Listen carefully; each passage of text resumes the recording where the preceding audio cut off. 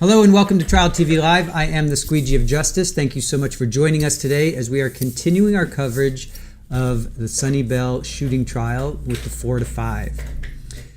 So, let me get us into quite a lot of activity going on behind us, as you can hear. Happy Friday to everybody if you're watching us live. Let's get you over here and we can say our good mornings and all that good stuff.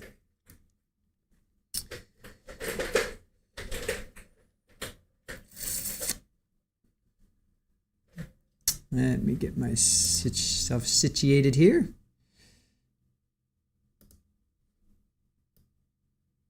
And of course they put it over there.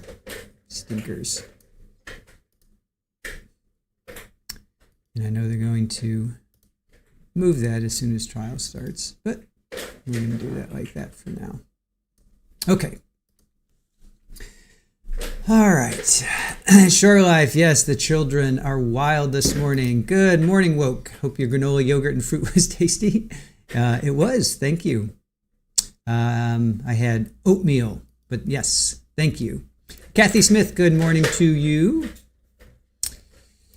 Let's see, Richard says it's called a joinder to streamline court proceedings when charges stem from the same set of circumstances or a single criminal episode, reducing the need for repeated jury selection.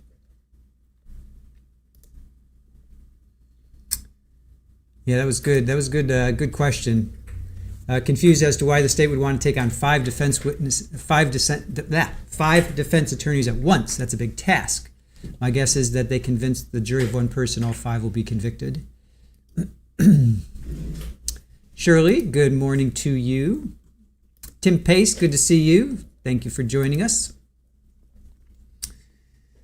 All right, Kathy is with us. Red Snap, good to see you. Thank you for joining us, you guys.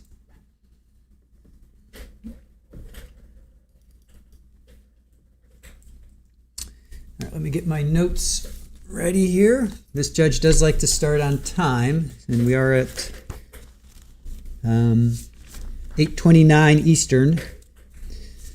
So he usually starts pretty quickly, or pretty much on time, I should say. All right. Day 4. The state should rest today. They had 3 witnesses left, I think they said. Not I think, I know. At first they said they had 2 left, but then at the end of the day they said they had 3 witnesses left. So I'm pretty sure the ME, we have not heard from the ME yet. I'm pretty sure we still need to hear from the ME. Here, let me pull this over here a little bit there. Okay. Yeah, I think we still have to hear from the ME.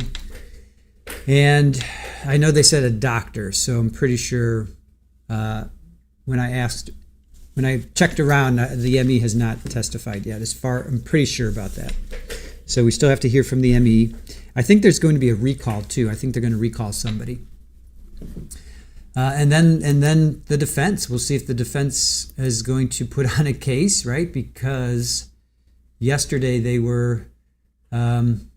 Who was it? Brian Gonzalez. He was like, for my own sanity, I need to know who's testifying. So he was, even from him, from his standpoint, he wasn't sure who was testifying. All right, let me get my notes here. Oh, who did that? Or it just happened? It was just laying there. Oh. So one of the lizards. When the little lizard's leg fell off. Richard? I would say it was probably chewed. One of the little lizard's little leg was chewed off. We have our first casualty, Richard. All right. Let me see. So how's everybody doing today? It's a Friday if you're watching us live. And, here. There's the lizard. Lost its leg. Poor guy. All right. One of the blue tails. got a leg chewed off.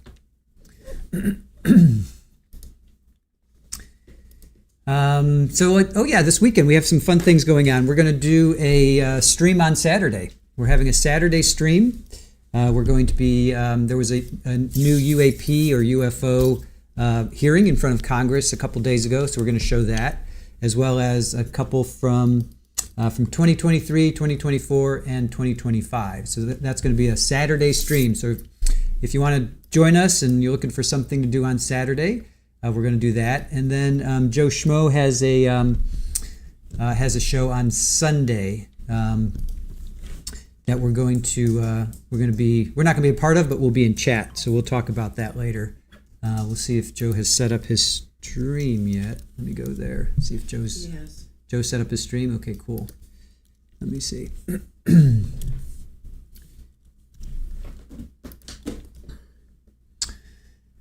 Let's see here. So Joe's going to be talking about London Valdez. He's been talking about her. He's done a couple shows on her. He's interviewed her mom and a friend, I think. So anyway, Joe's going to be, that's going to be at 4 o'clock on Sunday.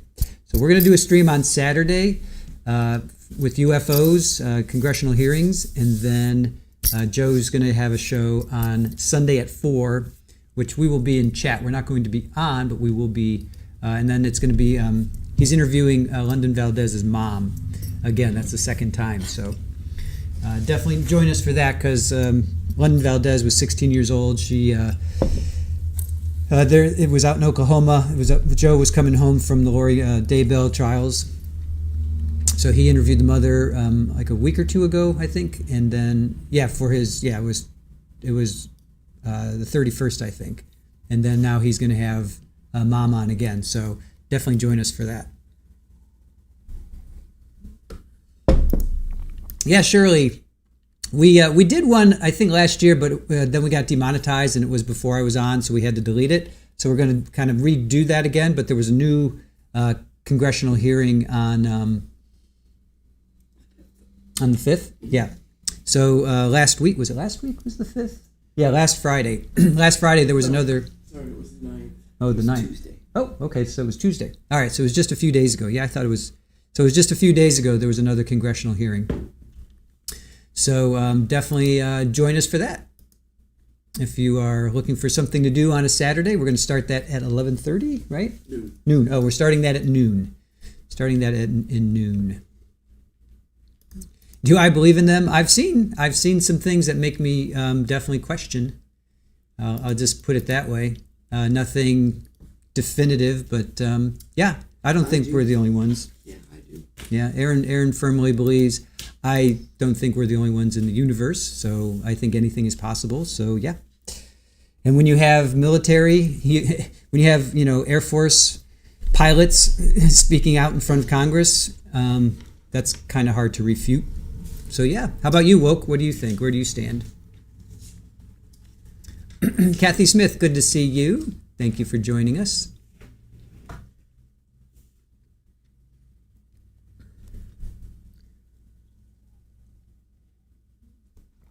And yes, Shore Life, she has, you have a Etsy shop, Shore Life Creations. Go and support her there. Do we believe in ghosts? Yes. I would say there's been some experiences that I would have to say, yeah. The truth is out there, Shirley. You know it. You know it. Chris, with so many defendants, this could be a circus. Kathy has to go feed the critters. Good morning, Carolyn. Good to see you. Thank you for joining us.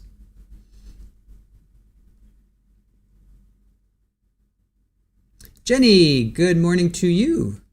Happy Friday to you.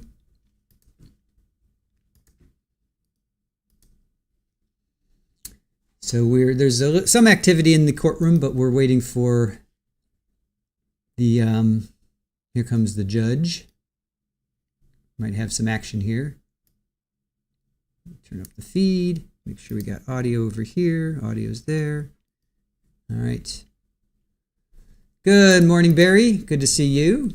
Rockstar Judge, Shiny Seal. Red Snap, there are other worlds out there for sure. I think they just found some, let me see here. NASA discovers clearest signs of life that we've ever found on Mars. That was just released on the 10th. So I'll read this on, Saturday. We're going to do a UAP stream, so I'll read that. NASA's found some clearest signs of life on Mars to date, so that'll be fun. Time to see the judge blow in, hair flowing in the wind. Really, Super Bowl? Come on. Stop. Oh my, 2 little beans in there. Nice. Go find your spot. Go find your spot. Yeah, I know. Go find your spot. 2 in there. Yeah, there's 2, yeah. Yeah, show that. I got 2 little ones right here. See, I don't know if you can see them or not. I got to go full screen here. Got 2 little ones in there. 2 little beans there. 1 little bean over there. That the state is going to attempt to introduce 3 photographs from my client's phone and iCloud account, Okay. and I'm going to be objecting to that. Will be 35 if this card is still accurate. Yes, 35.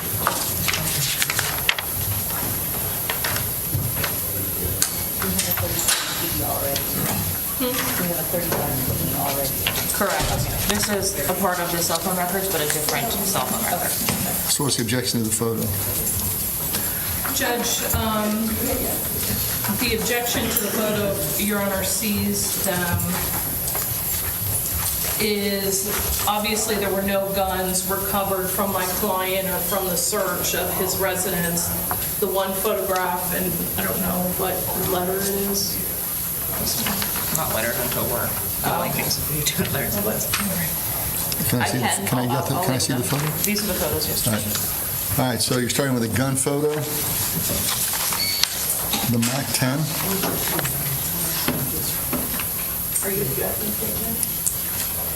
Are you, Ms. Bradley's arguing something? I just wanted to see which photos. Oh, And then close.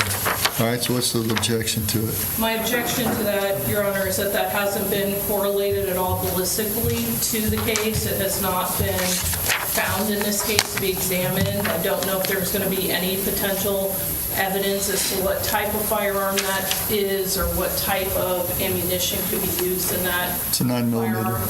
Well, it's not for... I understand the court has independent knowledge of firearms, but I'm talking about based on testimony in this case. Okay. Do you have anybody qualified to talk about this firearm? You just can show a picture of what is probably a semi-automatic clone of a Mac 10.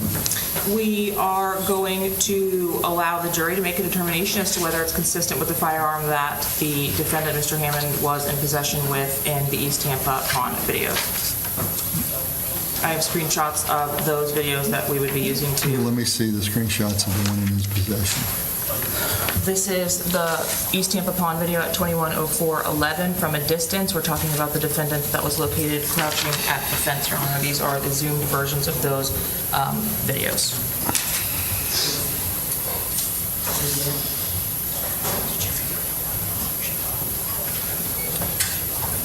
There's somebody crouching at the fence. Yes, may I see your, I'm sorry. Yes, the individual that's here, I can play the Right. video for Your Honor as well, Like but the I've state seen, will yeah. assert that what's in his hand is the same or similar to this weapon, and this weapon was photographed on a device the day before our homicide.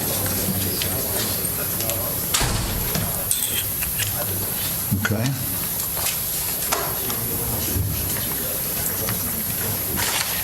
The additional 2 pictures, well, should I allow the court to rule? Well, I mean, I can't even see anything in his hand. I can see something in his hand. Now, when he's walking on the video, you can see that there's a handgun in somebody's hand. Yes, Your Honor, and I can play the video as well. When we slow down the video, it's a little bit easier for at least the state's position to see the specifics of the weapon that was back there, but this individual has, what the state's going to argue, the same firearm in his hand at the time. Can you see the extended magazine in the video? Yes, Your Honor, so can I please grab the video? Yeah, let me see the video.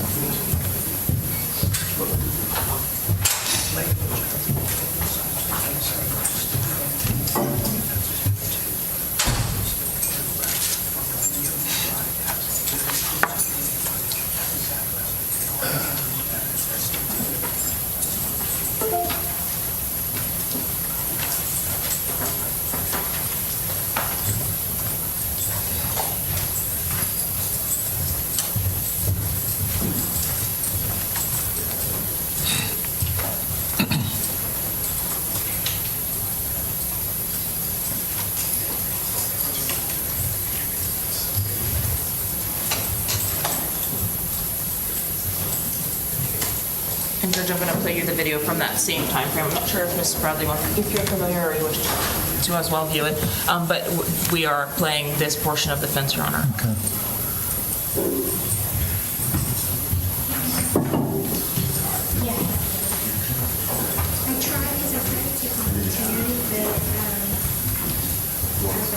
The video is obviously, in the state's position, better quality than the screenshots, but we just tried to provide the Right, screenshots. run that again, because I think you can see.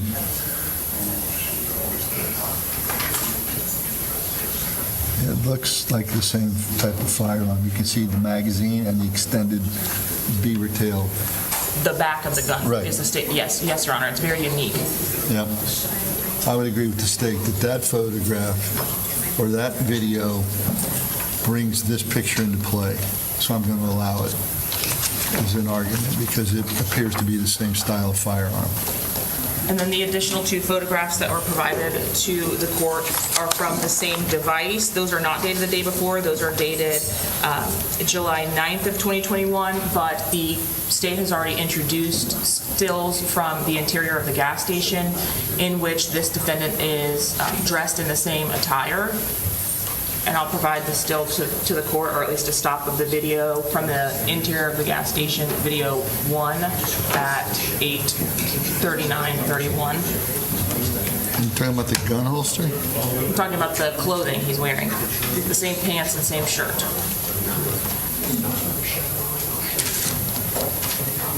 Judge, they already have the evidence of the pants that were located during the search warrant of Mr. Hammond's residence. This photograph that was taken on July 9th of 2021, I believe, is irrelevant to any issues in this case. This picture shows he has a gun in his waistband. On and inside the waistband holster on this. The same firearm that's in these photographs, Your Honor. I couldn't tell you if it was the same because the shirt covers the. The state's only purpose for any additional photos of the clothing from the device would be to show the outfit. And there's an extended magazine in this photograph as well. Right, and pairs. that would be a 403 argument because that is on July 9th, which is not on the date of the offense or the day before the offense, and it's highly prejudicial. There's no way to determine that that's the same firearm. And just possessing that firearm at a different date in July is irrelevant. They have other evidence. They have the evidence of him IDing himself from his interview with Detective Clea. They have the pants and the hat that were located during the search of his residence. He's wearing sneakers in that, and in the video, he's wearing slides. It's only for clothing purposes, Your Honor, so if I can hopefully condense the... If it's only for clothing purposes, then we can cut that picture off at the waist, and I would have no objection to it. Why wouldn't it be relevant that he has an extended magazine on his possession and an extended magazine in this thing? Because it's a completely different date, which makes it irrelevant to No, whether it doesn't he make it possesses- irrelevant. It goes to, I think the better argument would be is it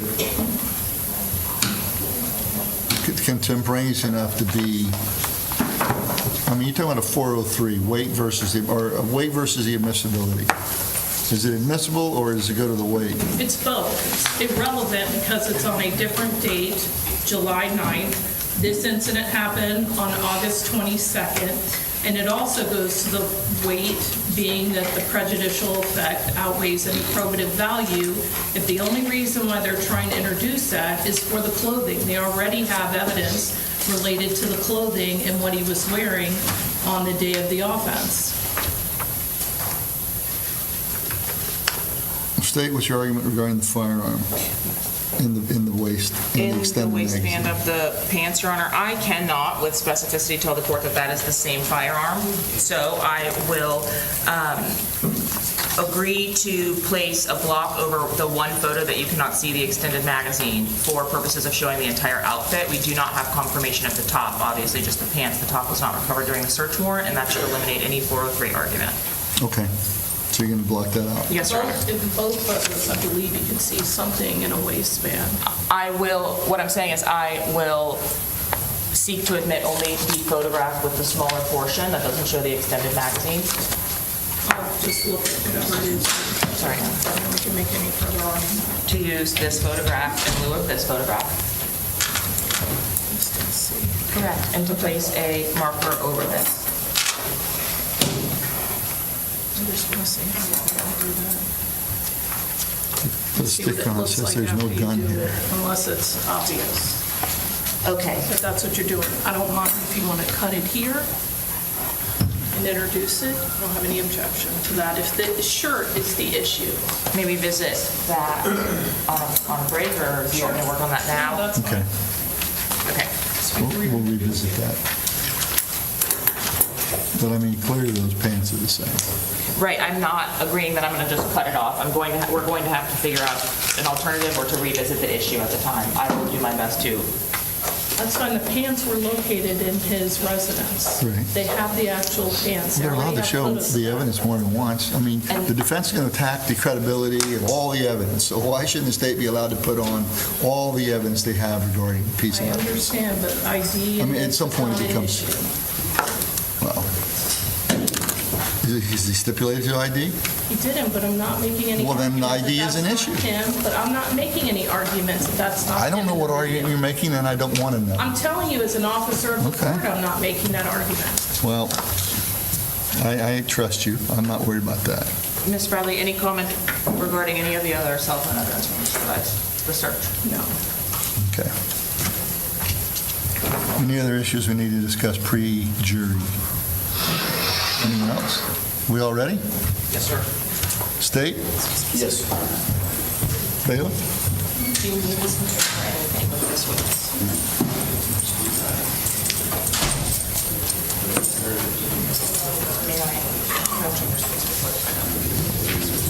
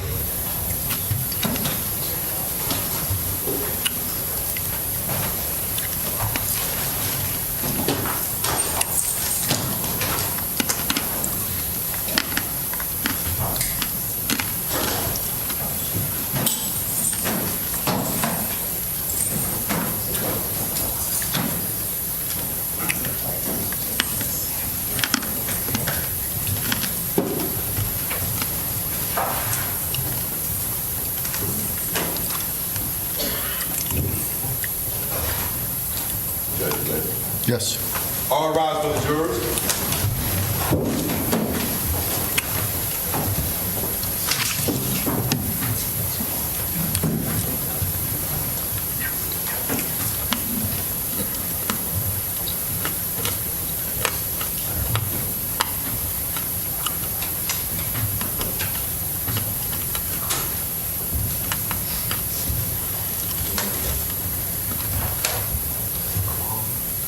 No. Jury's back. Y'all may be seated. Welcome back, ladies and gentlemen. I take it there were no issues with the court's instructions overnight. All right, very good. State, you may call your next witness. The state will recall Officer Edward Beredto.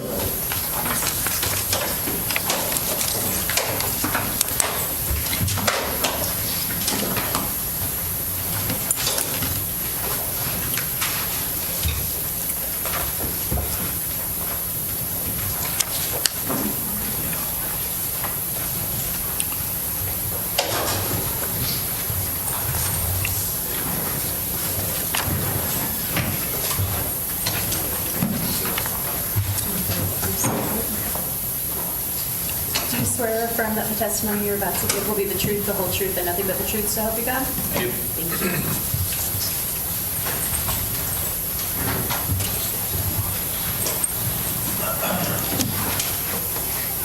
Whenever you're ready, counsel. Thank you, Your Honor.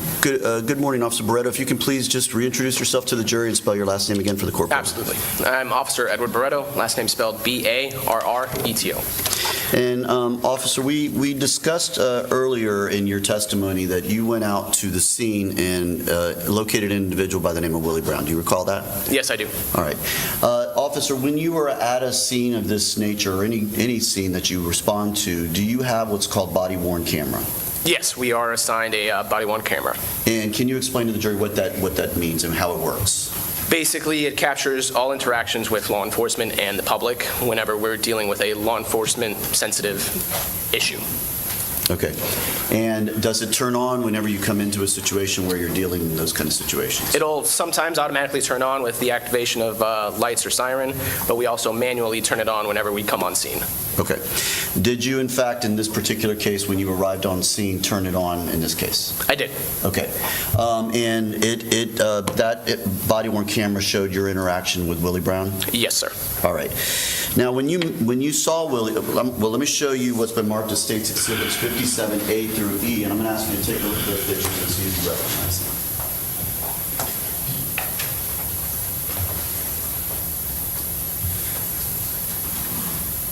I do recognize them. Okay.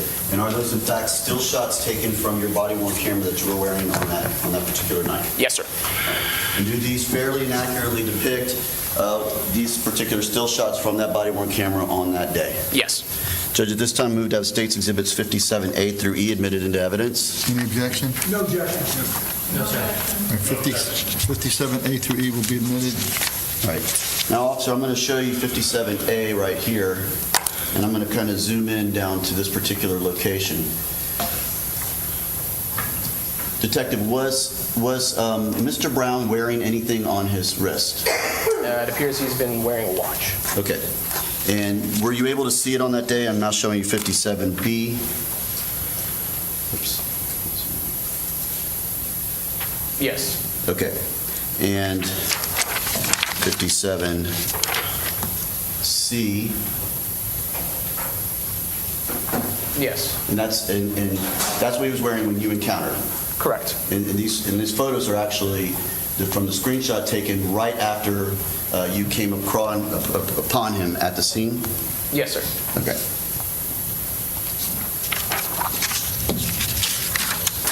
And 57D.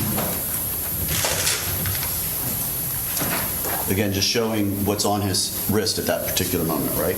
Yes. And finally, I guess 57E gives a little more, you can see the face of,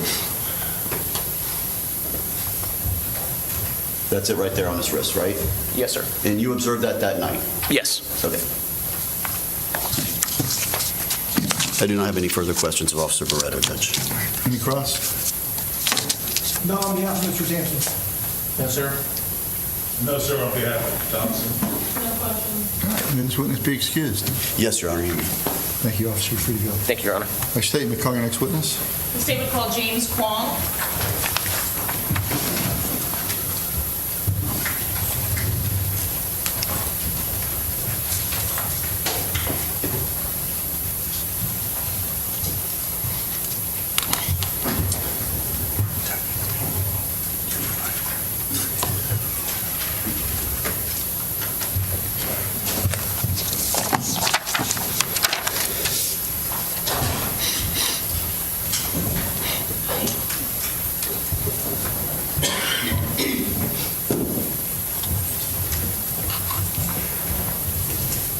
Good morning. If you could raise your right hand. Do you swear or affirm that the testimony you're about to give will be the truth, the whole truth, and nothing but the truth, so help you God?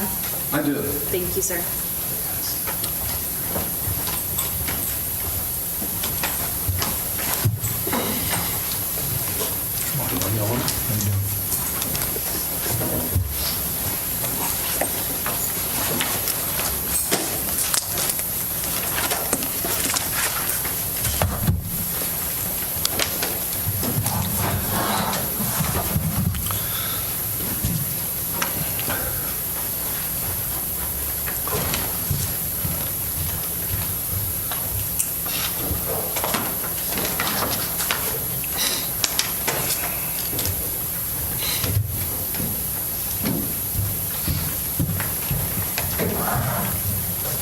Good morning, sir. Can you hear me okay?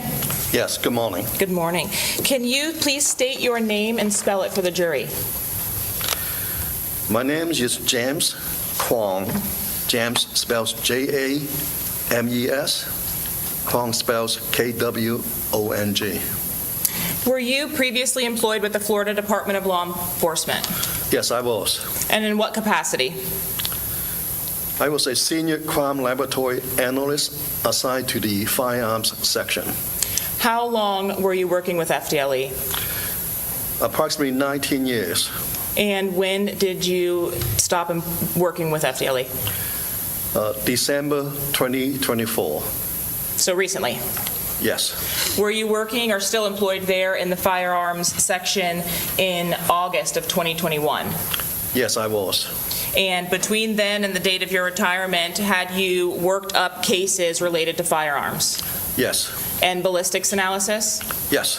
Can you tell the jury what your educational background is? I have a Bachelor of Science degree in Mechanical Engineering and Technology from Temple University. Temple spells Temple. Temple University in the city of Philadelphia. I received my Bachelor of Science degree in 1985. When you worked with the Florida Department of Law Enforcement with firearms, did you work in any other capacity? So DNA or in any other areas other than with firearms or ballistics? No. And what training or experience do you have in the area specifically related to firearms? Before I was working for FDLE, I was previously employed with the police department in the city of Philadelphia. I started as a police officer on street patrol duties. After 5 years of patrolling the street, I was transferred to the Forensics Science Center, and I was assigned to the Firearms Identification Unit, FIU, where I received 3 years of on-the-job training under a very famous firearms examiner, Police Officer John Farner. Farner spells Finor. I received 3 years of training in regard to the forensic disciplines of firearms identification. Once I completed my training, I worked as a firearms examiner in the city of Philadelphia for approximately 6 years. Then I took an early retirement, came down to Florida, and worked for FDLE. I have a total of 25 years of experience in the area of forensic firearms identification. Can you talk to us a bit about the Florida Department of Law Enforcement specifically? Is that laboratory an accredited lab? Yes. And what does that mean? All the forensic laboratories under the FDLEs are accredited. The accredited agency is called ANAB, spells ANAB, which stand for American National Standards Institute and National Accreditation Board. It is an organization that sets standards and guidelines for the industries. It also provides accreditation and training to the laboratories in this country as well as internationally. And when you worked specifically with the Florida Department of Law Enforcement, if I just isolate my question to those 2 decades or so, did you devote all of your time to firearms work? What did your work week look like? What were you doing, and how much of that time was devoted just to firearms? Before I answer that, let me finish my previous answer. Objection, non-responsive. Overruled. I'll allow him to explain. Regarding the accreditation for the Florida Department of Law Enforcement? Yes. Okay. Well, if a laboratory is accredited, that means quality assurance.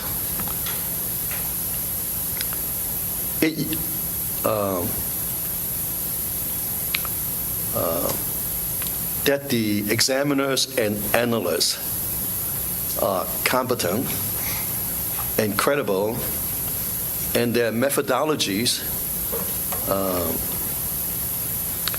they use in examinations. Objection, Your Honor. Mr. Pong is expressing opinion testimony. Overruled. That the methodology used in examinations meets and conform to the high standards within the industries. That means the products are reliable and credible. As to the questions about how much time I spend on doing firearms work, approximately 95%.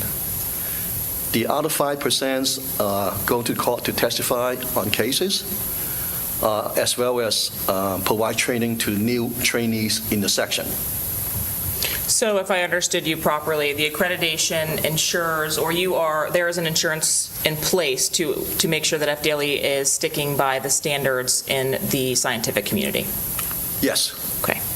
Now, you work only with firearms. Have you testified? I think you indicated a percentage of your work was for testimony, but that would mean you've testified previously as an expert? Yes. Do you know approximately how many times you have testified as an expert? In my 25 years of career in this field, I have testified as an expert in the firearms identification approximately 233 times. At this time, Your Honor, the state would tender the witness. Any questions from any of the attorneys? No questions, Your Honor.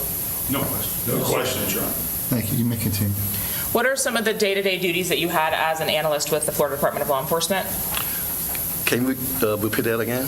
What are some of the day-to-day duties that you had as an analyst with the Florida Department of Law Enforcement? As a senior crime laboratory analyst, I am responsible for the examinations of firearms, ammunitions, fire components of the ammunitions, such as projectiles, span casings. Identification of the firearms, function check, safety check, and test fire the firearms. Conduct microscopic comparisons of bullets to bullets, cartridge cases to cartridge cases to determine whether they were fired in or fired from the same gun or not.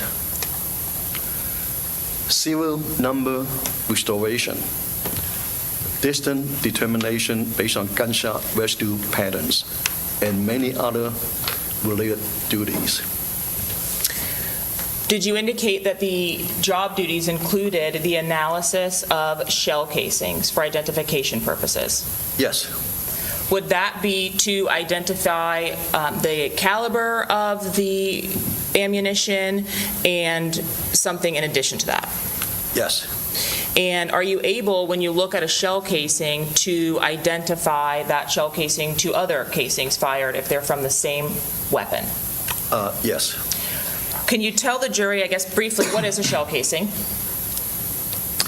A shell casing, or we call a cartridge case, is one of the four major components of a cartridge.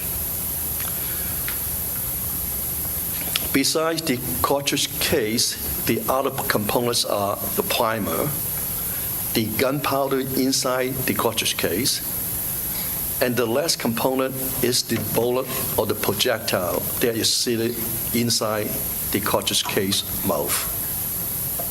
So the cartridge case is just one of the four major components. Say you are in a controlled environment like your lab, for example. What happens if you are test firing a weapon with the projectile after it's fired, and what happens with the cartridge case? Well, it depends on the type of action, the type of guns that was fired. If this is a semi-automatic pistol, the pistol is automatically eject. It is fire cartridge cases eject from the gun. And if it's a revolver, for example, the other option? A revolver do not eject the cartridge case out of the revolver after you fire that, because the cartridge or the ammunition is loaded in the chamber of a cylinder. After you fire that cartridge case stays in the chamber of the cylinder. So when you see cartridge cases recovered from a crime scene, that is an indicative to a semi-automatic type of firearms and not a revolver. And speaking specifically about semi-automatic firearms at this point, talk to me about what happens with the cartridge case from that, if any specificity can be given when it's fired. A semi-automatic pistols utilize a device called a magazine.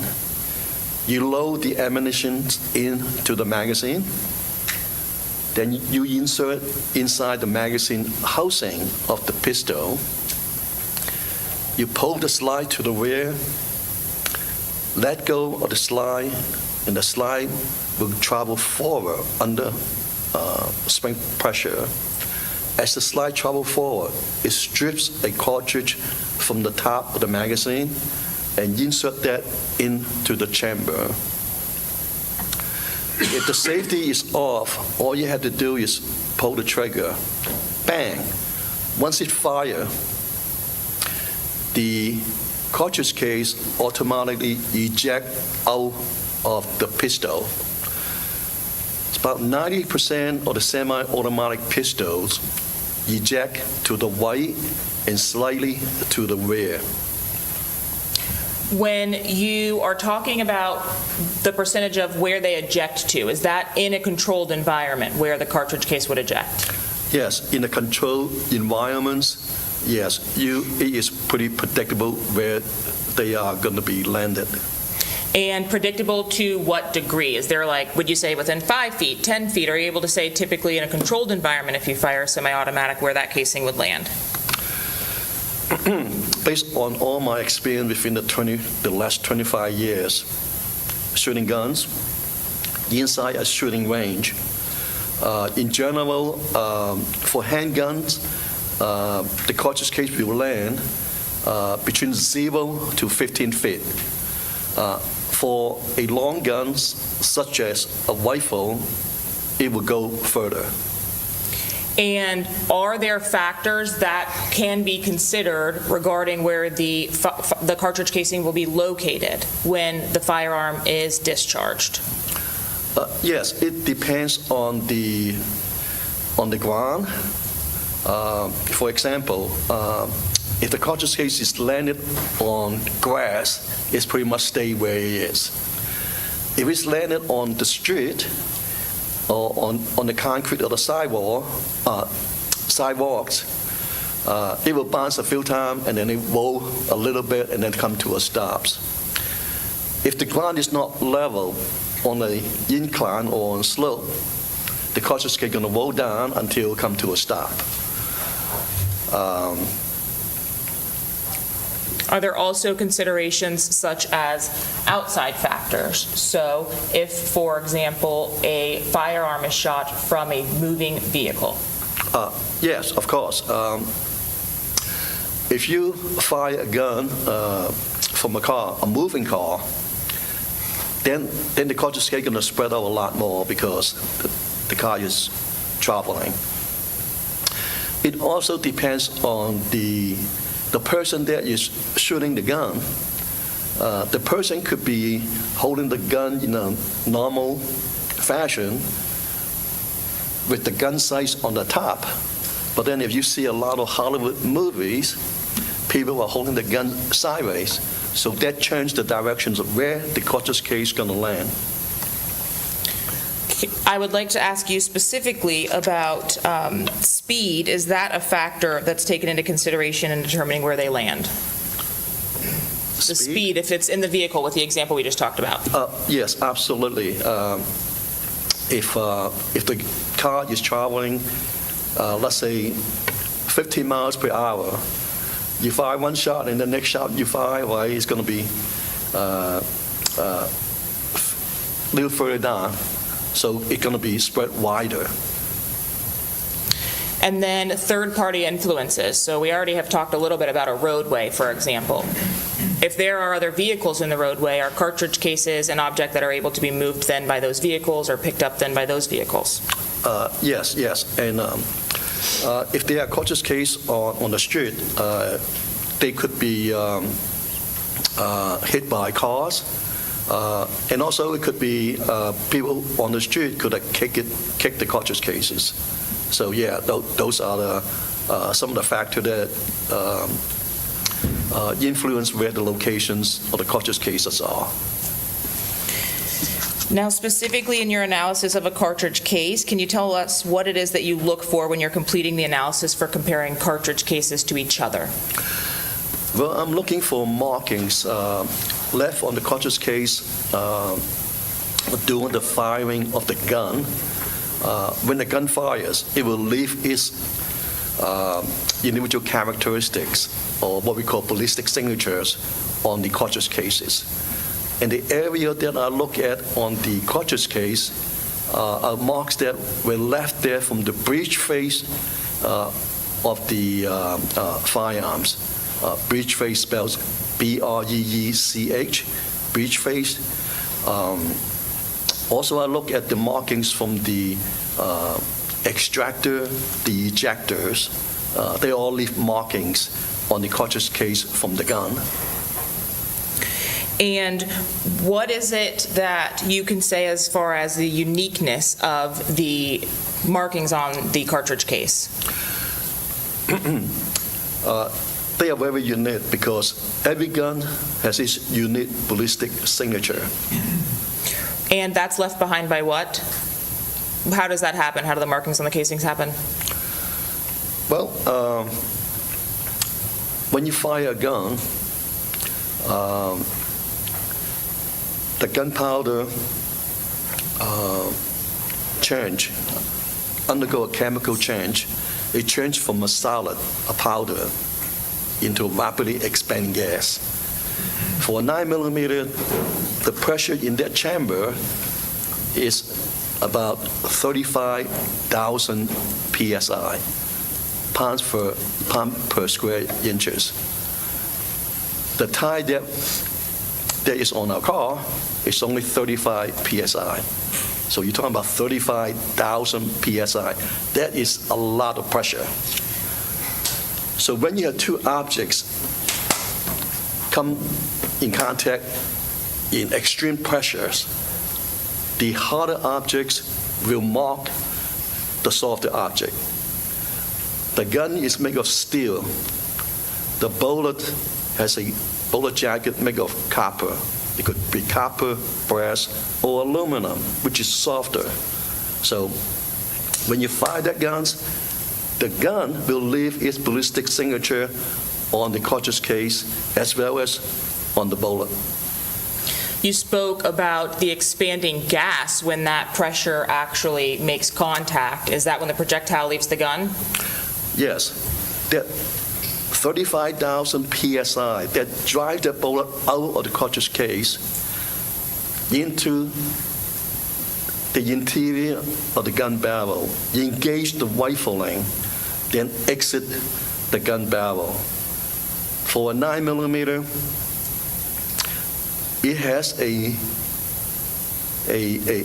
maximum distance that it could travel.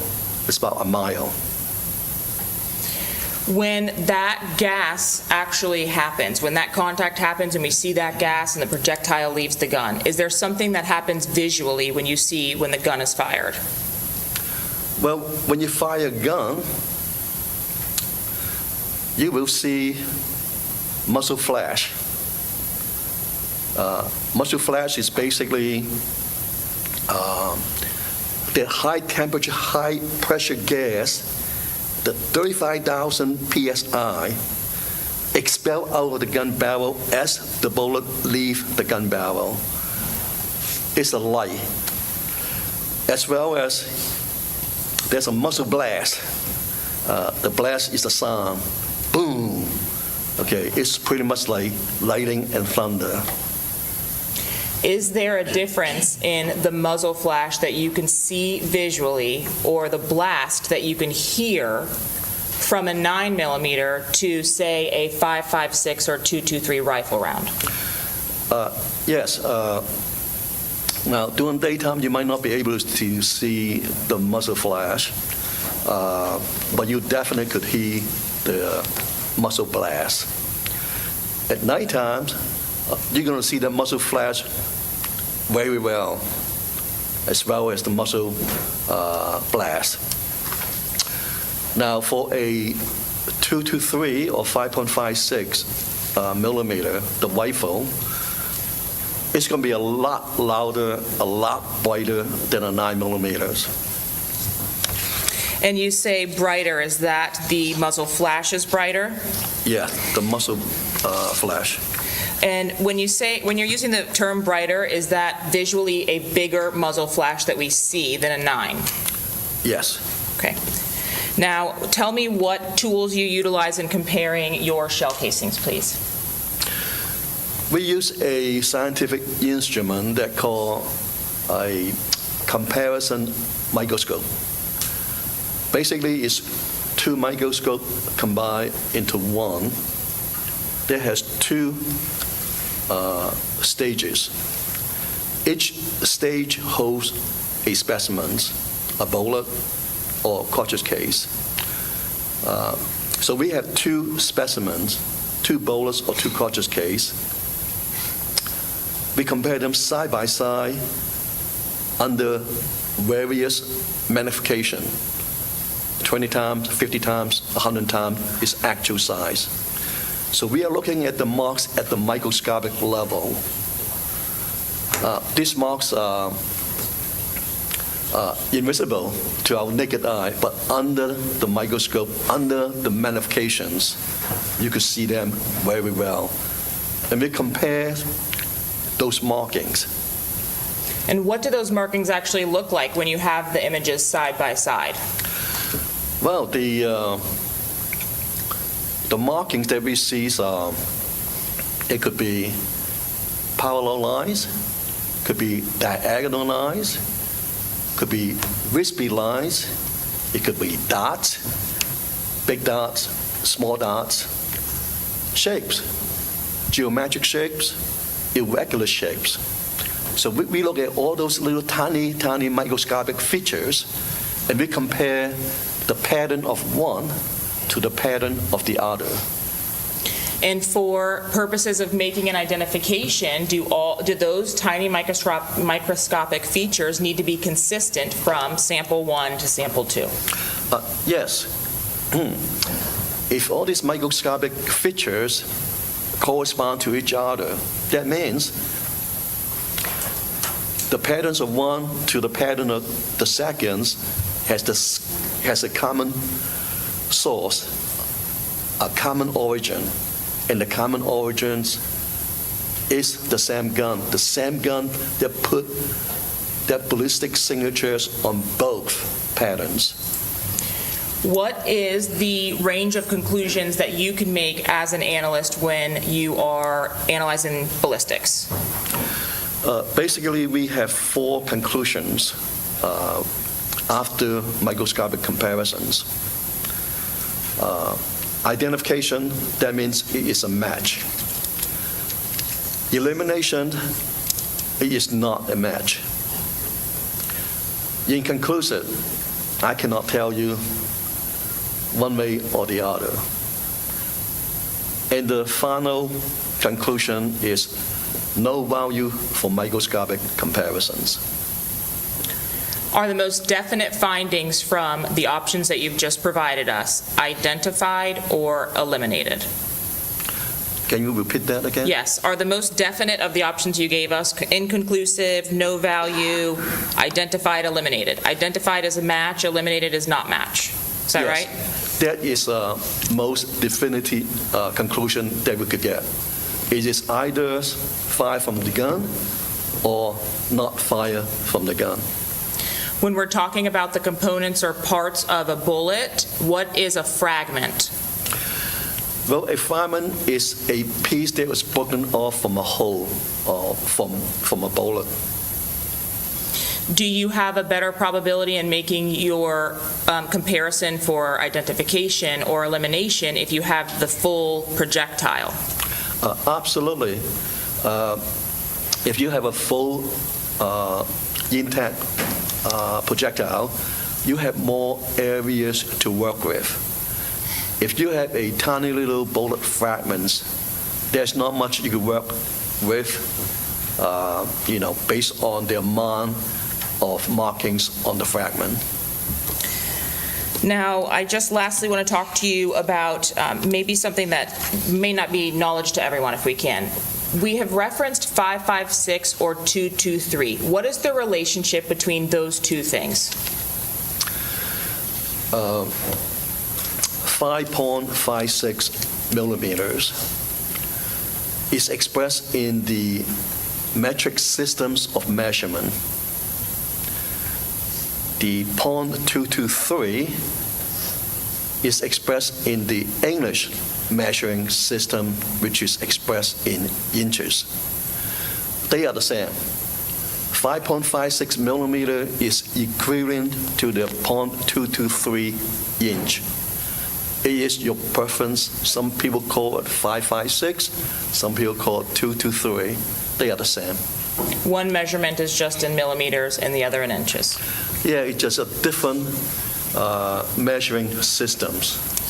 So if we see, for example, ammunition or packaging that says 5.56 and 2.23 on the box, they're referring to the same bullet. Yeah, they are essentially the same ammunitions. It's just what the manufacturer calls it. And that's the measurement of the diameter of the bullet. Yes, the 5.56 millimeter or the .223 inch express the diameter of the bullet as well as the diameter, the interior diameter of the gun barrel. Did you, in this case, have an opportunity to analyze ballistics evidence by way of firearms and cartridge casings and projectiles. Yes. I am showing you what has been marked as State's Exhibit number 44.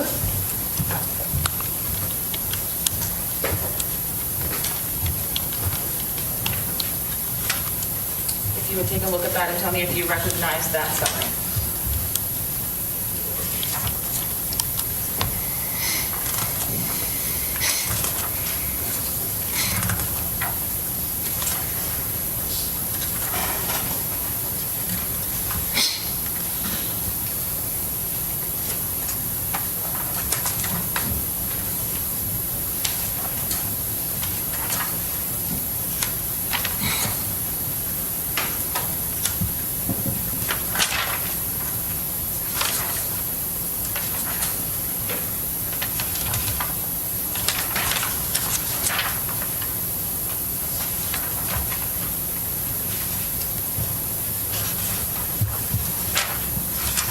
Yes, I recognize that. And does this summary include the groupings by which you have concluded the linkage of all the ballistics in this particular case? Yes. Fairly and accurately? Yes, accurately. And, Your Honor, at this time, the state seeks to admit State's 44, the ballistics evidence summary exhibit. Any objections? Okay. All right, 44 will be admitted. No objection from anyone? No objection. No, Your Honor.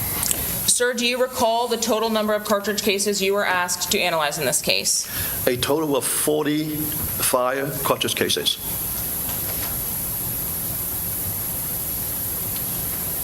I'm going to try my best to put this on the screen for you if it will work for us today. I'm hoping circle means working. A total of 40? Yes. And were you asked to make a comparison as to the relationship between the cartridge cases that you received for analysis? Yes. In the analysis that you completed, do you look at each cartridge case to determine the condition of the cartridge case? Yes.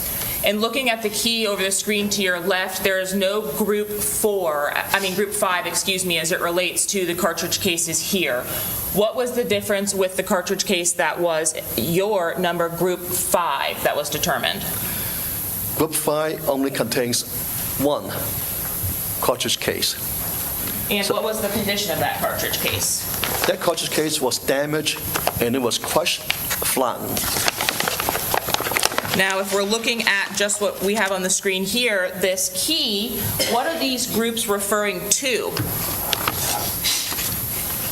Can you repeat that again? Yes. What does group 1 mean? Is that all of the cartridge casings analyzed in one group? That's correct, yes.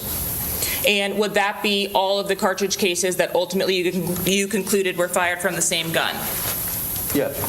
Is that the case for all of the groups listed here on the screen? Yes.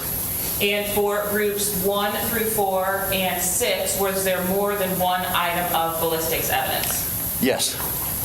I'm showing you now what's been admitted as State's Exhibit 5. Do you recognize this item and these? If you could keep them clipped, it might help us to go a little bit faster if we can. Do you recognize this envelope?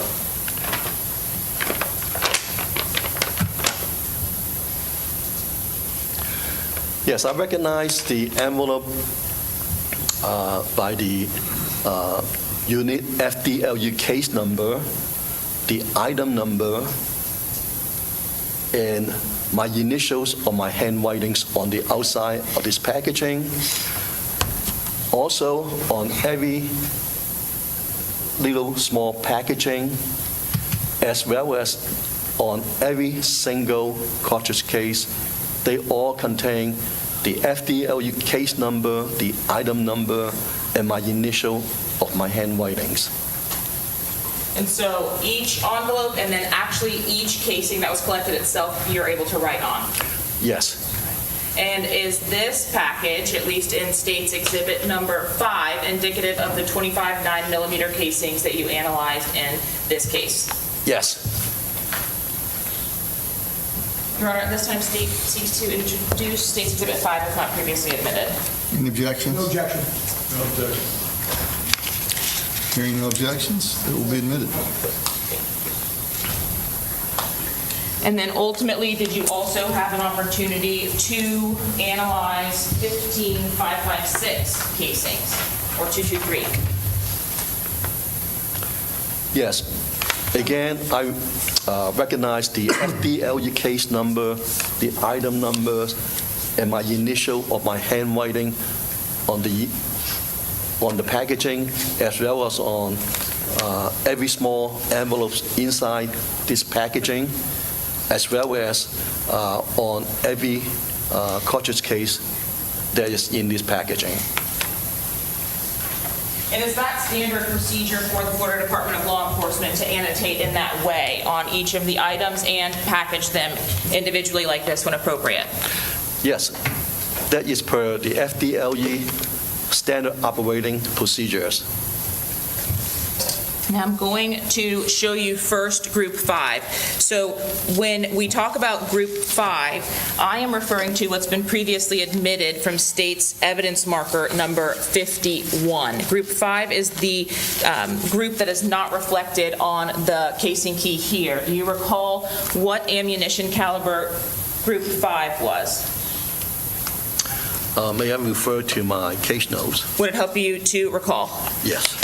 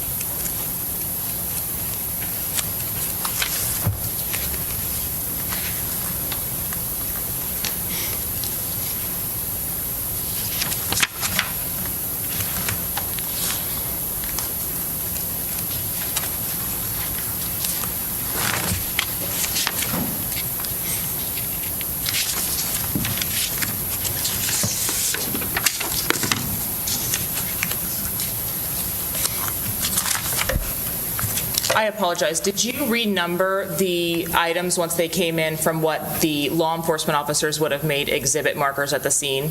Meaning you don't use the same numbers that we use for exhibit markers, correct? That's correct, yes. So this would have been your renumbered FDLE 1X, if that helps. Yes. Okay. That would be or correspond to the evidence marker number 51. Correct, sir. I'm sorry, Judge, 51. And you had an opportunity to analyze this this casing from evidence marker number 51. Is that correct? That is correct. And what, if any, determination were you able to make about the casing that was collected at that location? As you can see, it is quite damaged. It's crushed, and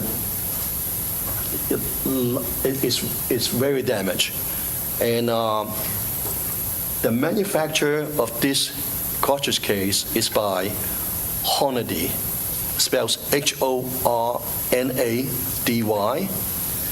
and it is a 9mm Luger caliber ammunitions. This manufacturer, Hornady, is different from the other 24 9mm casings. This manufacturer of Hornady was different than the other casings located. Yes. And based on the condition of this particular casing, was this casing's condition different than the other casings than you analyzed as well? Yes, very, very different. Has a lot damage. The other casings are pretty good conditions. Now, as it relates back to what we were viewing as the grouping subsequent to group number 5. So if you need me to reference 5 again, I will, but that is the end of group 5. Group 5 was fired also from a different firearm than any of the other ballistics you analyzed? That's correct. That was fired from different from the other groups, the other 5 groups. Now, in your analysis, if we talk specifically about group number 1, please. Are you able to locate your notes for group number 1? Your A, starting at your 1A. Yes. Wonderful. And utilizing the key that we see on the screen before you here, are you able to identify the color associated with group number 1, please? Yes. And I apologize, go ahead. Yeah, group 1 is indicated as red color. And in your review of the summary, were you able to identify which numbers of casings were associated to group number 1? Yes. And were the items identified to group number 1 associated to evidence markers as well?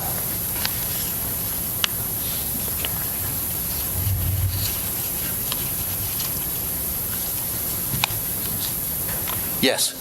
And are you referring to your renumbered chart, which is the numbers that you assign to each of the cartridge cases, renumbered for what the evidence markers reflected? Yes. Are the numbers reflected in red on the screen before you each of the evidence markers for which the firearm for group number 1 discharged these casings? Yes. All the cartridge case in group number 1 were fired in the same gun.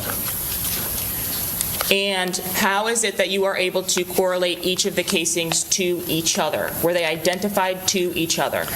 Yes, they were identified to each other using a comparison microscope.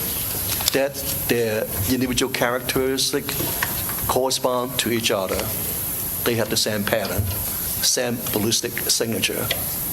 You would not have been present on the scene to actually see the location of where each of these casings landed, isn't that correct? That's correct, yeah. All my work is done inside a laboratory.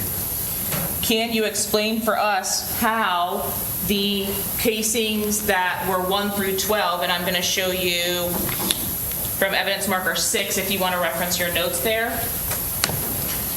How were the casings collected from 1 through 12 different in condition from the casing collected at evidence marker 51 that we just saw?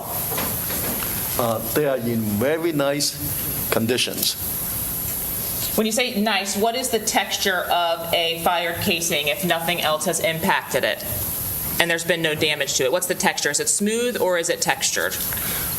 It should be smooth, unless it was ran over by a car or something. And when you view typically, bear with me, the head stamp on your ammunition or cartridge case, are you able to legibly see any information on the head stamp of a round, whether fired or live? Yes, you could tell the manufacturer as well as the caliber of the ammunition. In this case, the manufacturer is Norma, spelled N-O-R-M-A, and the caliber is 9mm Luger. Were you able to make a comparison to all of the items that we have just put up for you as it relates to group number 1? Yes.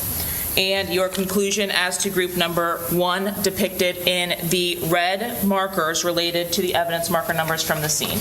Yes. Was what? They were all fired in the same gun.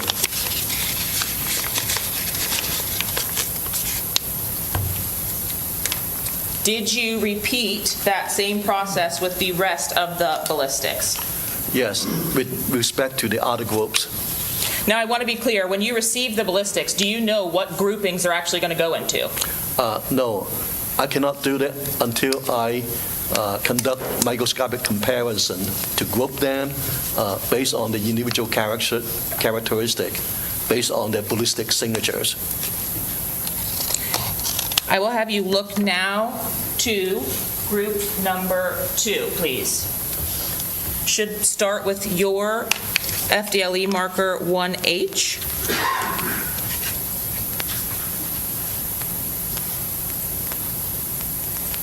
Yes, this cartridge case are under group number 2. And what was your conclusion as to the ballistics from group number 2 at markers 10, 11, 29, 41, and 46? They were all fired in the same gun, but different from the group number 1. Group number 2 would be the next firearm. Yes, another firearm. And again, the same thing on these casings where we see the condition is smooth. Is that correct throughout your analysis of all the casings? I won't keep switching back and forth for you, but essentially you were able to identify the head stamp and the condition of the casing was smooth again. Smooth and no damage. Now, the damage, when we're talking about it, are you talking about that pebbling damage? Because this one, it appears to be damaged at least to a layperson or a regular person seeing it. Why is this damage different? Okay, this one is damaged. It could be someone step on it. It could be that when it was eject out of the gun, it come in contact with the ejector port of the slide that caused that damage.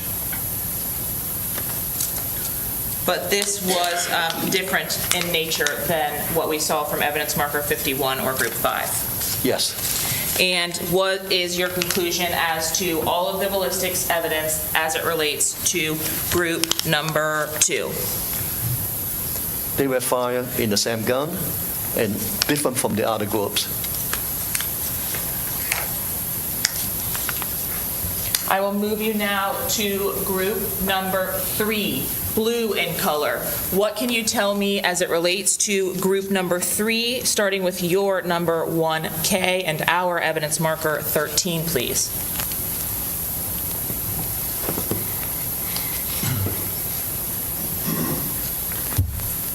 All these cartridge case under group number 3, they were all fired in the same gun and different gun to the other groups.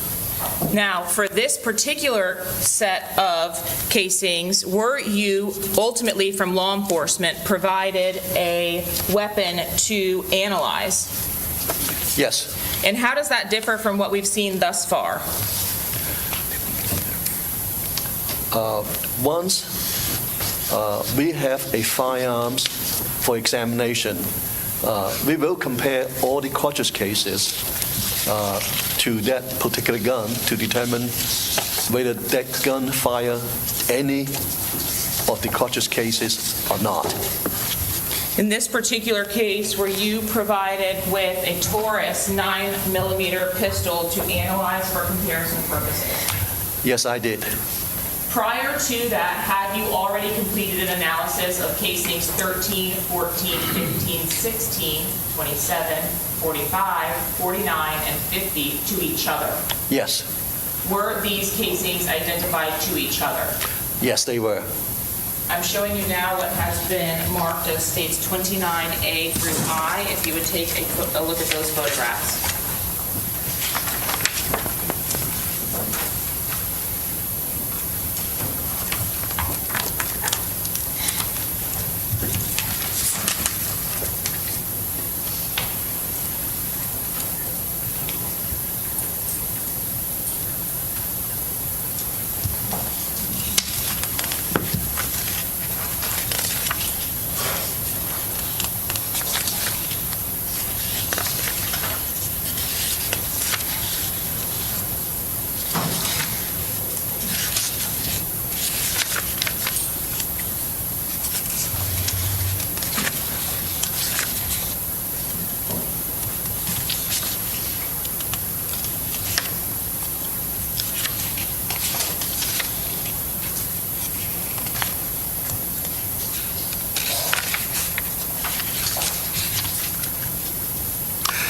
Yes, I recognize this this firearm based on the serial number.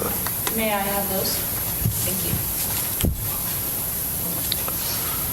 And when you received this firearm for testing some months after the comparison of the casings to each other, do you operate your own testing? Yes. It is one of our procedure that once we receive a firearms, we have to identify the firearm by the manufacturer, the caliber, the model, the serial number. We have to conduct a function check, safety check to make sure all the safety is working properly. And then we have to test fire the firearms to determine whether it's functional or not. And the test fire that we took, the test fire bullets and the test fire cartridge case, and then they will, we will use them to compare against the evidence bullets and evidence casings. Your Honor, at this time, the state seeks to admit states 29A through I. Any objections? No objection. No, Your Honor. All right, hearing no objections, it'll be admitted.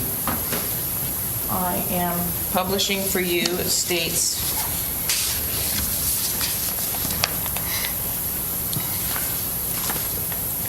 29E. Do you recognize the firearm depicted in states 29E or 29B? I believe you indicated by serial number. Yes. Is this the firearm that you tested in the months after the comparison was made to the original casings? Yes.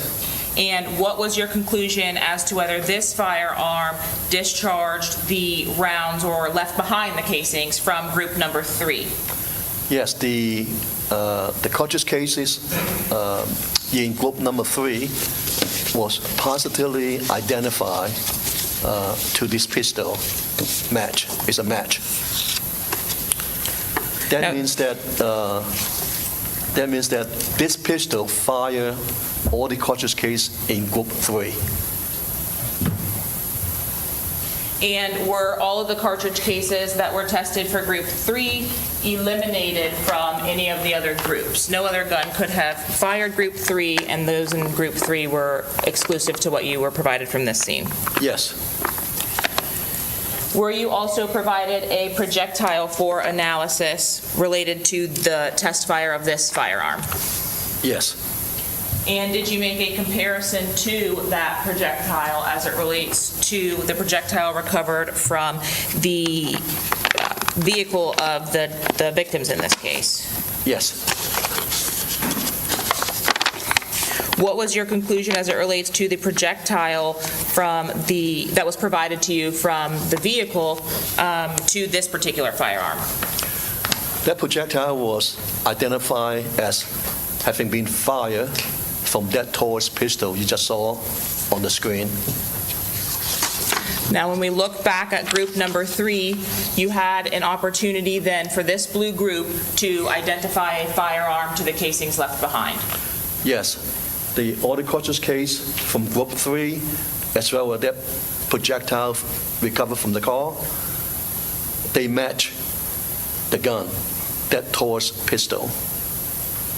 Whereas before, what we've looked at are the casings that match each other. You have not been provided a firearm to confirm to the casings in groups 1 or 2. Only can match the casings to each other. Yes, without a gun, I can only match the casing to each other. But with the gun, I could compare all the casings to the gun. Is there any difference in the comparison as it relates to the casings being identified to each other versus the casings being identified to the firearm? Does it change anything about your identification of the casings to each other? Well, essentially, the comparisons is the same methodology.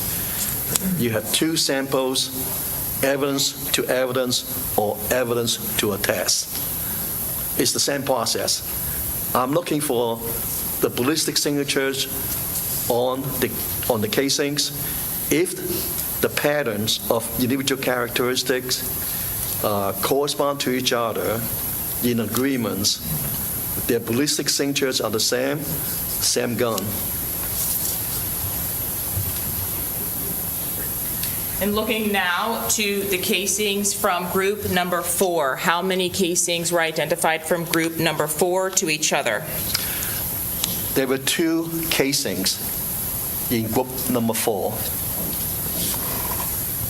Is that at evidence markers 43 and 44 as depicted on this diagram?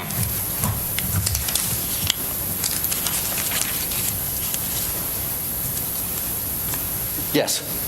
And did you subsequently, in this instance, also have a firearm by which you were able to make a comparison directly at a time later than your original identification of the casings to each other? Yes. And so what's been identified in green there are the two that you have confirmed were identified to each other at evidence markers 43 and 44. Yes. 43. Oh, I apologize. 43 and 44 were fired from the same gun.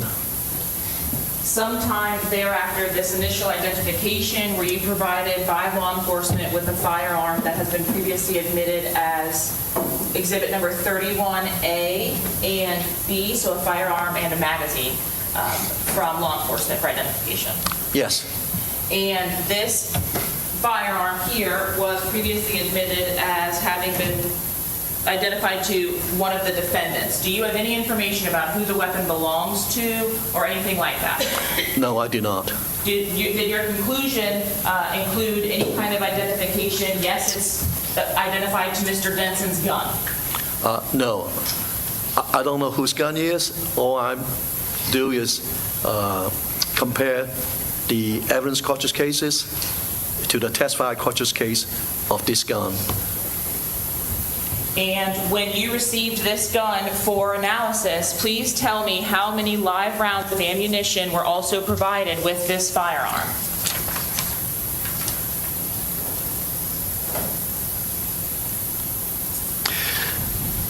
I received 14 unfired 9mm Luger caliber cartridges. Are you familiar with a Taurus 9mm Luger pistol and the stock magazine that it is equipped with? Yes. How many rounds does a stock magazine on this weapon hold?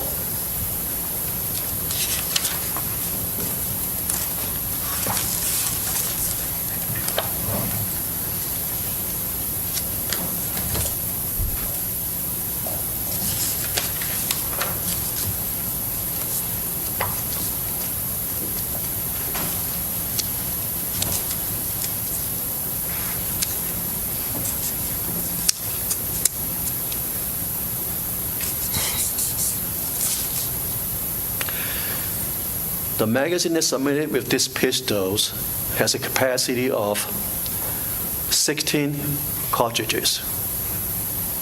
16 total cartridges? Yes. Is that to include the magazine and a round in the chamber? No, that would be 16 plus 1. If you load this magazine fully and insert it into the firearm, as you did with your test firing, how many discharges does it take to leave 14 rounds in the magazine? Well, if it is fully loaded, 16 plus 1, subtract 14, 3. If there's nothing in the chamber and you have taken the firearm from the box and a fully loaded magazine and entered it into the firearm, how many discharges to be left with 14 in the round? 2. Oh, can you repeat that? Yes, so the firearm, when you receive it, is not loaded. That's correct. It has to be offloaded for safety purposes. And a full magazine holds? The full magazine holds 16. So in discharging that weapon twice? Then we'll leave 14. Did you, in your comparison, to identify or confirm that this firearm fired the rounds left at these evidence markers, also impound the test fires from that weapon?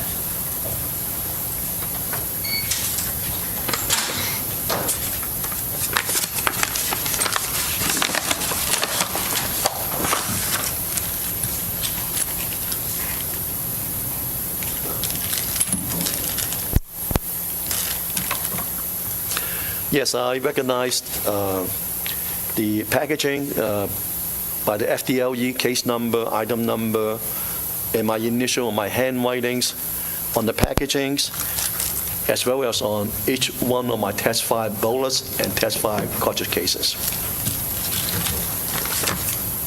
Your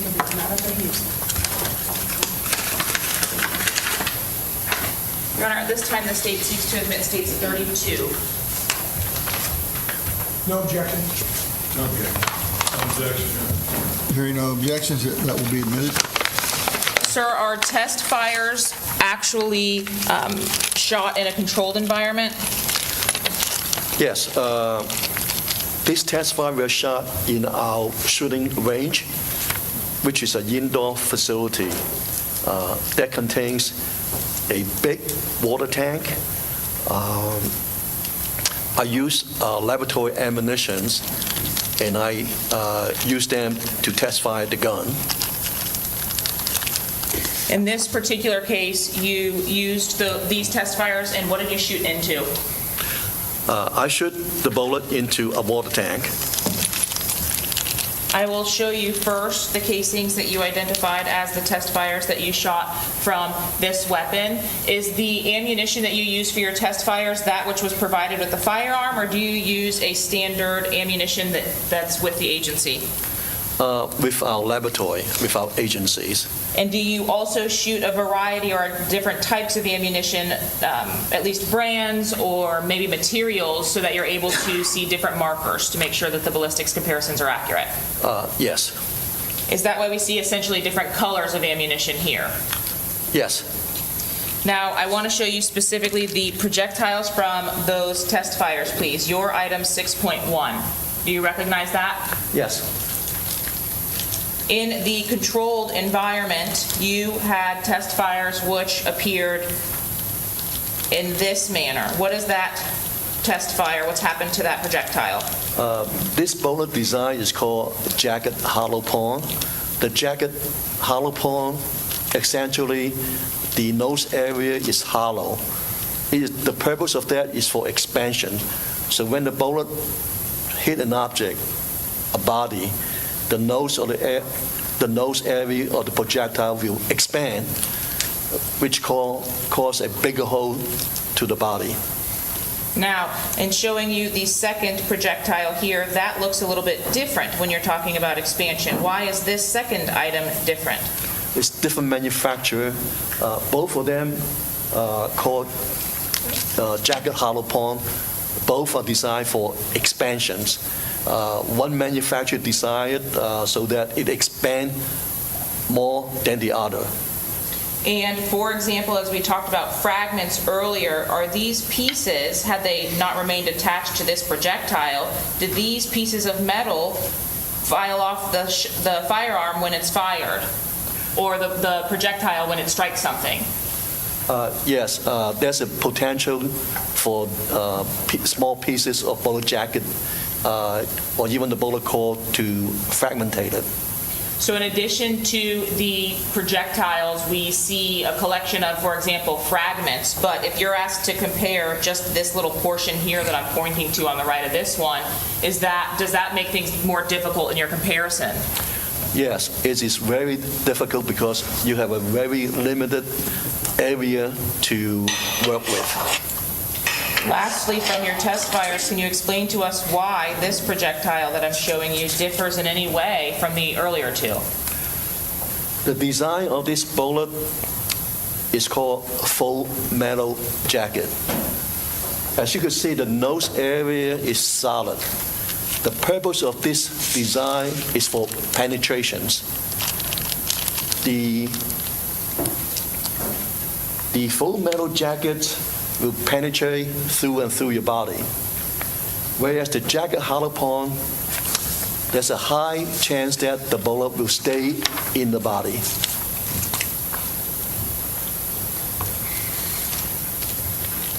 You ultimately did use the test fires that I've just presented to you to make a conclusion as it relates to the firearm that's previously been identified as belonging to James Denson. Yes. And what was that conclusion? Are you referring to the cartridge cases? To the cartridge cases and that were located on scene from 43 and 44, and obviously your test fires from that weapon, comparing them to each other. Yes. The cartridge case, evidence marker 43, 44. they were identified to the Taurus pistol that we just saw. This one in the box, not the photos? Yes, the one in the box. Okay, thank you. And then lastly, did you have an opportunity, we've talked about group number 5, so this is green group number 4, yes? Yes, We've talked about group number 5, which is another casing, you don't know where it is, but it's evidence marker 51. yes. Great. Now let's talk about group number 6. What in any way was different about group number 6 during your comparison from what we've just seen as groups 1 through 5, please?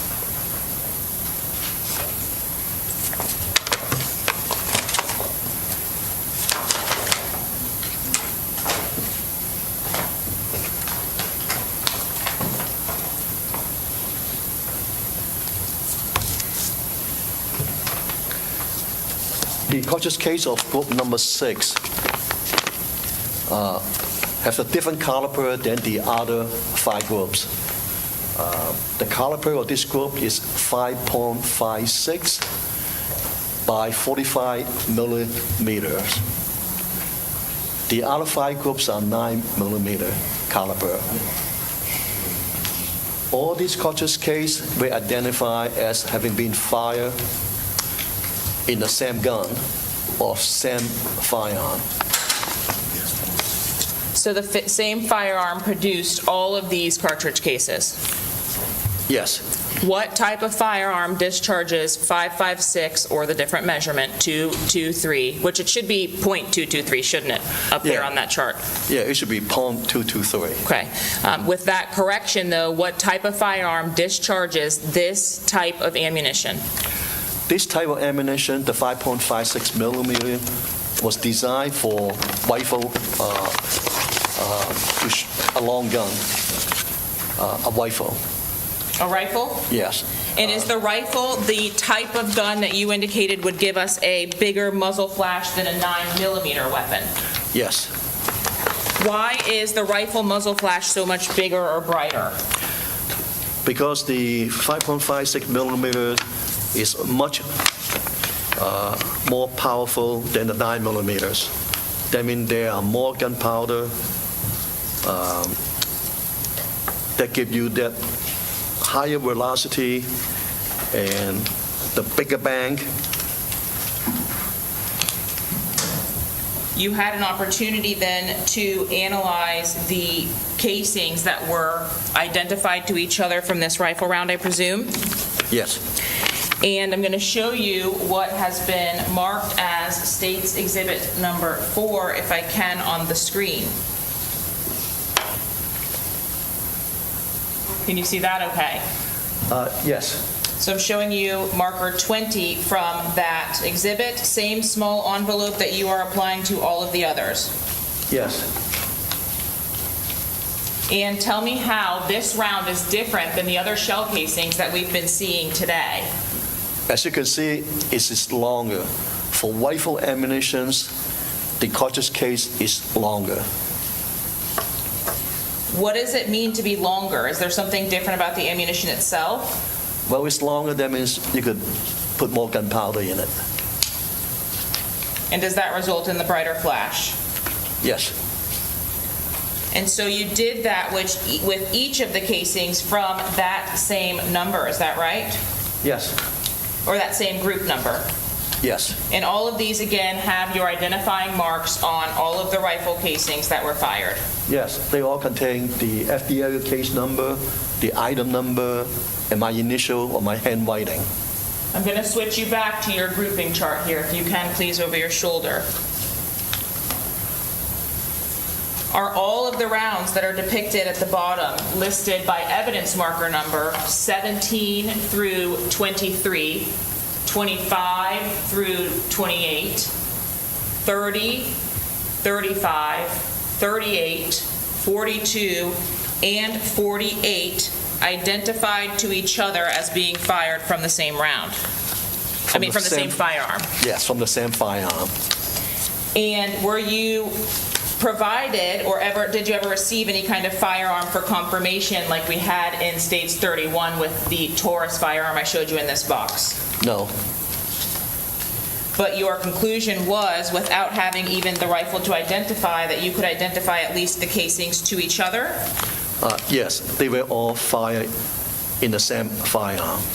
And as it's depicted on the chart before you, had they all been documented by color in the chart?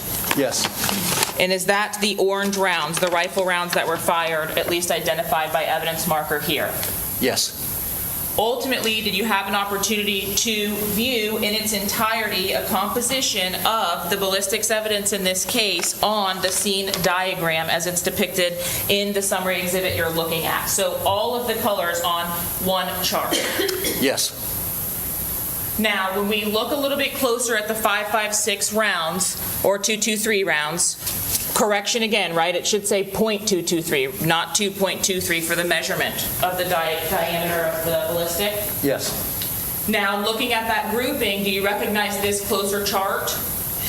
yes, Was this also respective of the casings located that were related back to group number 6, the rifle? yes, So 25, 26, 28, et cetera. yes. Okay. When we look to the coloring for the rifle rounds of orange, is there any difference in any of those casings that you analyzed that would indicate to you that there could be another rifle that was fired? No,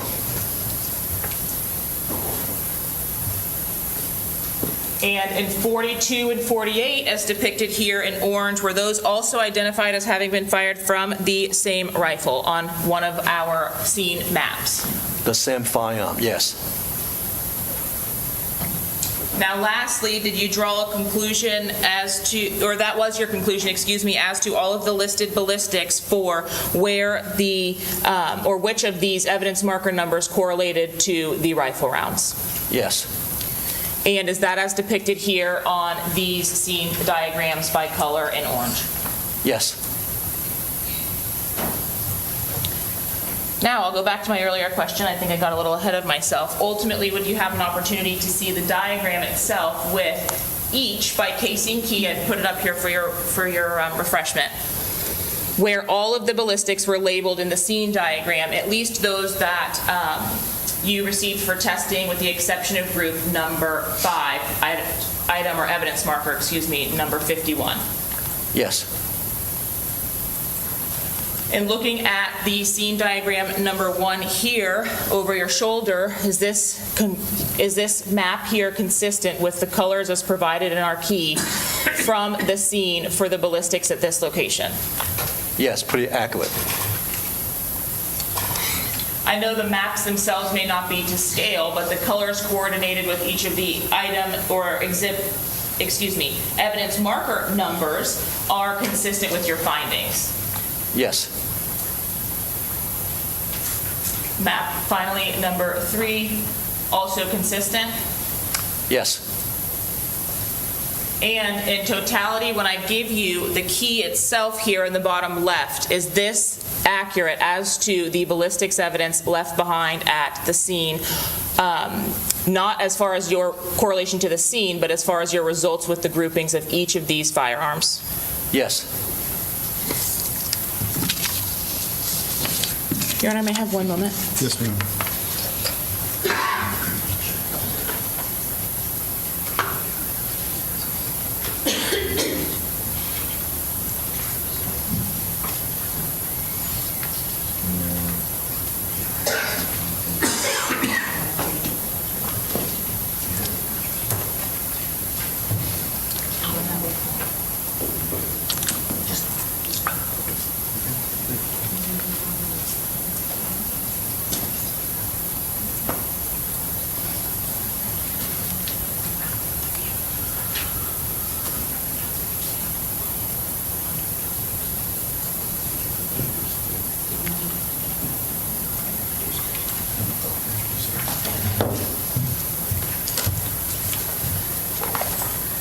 Your Honor, may I have just one more moment? Yes, ma'am.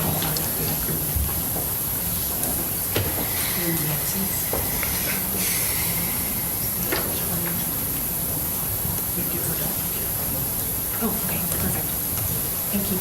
No further questions, Your Honor. Cross?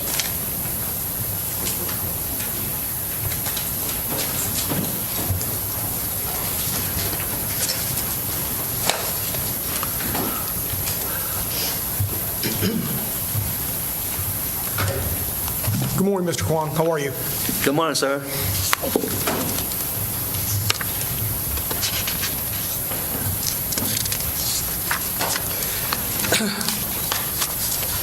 Mr. Kwong, you were testifying on direct examination about muzzle flash. You recall that line of questioning? Yes. And I want to ask you again, just so I understand. Did you give a description of what a 9mm muzzle flash would look like at night? Because I was having a hard time understanding or a hard time hearing you. All I said is that because the rifle ammunition's a lot more powerful than a 9mm, which is a handgun. So I would expect to see the muzzle flash from a rifle would be bigger than the muzzle flash of a 9mm. And so you were only suggesting to us and describing the difference between one and another, correct? That's correct, yes. And your description would be that a 5.56 or a rifle discharge or a muzzle flash would be brighter. Is there anything else that you would think would distinguish the two? Well, it's brighter and also bigger. Okay, bigger meaning longer, meaning wider, as you visualize it, as you see it. Larger and also longer. Would it take a certain form as you see it visually? Well, yeah, you could see it visually at nighttime. Okay, and what would it look? What would it look like?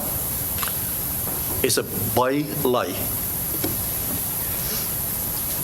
So, moving on to your testimony on State's Exhibit number 44, which is your charts.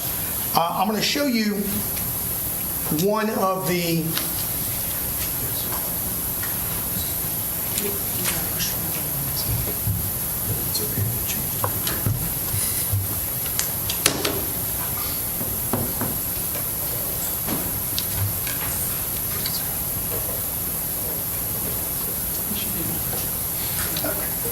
All right, we're good.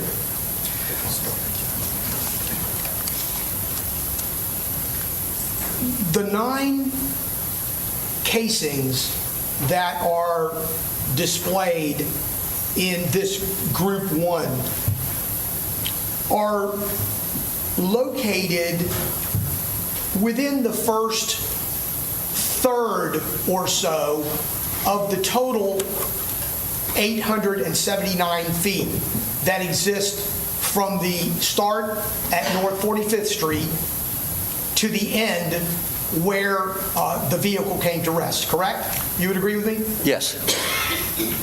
And that would constitute, if simple math tells you, somewhere in the neighborhood of 300 feet.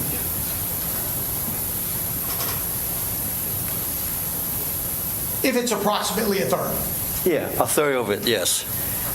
And when you look at those casings, there's no way to determine whether those 9 casings, how far they could have been displaced, whether it be from the ejection process itself or from any contact with passing traffic, correct? That's correct, yeah. And also, if the car is moving, yeah, it also taking that into factor. Okay, so the movement of the vehicle, the ejection process itself from a semi-automatic weapon, as well as any traffic that it may come in contact with, correct? Correct. If there are other cars on the road, they could have pushed the casing further. Nothing further, thank you. No questions.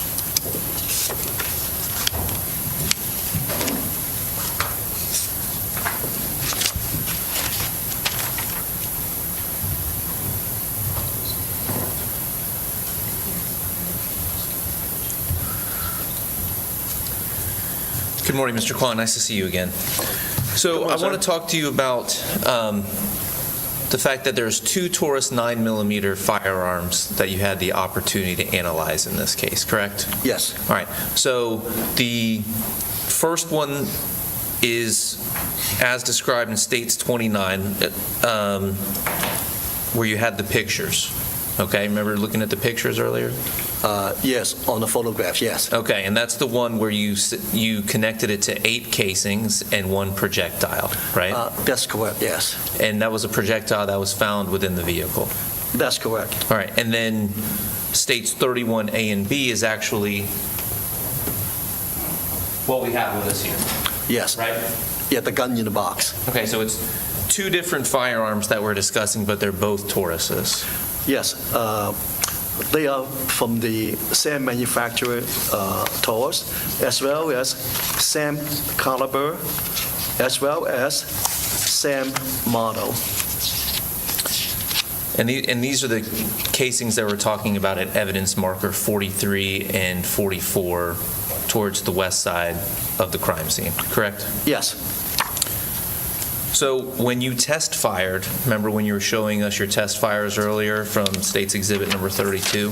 Yes. You used hollow points and you talked about fragments that happen as essentially the projectile is expelled, correct? Yes.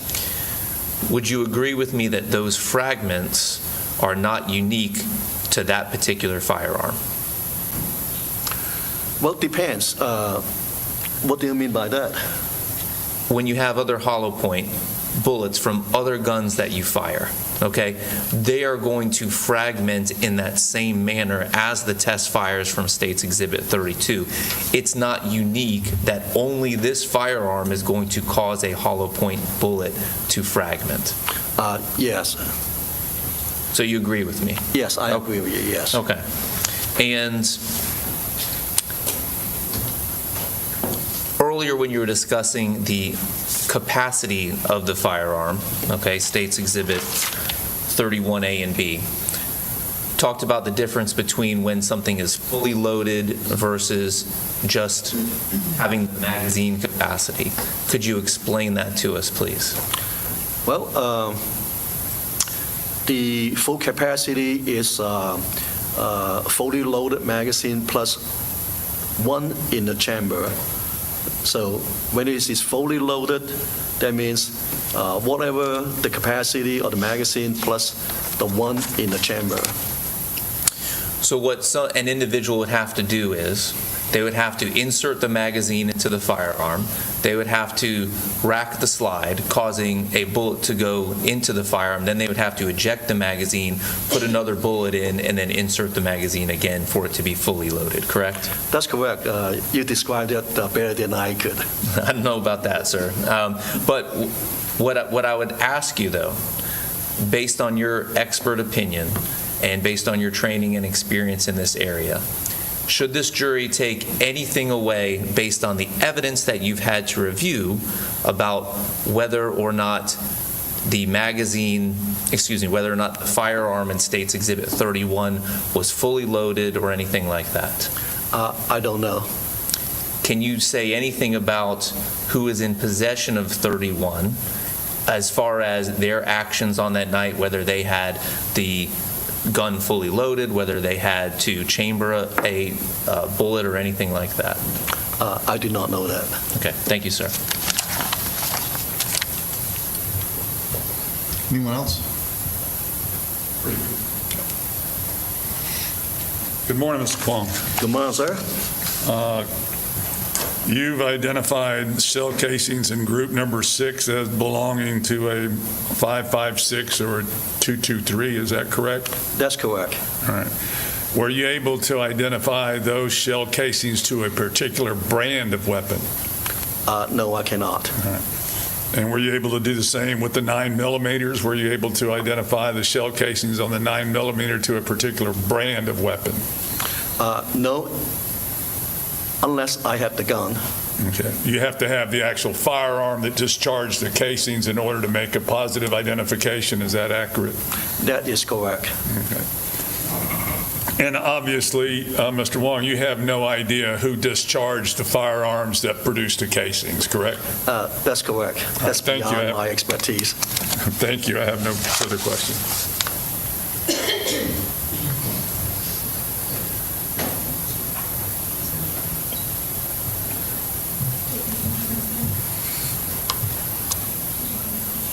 Oh, I'm sorry. No, Good morning, Mr. Kwong. Good morning, ma'am.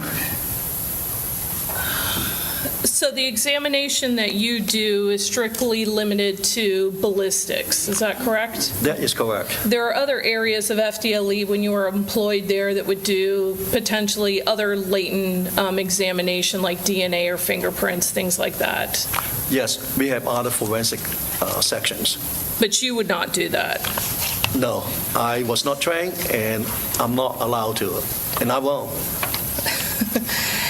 The guide that we have in States 44, the different groups, they're color-coded, and the colors in A and B appear to be a little bit similar on the page. Is that right? Yeah. Okay. When you did the examination, you were talking about Group 5 that's not included in this exhibit by the state, but Ms. Ismer showed you the casing itself and the damage that was on it. Yes. Okay. But that damage didn't prevent you from doing your examination to determine that it was fired from a different firearm? No, it did not, because that casing, Stuart, contained the ballistic signature from the gun that fired. So although it may have presented differently, you were able to do the same type of examination that you were on the other casings that we saw? Yes. Group 3, that firearm that the casings were grouped with, we see this in this page that's annotated in blue. Is that right? Yes. And this is the one that you said you had a firearm that's at the bottom of this that you tested to those casings after you grouped them together. Yes. So the first thing you're doing is you're taking all these casings and you're making your evaluation of what type of casings they are, and then you connected them to each other, if you could. Yes. And then this one and the other group that we talked about, that Mr. Fischetti was asking you about, was the other one where there was a firearm connected to those particular casings. Yeah, there was the gun on the photograph. Were there firearms connected to any of the other casing groups? No, they were not. And this 9mm Luger with the serial number, the ABG 655998, you don't know where that came from. Is that right? Yes, I do not know. The law enforcement just submits firearms to you and you do your part of the examination. Yes. And as far as where these casings may have been located on this map, you're not ever going out to the scene itself? No, I do not go to the crime scene. And there's some of these casings in this diagram, like this group, for example, that has numbers that are earlier in the grouping, and then there's numbers that are highlighted that are later on in the grouping as far as the numbers go. Do you understand my question? No, I do not. Okay. There's evidence markers in this one where it's 13, 14, 15, 16, and then there's a 27, and then there's a 45, 49, or 50. So they're spread throughout the casings that we're seeing in this group. Yes. Okay. And this is the firearm in the group of casings connected to that firearm that you also were able to connect to a projectile that was located inside of the vehicle? Yes. And that, again, the projectile being located inside of the vehicle, that's what law enforcement indicates to you is where that was recovered. Yes, there was information given to me by the agency.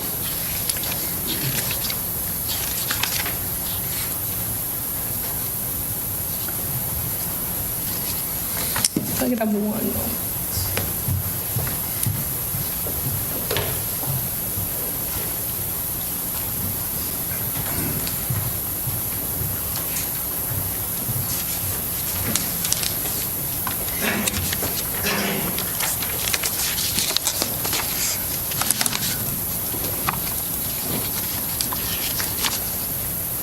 In this colored map,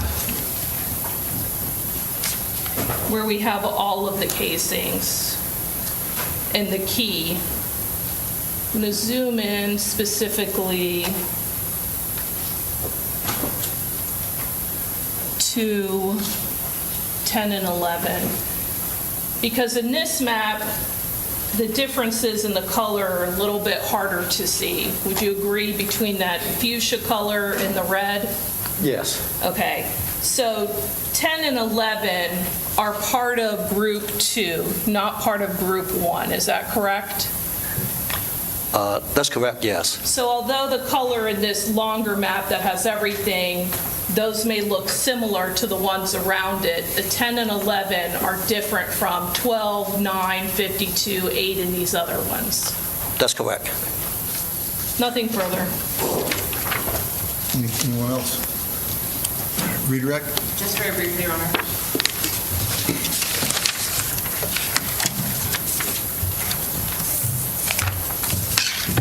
Mr. Kwong, are you able to confirm for me that the firearm depicted in the photographs that you observed with the serial number ending in 5998 was provided to you under a different or separate agency report number than the rest of the ballistics provided in this investigation?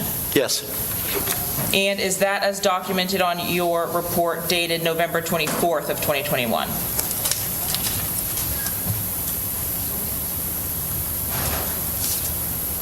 Yes. Had the rest of your ballistics examination of all of the cartridge casings from the scene been completed before that date? Yes. And this gun was subsequently submitted to you from the law enforcement agency under a different case number? Yes. Nothing further, Your Honor. May this witness be excused? Yes, Your Honor. He may. Thank you. You're free to go, sir. Thank you very much. Thank you, Your Honor. All right, ladies and gentlemen, it's a good time to take our morning break, so court will be in recess for about 10 minutes. All rise for the jurors.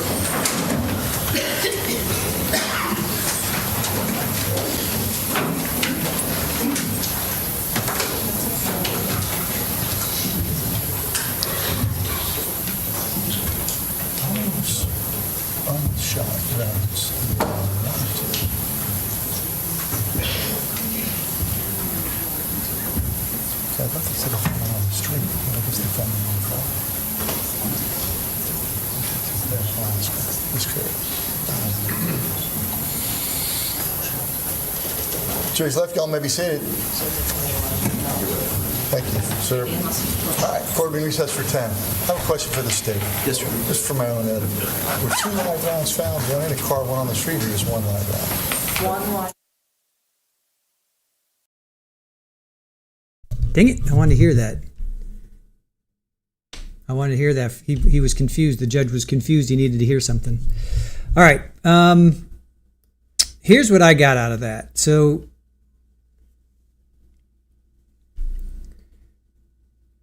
they recalled Officer Edward Beredto. He located Willie Brown at the scene. Still photos of body cam were shown. Willie had a watch on. I didn't get that at all. I mean, that made no sense to me. I don't understand what that was about, but it is what it is. So to me then, the biggest testimony was James Kwong, senior crime lab analyst, firearms expert. So he was talking about the 5.56 to 2.23 are the same. 2.33, it should be 2.33. It should be 2.33. Was it 2.23 or 2.33? All right, anyway, it's the same bullet, right? So the measurement is the diameter of the bullet and the interior of the gun barrel. He looked at 40 cartridge casings. Then he talks about these groups of 1 through 4 and then 6. Group 5 only contained 1, and the casing was damaged and crushed. So then the 9mm casing shown in the video, so they show this video, and it's different from the other casings. It was very damaged compared to the other casings. All right, Group 5 was fired from a different firearm than the other groups. So Group 5 only contained the one casing. All right, so they didn't even really talk about that. So Group 1 was a 9mm, 9 casings. Group 2, 9mm, 5 casings. Group 3, 9mm, 8 casings. Group 4, 9mm, 2 casings. Group 6, 15 casings. It was the 5.56. So that was the rifle. So that means there were 4 different 9mm. Four different firearms were used. And they've got Denton on 2. They've got Denton, they got James Denton on 2 of those. So again, the math doesn't add up because at the beginning, because that's 17, 22, that's 24 casings, and yet they said there were, maybe Group 5 was a 9mm. Yeah, okay, that does make sense. All right, so they got James on 2. They got James on 2 casings, which is that's not good for him. They got him his weapon, his firearm, the Taurus 9mm Luger. That 2 casings go back to him, and he said to one of the officers that that's his main carry, and he never lets anybody else use it because people do stupid things with guns. That's what he says. So right now, that's not looking good for him as far as that's concerned. But where are these other 3 9mm? That leaves 22 casings from three other weapons. So that then goes to my poll of which side does this confusion of this trial work better for? Does this? I would think a confusing trial would go to the defense because that's reasonable doubt. I mean, there's you could argue that there's doubt all over this. Who fired those other? Well, I guess the state's going to argue it doesn't matter that we couldn't find those other 3 weapons. It doesn't matter. All we know is that we found 2, and that ties back to Denton. Denson. I guess that's what they're going to say. Right? That's what the state's going to say. The state's going to say, who cares? Yeah, we couldn't find those other 3 9mm. We couldn't find those other 22 cases. We couldn't find the people that fired those. Doesn't matter. James Denson, we can match him to 2 of them. That's all we need. That's probably what the state's going to say. Then the defense is going to say, what about these other? What about these other? How do you know that those 2 casings that were fired by my client did anything? They could have gone into the air. We don't know. So that's what the defense is going to say.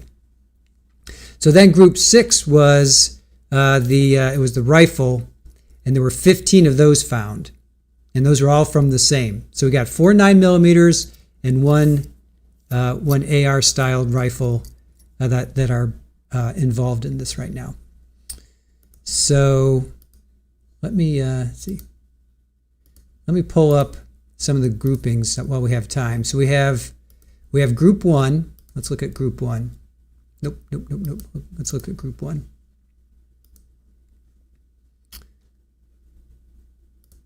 All right, so here's Group 1. Group 1 is red. So Group 1.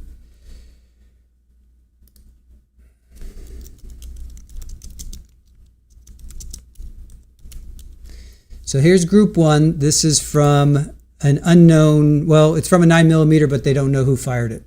So if you look, it's 1, 4, 5, 6, 7, 8, 9. So those are all pretty close together. So these all started at 45th Street.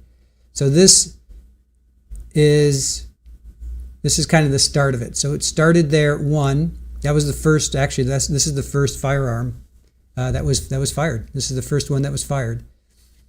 And again, they were talking about as they're traveling, casings get knocked, casings fly, cars go over, because there could have been any number of cars that drove over these casings. They could have knocked them down the street. So you have a grouping of 1, 4, 5, 6, 7, and 9. So that's pretty tight, right? That's pretty tight grouping. So whoever fired this was like boom, boom, boom, boom, boom, boom, right? Boom, and then right. But then you also you have 2 and 3. So you have 2 and 3. Let's look at what grouping was 2 and 3. What was grouping 2 and 3?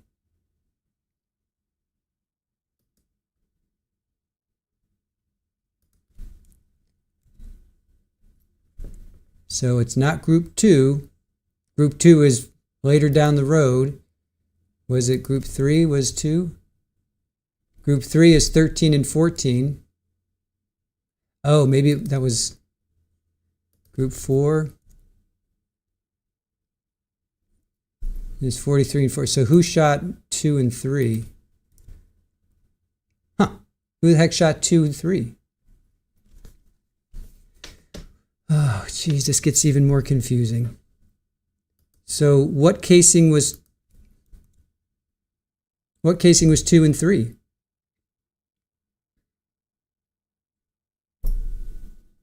This case just gets more and more confusing. So no weapon was identified with casings 2 and 3. Right? So there's 1, 4, 5. That's group 1. We go to group 2, 10, 11. We go to group 3, 13, 14, 15, 16. That was a pretty tight cluster there. There's no group 4. That's 43 and 44. So that's the one that's to Denson. That's identified to his firearm, to James's firearm. And that's past the car. So he's past the car. They're going to say maybe that could have been the one. Anything that's around the car like that, they're going to say that's after it crashed. So when was Suni actually hit? Was she hit after the car crashed or was she hit before? Unfortunately, we're never going to know, right? So there's two casings, at least 2 casings that aren't identified. Casings 2 and 3. Oh my gosh. Is that reasonable doubt right there? So where are casings 2 and 3? What do they go to? Oh, these are evidence markers. All right. These are evidence markers and not casings. Okay. All right. I just talked myself back off the ledge. All right. So let's go back to this. So these are evidence markers. They're not necessarily casings. All right. So this was the first 9mm. Right? And then group 2 was the next grouping, and they have no idea who fired these. These do not go back to James's gun. Who fired these guns? Who fired these weapons? So that's group 2. There was five casings there. Group 3 from another 9mm. There's 8 there. So again, who fired these? Is this enough for reasonable doubt? I don't know. You guys tell me. What do you think? This is James Denson. This is identified to the Taurus, the 9mm Taurus. So that's the only one that they can pin back on somebody, is that one. So what do you guys think? Do you think this is enough reasonable doubt, or is that enough to get James and say, hey man, we got 2. Who cares about all those others? It doesn't matter. We got you on these. Your weapon was used at least for 2 we can identify. Is that enough to get him, or is there still reasonable doubt? Pawn gun matches, so it's going to fall on him. That's going to be a tough hurdle, I think, for the defense, right? For the defense to say, especially because he told the detective, that's my main carry, and I don't lend it out because people do stupid things with weapons. Those were his words, according to the detective. And then let's talk about this. This was from the rifle. So 17, 18, 19, 20. So the rifle did some serious shooting there, right? So the rifle was all 17, 18, 19, 20, 21, 22. So that was all right in there. That also could be what hit Suni too, because that's kind of when Willie got out of the car right around there, and then Mary allegedly or whatever, according to her, and whatever. I wasn't there, so we have to go with what she said. She jumped into crawled over to the passenger driver's seat, and apparently was able to move the car, and then it crashed. So. Yeah.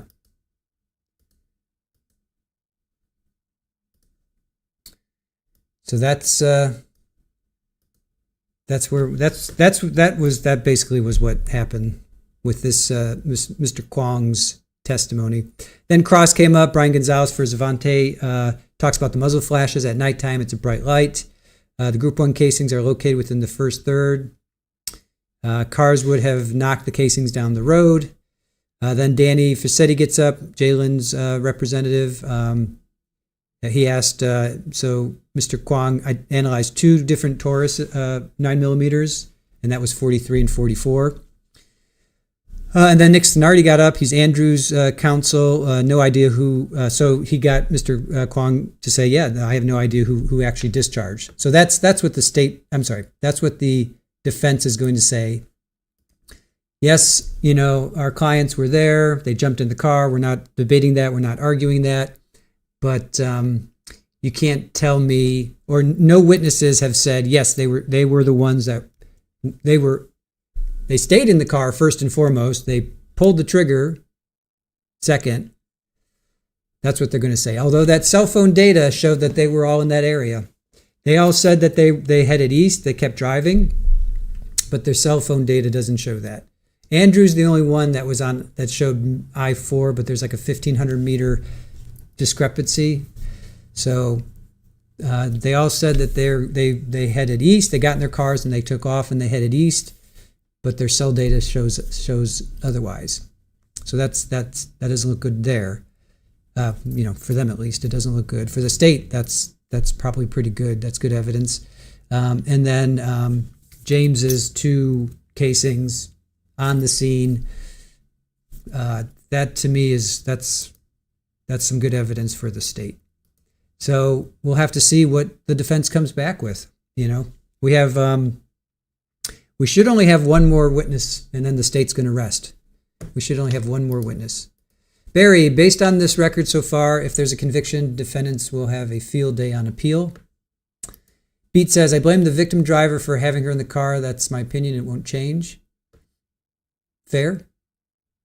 Pammy, the only way that it could be confirmed which bullet, therefore which shooter hits Suni, is if they found remnants of it with Suni's blood tissue on it. Yeah, agreed.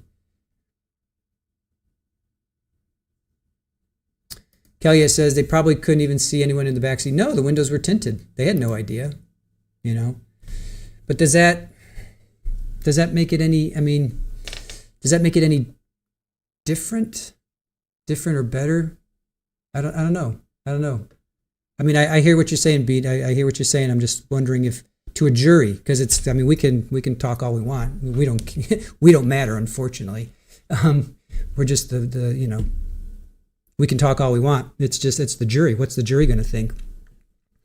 Is the jury going to be like, well, they didn't know that a little girl was in the back seat, otherwise they wouldn't have done that? Is that what the defense hasn't said anything on those lines? So the defense is so far the defense is hanging their hat on. You can't prove that my client was in the car. They got in the car, but you can't prove that they stayed in the car and or fired the shots. But James is having his weapon, having those two casings on scene. In my opinion, that's strong evidence. because that places his weapon at the scene, and then his cell phone was there as well. So those are two pretty strong pieces of evidence. The others, it'd be really interesting. The others, but then if you convict or you find one is guilty, do you find all the other ones? Because they really haven't proved anything other than James's weapon casings were there. That's what they've proven so far. They haven't proved that James pulled the trigger. They haven't proven that yet. And I don't think you can ever, there's no way, they can't prove that, but they can prove that James's weapon was used because 2 casings were there. But they can't prove that he pulled the trigger. So the jury's going to have to decide that. Let's see. Risa says they're all guilty. Doesn't matter who used it. Mallory, I want to hear the testimony from mom and uncle. Can we watch that? Did they testify? The audio isn't so good, Mallory. We have it recorded, but the audio it's not usable, unfortunately. So, Michael, circumstantial plus physical evidence guilty. Red Snap, they are all guilty.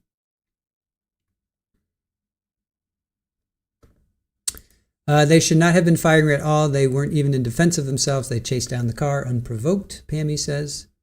Richard, just because a person is in a specific area, that's not justification for the conduct. Shirley, I'm sorry. They shouldn't have shot. Shouldn't shoot. Period. Yeah. Okay. Says whose fault would it be if they hit someone in another car or someone walking? Right.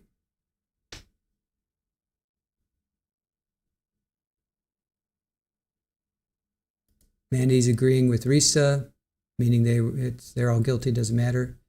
Well, then there's that thing to Mandy and to Risa is, all right, we're not going to beat. You can't do that, man. You can't tell people. We got to be respectful here. You can't tell people to shut up. All right, so we're not going to go there. So we have a chat that's respectful to each other and their opinions. So we're not going to tell each other to shut up. So just be aware of that. All right. And I understand you're a friend of theirs. I get it. And it can get emotional. I get it.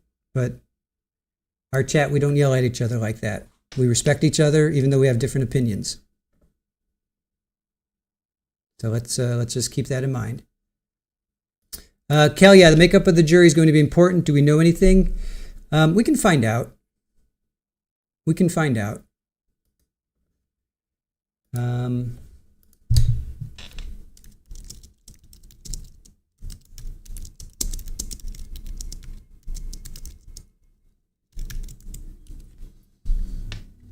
right.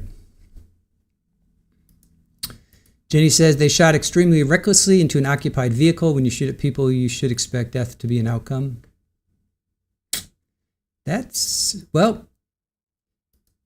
Agreed with that. And here's what the defense is saying, that you can't say that it was them. That's the defense. Somebody did. That's what the defense is going to say. The state's saying, yes, it was them because they jumped in the car. Yes, it was them because it's James's casings. That's what the state is going to say. The defense is saying, well, you can't prove that my client was the one that pulled the trigger. So, is there enough evidence to show to the jury that it is them?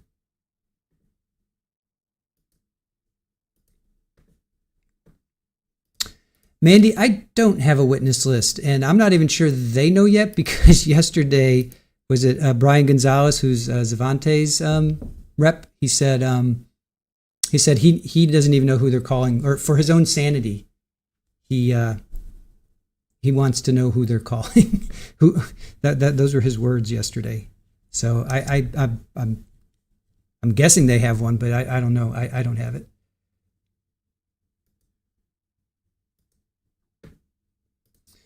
Lori, respect all. That's why I love this channel. Thank you, Lori. Yeah, we have our difference of opinions. That's fine, but let's be civil about it. Let's be cool. Let's not. We don't need to attack each other.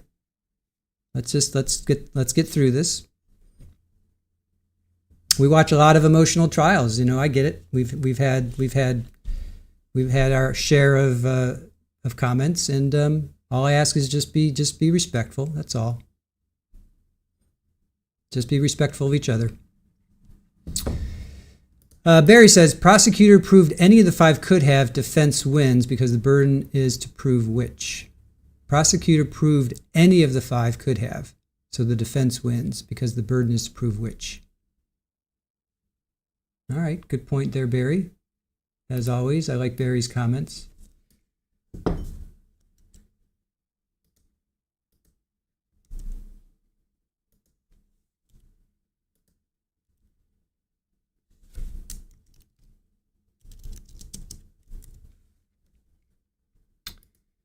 All right, oops, didn't want to do that. All right. Let's see, Mallory, I think the original gas station video where they're all identified, pointing at their cars, gathering weapons is important. Looks like they were all on the same page at that moment.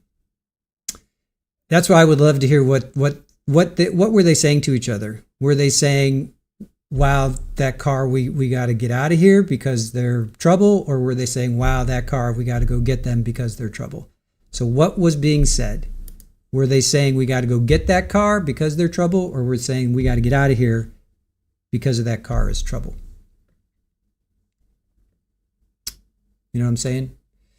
Jennifer, good morning to you. Appreciate it.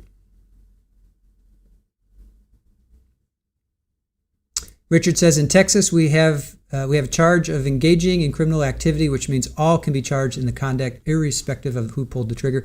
Yeah, it's like I'm driving the car, you go rob a bank, and in the commission of that crime, you delete somebody, and that's even worse because you were the driver.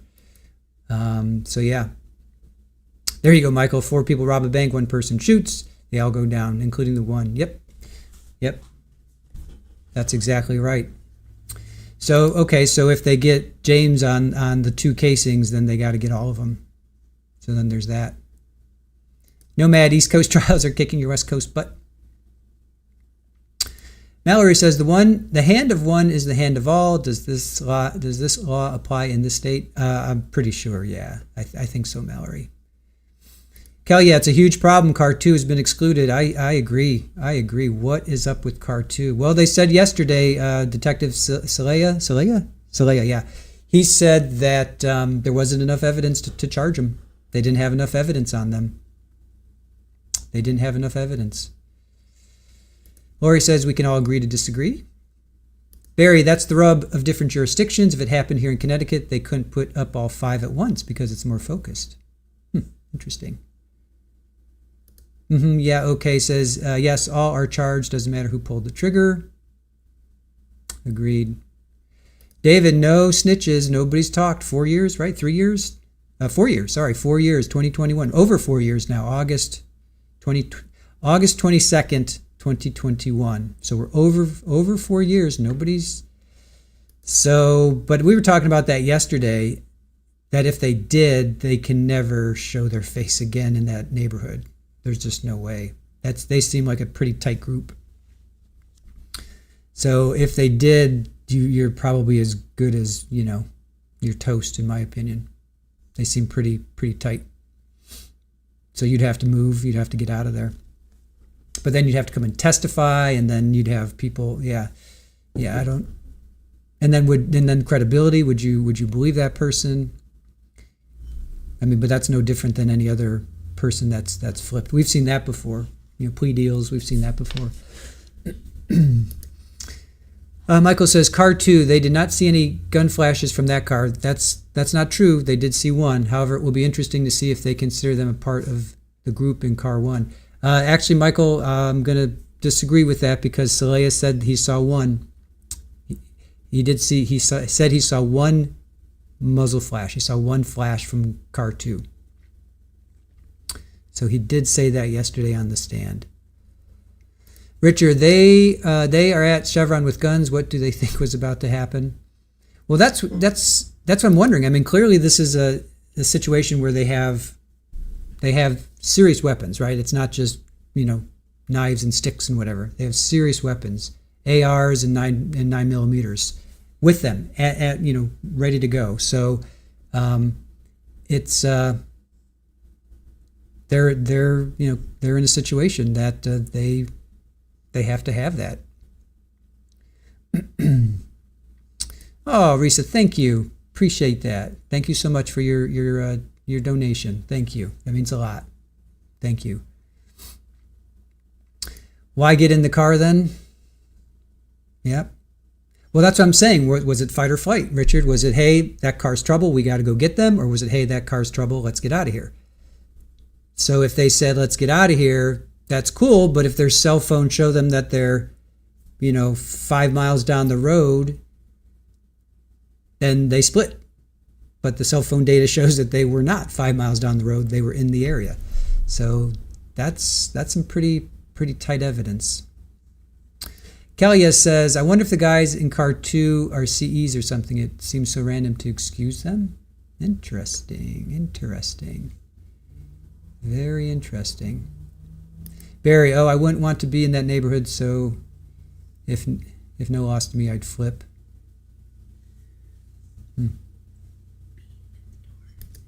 right, hold on. I got a little rough at the door.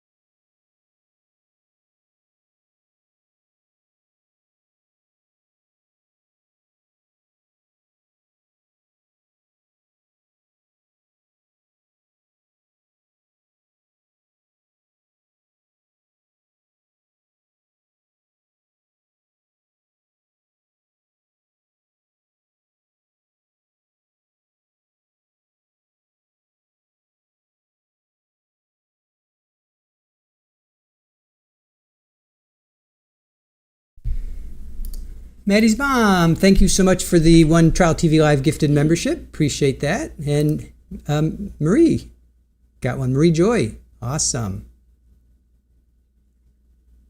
Yep, at the end of the day, poor Sonny. Kitty at the door. Yes. David says, all at the Chevron, then that group had something going on, waiting on who? Richard says they clearly were pursuing the object car. Clea, guys, it truly is a war zone with different rules for survival. I promise you. Yeah, that's, well, again, if you have to ask yourself, why have those kind of weapons? You know what I'm saying? Why have those weapons? Woka's joke, what happened to nunchucks and brass knuckles? Yeah. No.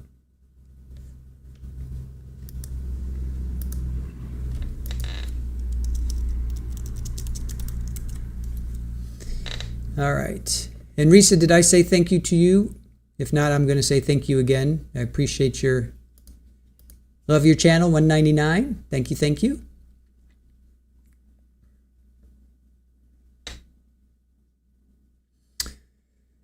Let's see.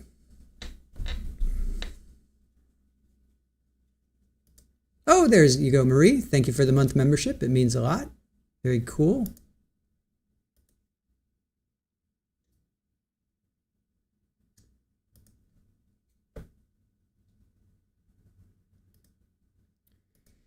Beat says, especially if you've been shot at for no reason before, of course, you're going to always be in self-defense mode. Yep. No way to live, man. But it happens. I get it. It just sucks.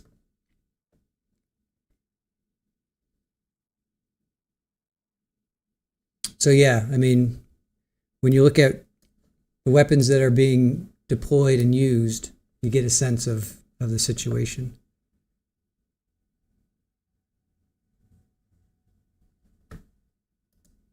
Cross-examnesia. I would love to know what was it that made them all get in the cars after seeing the car, since there's no audio on that video. Was something said? Was this why Willie drove off with so many questions? Right? That's the street life, Beat. Unfortunately. Yep.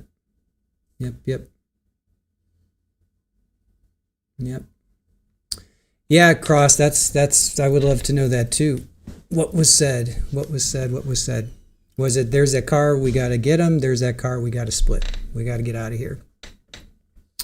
Woke's joke, thank you for appreciating the hard work that we put in.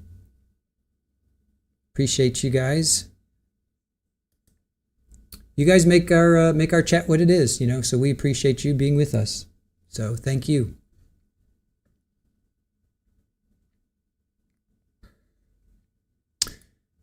Because anything can happen at any given time. Yep. Always got to be prepared. Always got to be looking over your shoulder. Let's see. Aussie Gardner, I hope you have peace in your life. To beat. Yeah, okay. Cross allegedly. Oh, wait. Cross allegedly the defendants thought it was someone else they had beef with, the same type car supposedly. Self-defense and protection, Beat says. Alicia, good morning to you. Thank you for joining us.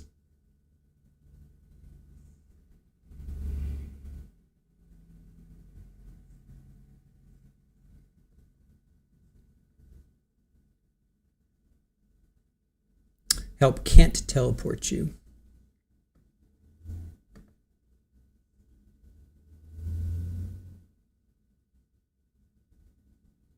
Yeah, why do the police have them? Well, to protect themselves. That doesn't always work, right? Doesn't always work.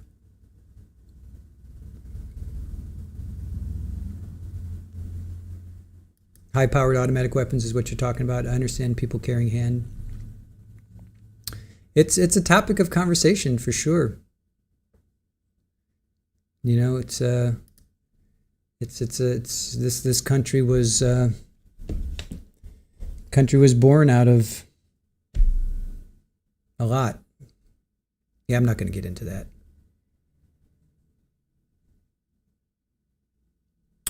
So Big Third Man says, Willie Brown shot from that field. He was wrong for hunting with the child in the car. So interesting, Big Third Man. Thanks for that. We haven't heard any evidence. So that at this point, appreciate that. Thank you for that. But right now we haven't heard any evidence of that. And if that does come into evidence, that would change a lot. That would change a lot, but we haven't heard anything about that yet. Clea says the car people were unfortunately acting in a way that's extremely threatening. Anyone who spent any time in the neighborhood will understand that. It's awful, but true.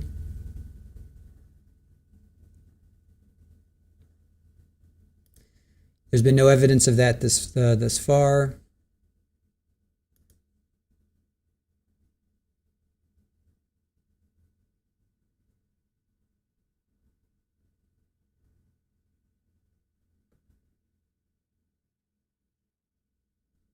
Nomad is back. Thank you for coming back in. Kept your seat warm. You guys have a moment? Take our poll. Which side does the confusion this trial raise work better for? So which side? Because this is confusing, right? A lot of us are confused. I'm trying to make the most sense out of it, but a lot of us are. It's confusing, right? So does it work for the state or does it work for the defense? Or you're too confused to answer? All right, Bubba says, only thing I'm going to say is, if that wasn't the car, it was a car that looks just like it that came and shot at us a few days prior. That's why they reacted the way they did when they see the car. That makes sense. That makes sense. You know, that makes sense. So how, that's not coming into evidence yet, though. So we have to get that into evidence, because we can talk about it all we want here, and that's cool, but that makes sense. But we have to get that into evidence, you know? Clea, there's no evidence the car was doing anything threatening. Cross-Examnesia says, Big Third Man, I'm wondering what made them all get in the cars. If this is true, that could explain a lot.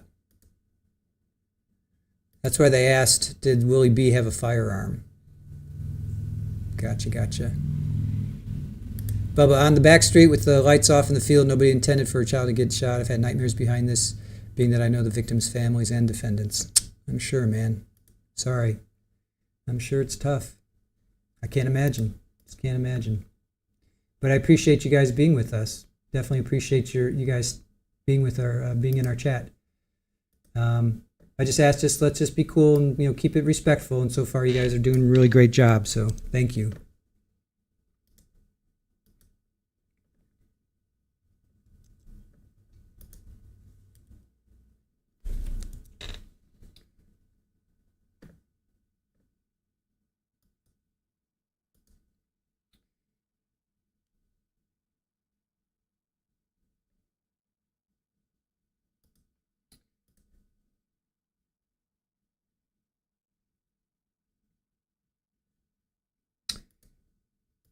All right. So as I understand it, the makeup of the jury is one black woman and mostly white men, all in their 30s and 40s. So that's where it stands right now. That's from what I can understand. That's the makeup of the jury.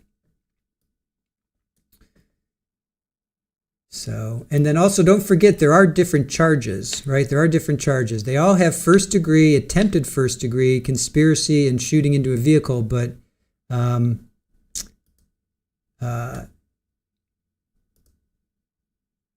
car one, which is Zavante and Quandarius, charged with the count attempted related to a third person, and then Hammond, Thompson, Denson are accused of discharging a firearm. Okay, so those are the three that are charged. So Quandarius, Andrew, and James, they're the ones that the state is alleging because they weren't the drivers. So you got Zavante and Jalen were driving, so they're saying, the state's saying they did not discharge firearms. So there are different charges. So we'll have to see. Not yet, Ed. Not yet. They still have one more witness to get through. Big Third Man says, all in all, Willie Brown knew why he was in the area. It wasn't to find a location he was hunting. All right. He did say he ran because he thought they were shooting at him. He did say that. So that would fit that theory.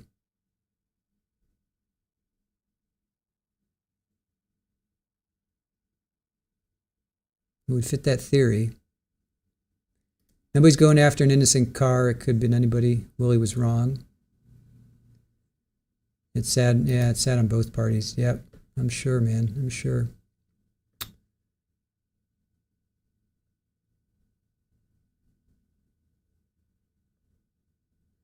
If that's the jury's makeup, the boys are dust. Well, maybe, maybe not. I don't know. Maybe, maybe not. We got to trust the system. Got to trust the system as much as it sometimes upsets us. Got to trust it, right?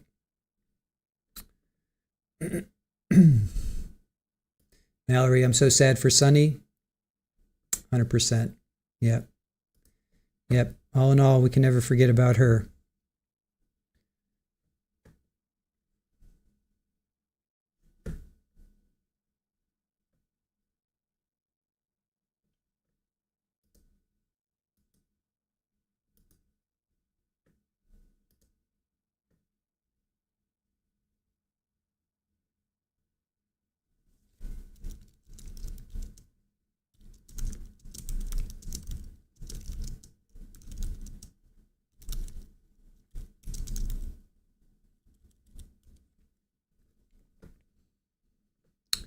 And what else?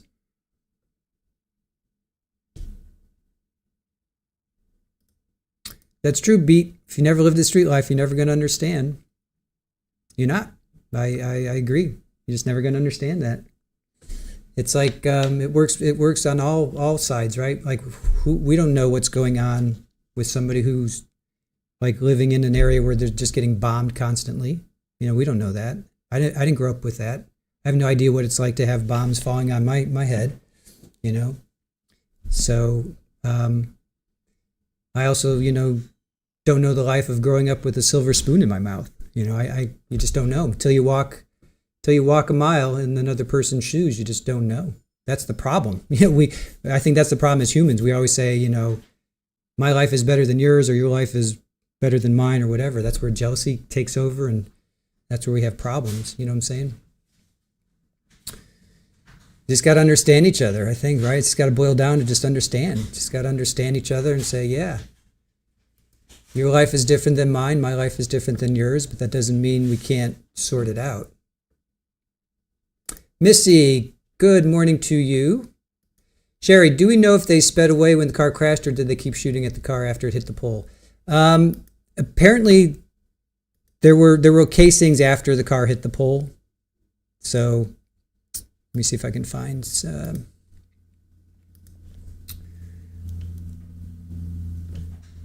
this shows it the best. Nope, don't want that. This shows it the best. So the car where it says POR, that's where the car, so see it says POR. So that's the car, and then you see all those other casings. So you've got, you know, now don't forget the casings, because the car's driving, car's moving, so, you know, the casings go. So it's not like this is where the gun was fired, and then, you know, so and this is where the casings landed. So chances are the gun was fired before this, and then the casings, you know, traveled down. But this is where the car crashed, and then this is where you have all the other casings were found. And 43 and 44, those are James's. Those go back to his. Oh yeah, this is it. This goes back to his weapon, his firearm. So at least 1, 2, 3, 4, 5, 6, 7, 8, 9, 10, 11, 12. Looks like at least 12 shots, at least. So can come to whatever decision you need to come to based on that. All right, what else? Yeah, okay, that is the issue. We have to do better as a whole, for sure. Understanding and listening, absolutely. Absolutely. Big Third Man, if you go to that gas station, not one person will bother you nor chase you. Yeah, we did. We looked at it on Google Earth, and didn't seem like it was, you know, really an issue, to be quite honest. I mean, granted, that was, I don't know when that Google Earth was taken, but there was a lot of people in it, you know, a lot of people in the gas station. Didn't look like it was anything, you know. Beat says, God knows they hearten intentions, especially Samson and Jay. The sad thing is, if it was just the guys involved, every one of them could be erased and no one from outside cares. It happens over and over, Clea says. Yeah.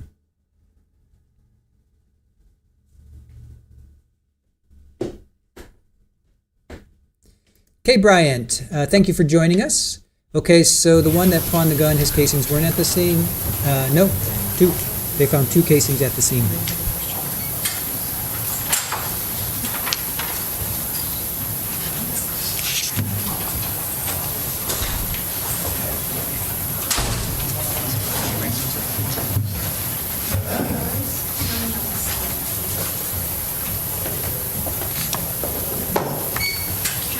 Y'all may have a seat. Thank you, ladies and gentlemen.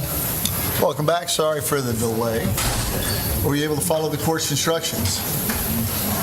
Now, I know I said 10 minutes, but you got 8 lawyers and a judge all in one room. You know we're going to find something to do. So while you were gone, they were actually doing some things that are going to save some time on the back end, and we got some ducks in a row, and now we're ready to press forward. I appreciate y'all's patience. State whenever you're ready. Yes, Your Honor. State will recall Detective Clea.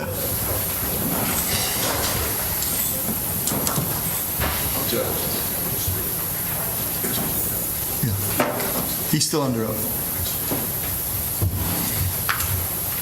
Thank you. Welcome, Your Honor. Mr. Terry, whenever you are ready. Yes, Your Honor. Good morning, Detective. You're still under oath from yesterday. Detective, we called you back today. We have just now concluded testimony from a firearms examiner in this case. So I want to ask you some questions regarding part of that.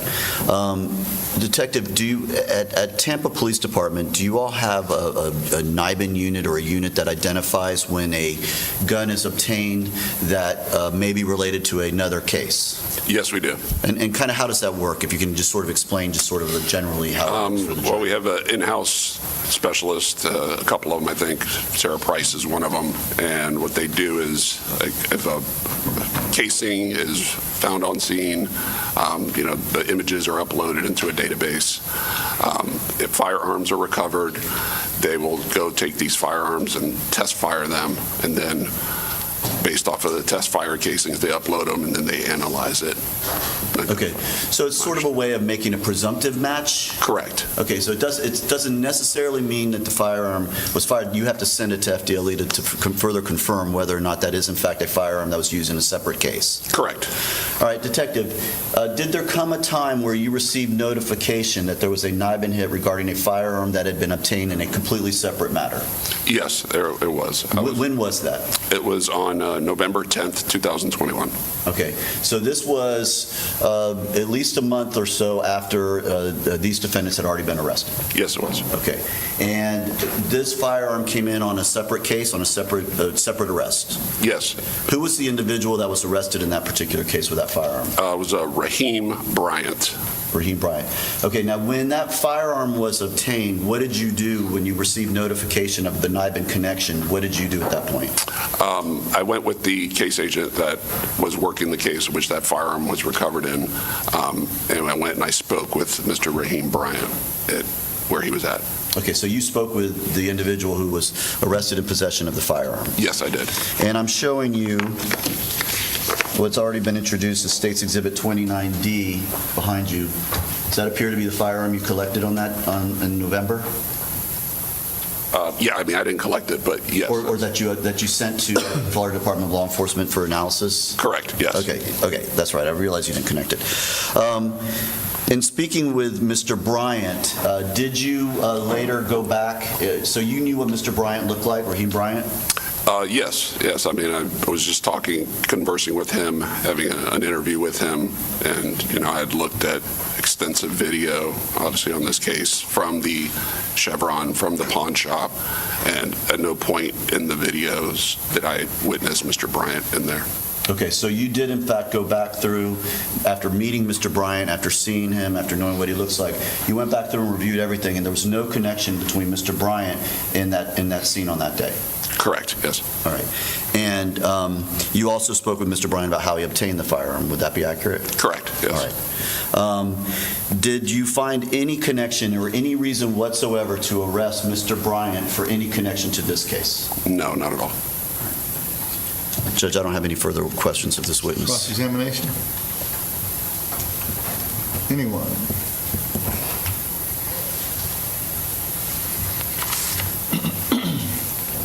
Morning, Detective. Good morning, Mr. Gonzalez. Did you seek to identify every single person that traveled in, out, and amongst the gas pumps at the Chevron from the late evening hours all the way until this incident was over? You could see a lot of the video. I mean, I've watched a lot of it. You could clearly see kind of who's coming and going throughout the day. You can also see that clearly, like, who's entering the first vehicle, who's entering the third vehicle, and I could tell you that that was not Raheem Bryant. It's 1,000%. You haven't been able to identify individuals that get into the second vehicle, though, correct? I believe I have a belief of who they are. I suspect of who they are. they appeared to be them, but none of those individuals appear to be or were Raheem Bryant. What about the fourth individual in that You talking about the driver? second vehicle? Are you talking about the driver? Yes. The driver, like I said earlier, I believed it was Maxwell Bedward, based off of the kind of the car that he was driving earlier. I couldn't say definitively, but it was. I believe it was him. I don't have any further questions. No question. Nothing else to Mr. Denson. Nothing from Mr. Thompson, Your Honor.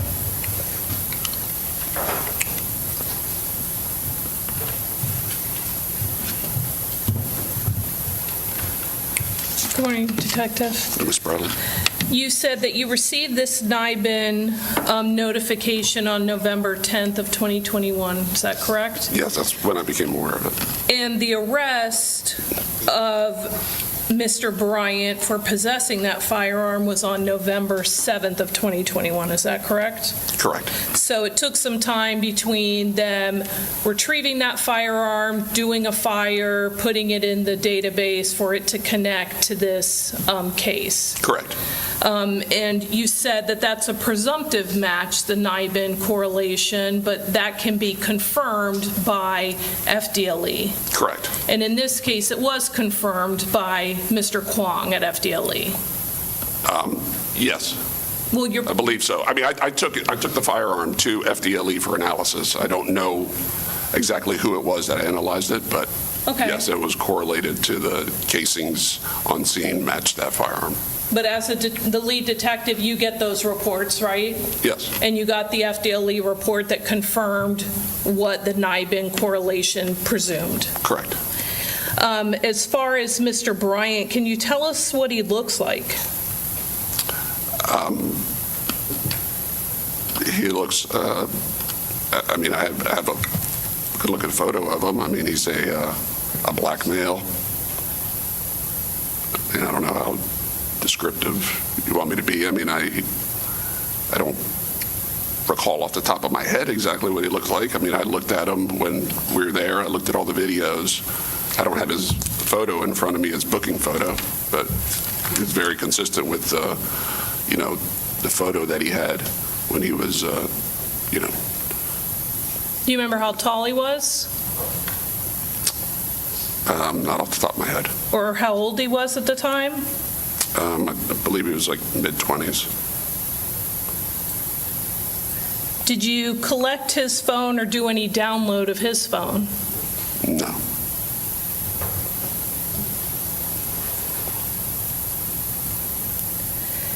And when you were testifying earlier, you said that second car, it pulls up and then quickly after some other people get inside of the car, drives off. Correct. So you don't know who might have been inside of that car already when it pulled into the jet. You see the people that get in the car, but you don't see anybody exit the vehicle. Right. So if someone was already in the car and then others got in, you wouldn't see those people because they don't exit the vehicle at that time. I think it's a fair statement. Nothing further. Redirect. No, Your Honor. May this witness be excused? Yes, Your Honor. Hearing nothing, no objection from the defense, you are free to go. Thank you. State, you may call your next witness. The state calls Benjamin Moores.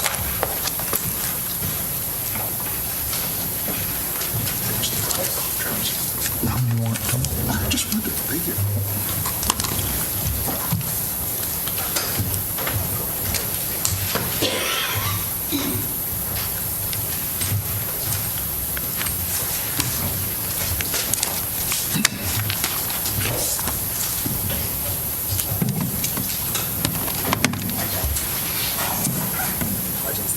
Can you raise your right hand? Do you swear or affirm that the testimony you're about to give will be the truth, the whole truth, and nothing but the truth, so help you God?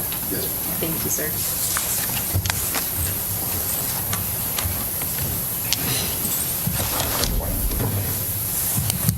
Whenever you're ready, Counselor. Good afternoon, sir. Would you state and spell your name for the jury?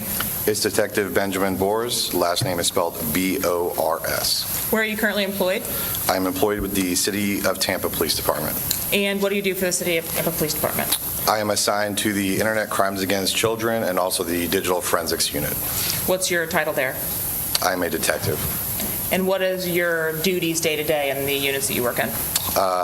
We are part of the task force, like I mentioned, which is the Internet Crimes Against Children. So a portion of my job is to investigate crimes regarding the child exploitation that occurs online or any cyber tips that comes in. And then the second part of my job is to do digital forensics, primarily for either those investigations or for investigations with the police department for like cell phones, computers, vehicles, hard drives, video cameras, anything like that. When you say you do digital forensics, can you tell us what that means? What does that look like? The short answer to that is anything that can store digital media, such as a cell phone, a computer, an SD card, a hard drive. My job is to recover data from those devices. And how do you go about doing that?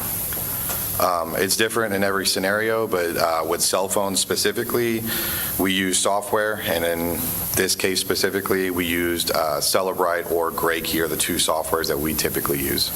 When you said this case specifically, were you asked to either complete an extraction or review an extraction from several devices in this particular case? Yes. And tell me what it looks like to actually complete the extraction of a device. For the devices that I did, we use a software called Grey Key. So what you do is you plug that device in, and if we don't have passcodes to the phones, depending on what I would refer to the state of the phone, and the state being that if you have a phone that is unlocked but has not been turned off, meaning that the passcode has been entered at least one time after the phone has been powered on, it is in an AFU state, which stands for an after first unlock. If a phone has been powered off and the phone has never been turned on, that's considered a BFU, which is before first unlock. So if you ever used a cell phone before and you turn the phone on, you will see like Face ID, or the passcode will say that you have to enter the passcode to enable Face ID after a phone restarts. So for us, it makes a difference on the data that comes off the phone depending on the state of the phone. So if we don't have a passcode, we plug it into the software, and in this case, we would get an AFU extraction, which is the after first unlock extraction. Do you have some training or experience that you're utilizing in actually pulling these extractions or working with these electronic devices? Yes. And what is that? I've attended multiple courses through NW3C, which is more of the basic courses on recovering data or interpreting data. And then I've also taken courses with Cellebrite, which is one of the companies I just mentioned, and then Axiom as well, which is the parent company that actually owns Axiom Magnet, Axiom Grey Key. And then I have forensic training in Beredto, which does vehicle forensics for the infotainment systems. And then I went through IASIS, which is specific. It's like a 6-month training course over the recovery of data from computers or file systems, and it is a training that goes over the different file systems that exist. A lot of the names that you mentioned, Cellebrite and Axiom, all of those, are those softwares that you utilize in actually obtaining the extraction from the phones themselves or devices themselves? Both, extracting them, and then also they sell the adjoining software to actually parse the extractions. Now, you mentioned a Cellebrite. Is that the program, like what we would use a Word document to type a letter? Is that the program that you use to review the contents that are extracted from the device? So Cellebrite's the name of the company, but Physical Analyzer, it does exactly that. It takes the physical file that's extracted from the device and then analyzes it. And then the easiest way to explain is it doesn't turn it into a Word document, it turns it into a program that allows you to interact with the devices on it. And then from that program, you can then generate reports to specific artifacts or specific files from the device. And when you are talking Cellebrite, does that have anything to do with cell site? We've heard a little bit about cell phone location data and cell site information. Are those two things related in any way? No, not in this case. I'm not sure if they sell a tool that does cell site analysis, but for me, I use it to interpret cell phone extraction data. And that would be an extraction from the physical device that you actually received, at least in this particular case? Or something that we receive from like a third-party company. So if we receive something from, we'll say, Apple, like a cloud return, you could also use that same software to parse out the returns from Apple. Are you able to differentiate between the two? So when you see an extraction that's from a physical device versus a return from, for example, a search warrant to Apple? Yes.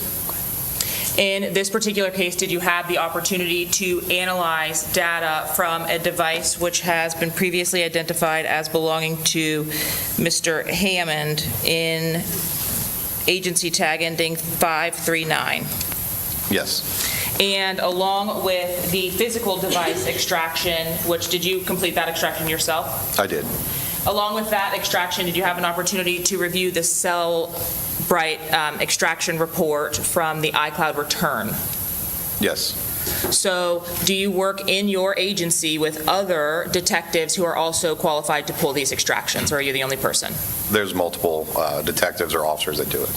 And depending on whoever plugs the phone in, is that the person who does, quote, the extraction, essentially, of the data?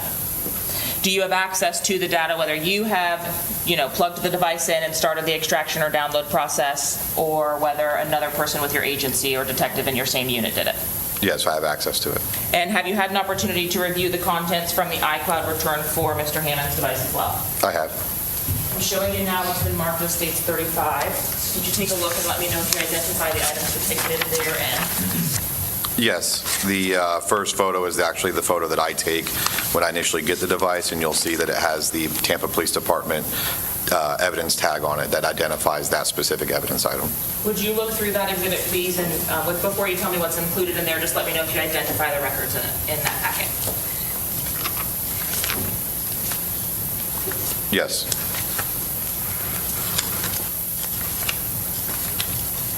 Yes, these are all items from those Cellbrite reports. And would that include the physical device extraction and your review of the iCloud extraction? It does. Thank you. At this time, Your Honor, I'm stating to admit State's Exhibit 35. No objection.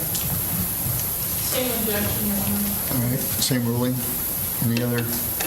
All right, hearing no other objections, it will be admitted to State's 35. Permission to publish, Your Honor. Granted.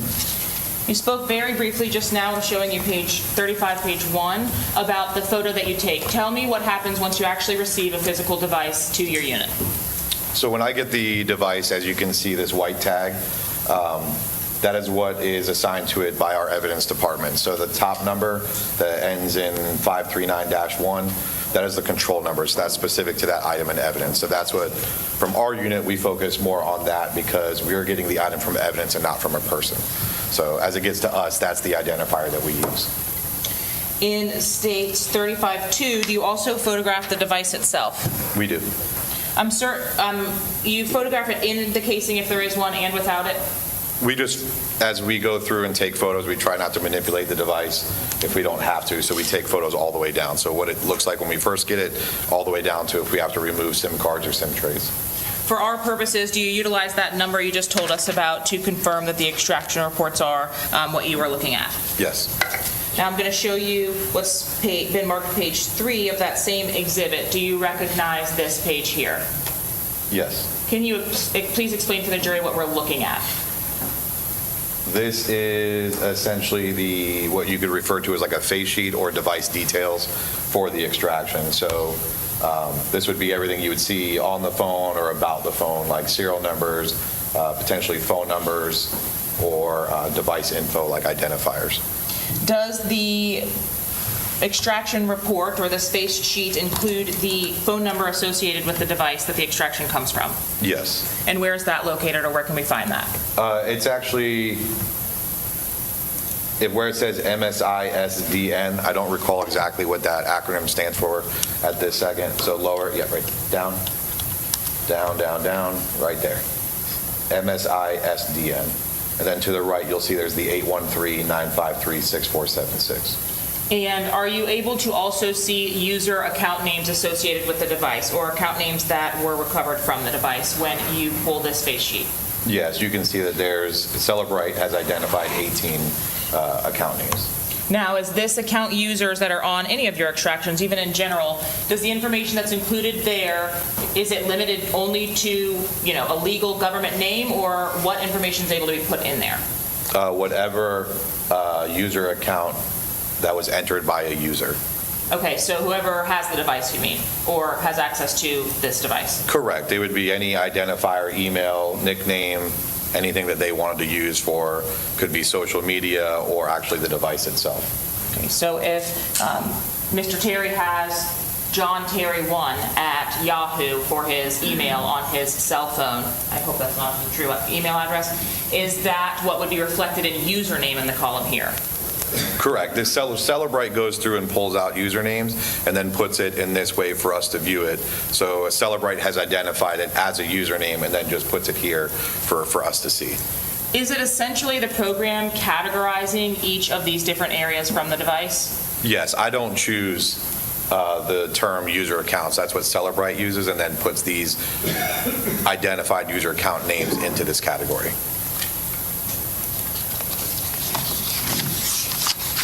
Is there additional information that you are able to also obtain from the username category that's provided by Celebrite?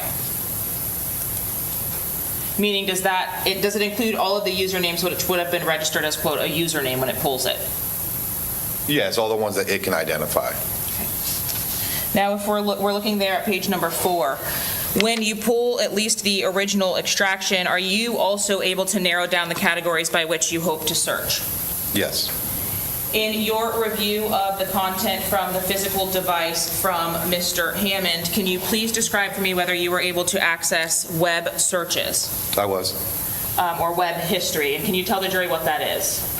Yes, it's what, again, Celebrite takes the extraction and then parses out databases that it identifies as being searches that were done from the device. In looking at page number 5 of this Celebrite packet from the Hammond device, were there searches related to, or were there Google searches provided? Yes. How is it that you know what the Google searches were or what the content was from that? Celebrite, again, has pulled this information out of the device, and you can see that Celebrite on the far second from left column. As you can see here in the bottom, there's the number 4, just meaning that that's the 4th row, but the search is on the second column, says 4-year-old shot in Tampa video footage, and then Google search. You can see the application that they were using on the far right, where not where it says yes, but next to it is Safari. So he's using, or someone was using the Safari internet application or browser to do a Google search, and then that was the search, the 4-year-old shot in Tampa video that was conducted. Now, if I can please go with you in just chronological order here, if I may. Why is it that in looking at number 1, for example, in the column, the title is empty? I don't have an answer for that other than Celebrite is pulling this information out, so it might be kind of like an Excel spreadsheet or a table. Maybe that portion of that table just no longer had information in there, but it still had the URL in that table. It either was deleted and hasn't been written over yet, or maybe part of Safari was starting to clean itself up in the background, but some of the information is still available, so it's still going to provide it to you, but the information that wasn't available, excuse me, just leaves it empty because there is no information to provide. In line number 2, if we start there, was there some information regarding the date and time of the access to this search? Yes. And where is that located? It's in the, what would be the 4th column, and we see it's August 24th of 2021 at 8:02:44 p.m. UTC -4, which I believe is Eastern Standard Time because I don't think that daylight savings times had occurred yet. And so this would be accurate as to time in reference to the search? Correct, as far as being in Eastern Standard Time where we are. And then we've already gone through row number 4. Was there a subsequent search on August 24th at 8:07 p.m.? Yes. And has that reflected in the records as 4-year-old shot in Tampa video footage? Yes. Subsequent to that, were there additional searches on this device which returned at least results depicted here? In row 5? Yes. Did that occur at a different or separate date and time? It shows 8:24:21 at 8:33 p.m. And now these numbers themselves are what's been produced by the device or the program itself. Are you able to edit or modify or change that in any way? No, these are just being all pulled from a table. So as you see, it says last visited. So it's saying that that was the last time that Google search was visited.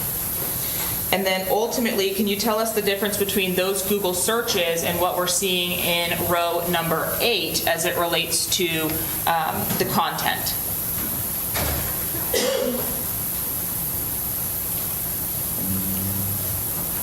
Was this also a Google search? Yes, it looks like yes, it was a Google search, but I'm not sure I understand the question completely. I apologize. Are you able to determine whether there's a Google search where the ending of the search is auto-populated versus whether you've entered every single key from the information that you have here? No, I'm not able to tell right now whether these are auto-populated or not, meaning that when you type something in Google, it then tries to suggest the rest of the search that you may be doing, and ultimately the search is done, but I'm not sure how many of the words were actually typed out versus suggested. And this search, it appears from the records, occurs on a separate date of August 25th at 10:19 p.m. Is that correct? Yes, that's what Celebrate has identified. Did you also have an opportunity to review the files for photographs? Yes. And were you able to ascertain whether a photograph was on this device from August 21st of 2021 at 11:17 a.m.? Yes.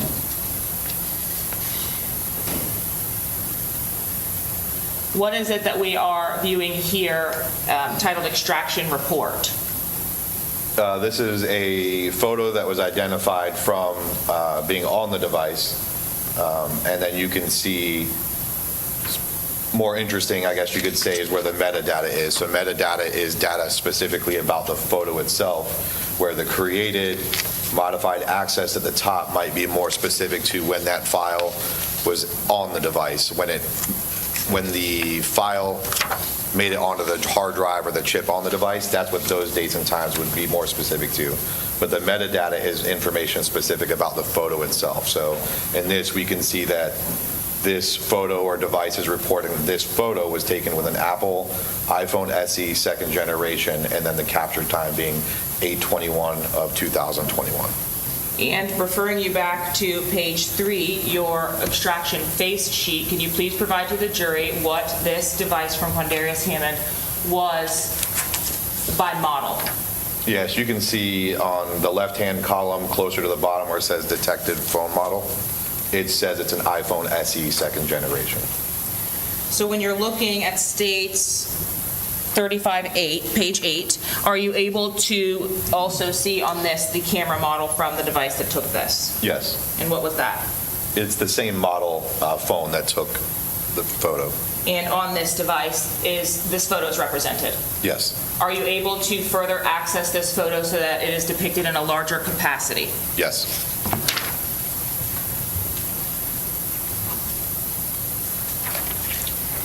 Was page 10 of the same exhibit the photograph that you were able to extract from the device from that report we just saw? Yes. And this was the image depicted from August 21st of 2021, is that correct? Yes. Now, I asked you before briefly about whether you had an opportunity to review the Apple iCloud extraction for this same phone number or linked to that same phone number, is that correct? Phone number or Apple Cloud account, yes. And you indicated you did? Yes. Do you, in receiving those extractions, still have an opportunity to have a separate and distinct extraction report face sheet or cover page? Yes. Does that contain the same information that you've already described for us? Yes. So about the device itself, it gives user accounts columns, same thing? Yes. But where does the information on an iCloud dump come from? It comes directly from Apple themselves, and in this case, you can see that the source where the name is actually a zip file.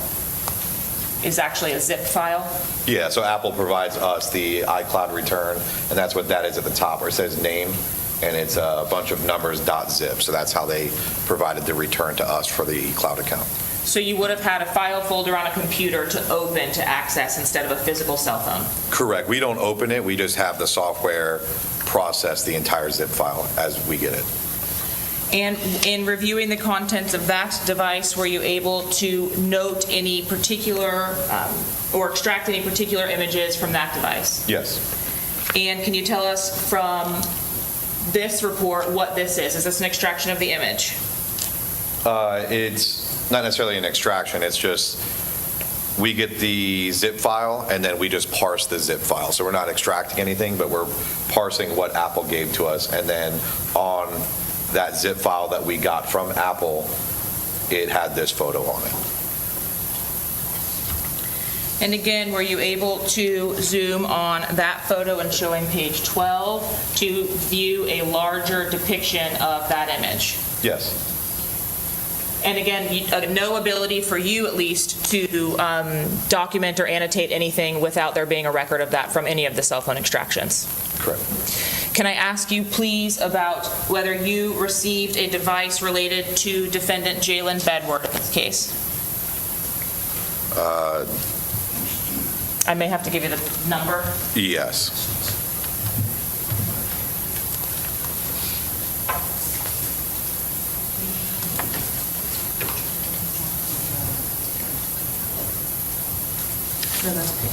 A little bit easier this way. Were you able to pull extractions, or were there extractions for all the devices except for one? Yes.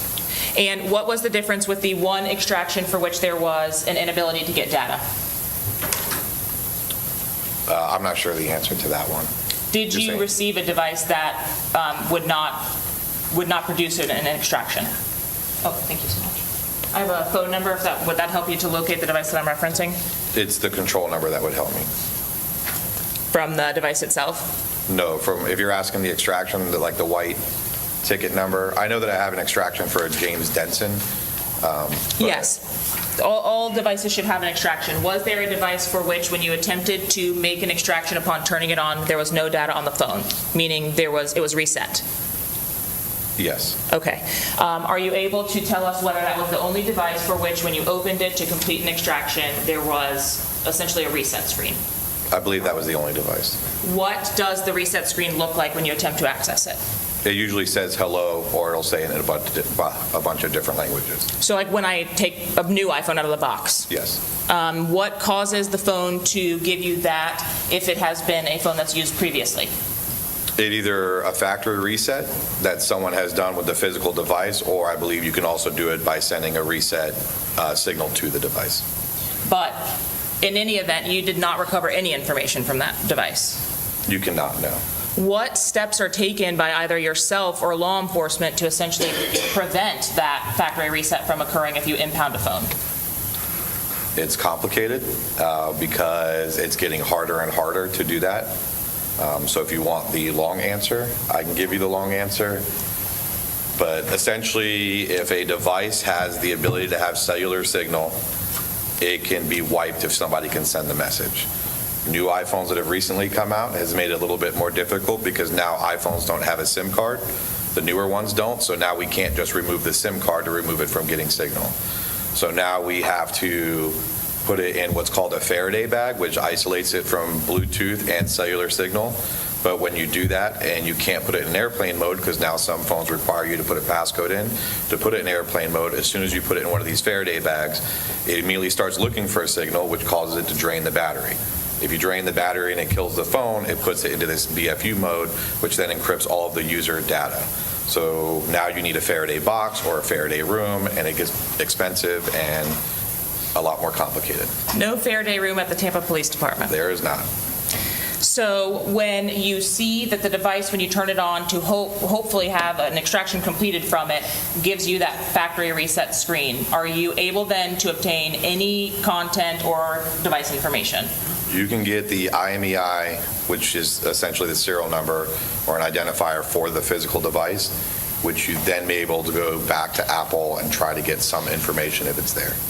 Can you retrieve photographs, pictures, calls from the software you have when you're trying the extraction? From the physical device, not that I'm aware of.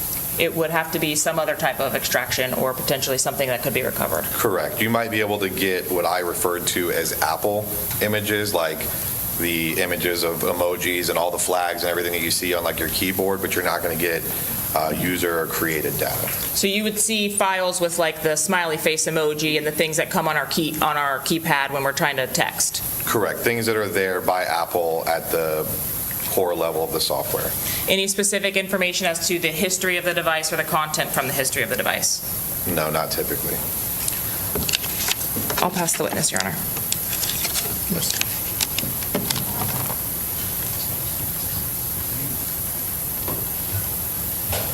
No question. No question. Nothing else to Mr. Denson?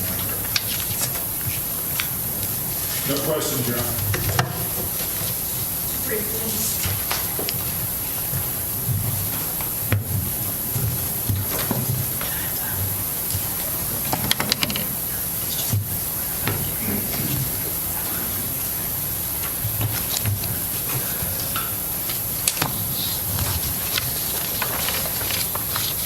Just want to ask your clarification about one thing. You said when you did the extraction of the phone, it contains some metadata on it that gives you information as to when that picture may have been taken. I know we talked about several phones. Are you referring to a specific phone, or is that a general question? The ones where the pictures were introduced in this case, and Mr. Hammond. So yes, there was metadata for the photo that was presented as an exhibit, I think is your question? Yes. Yes.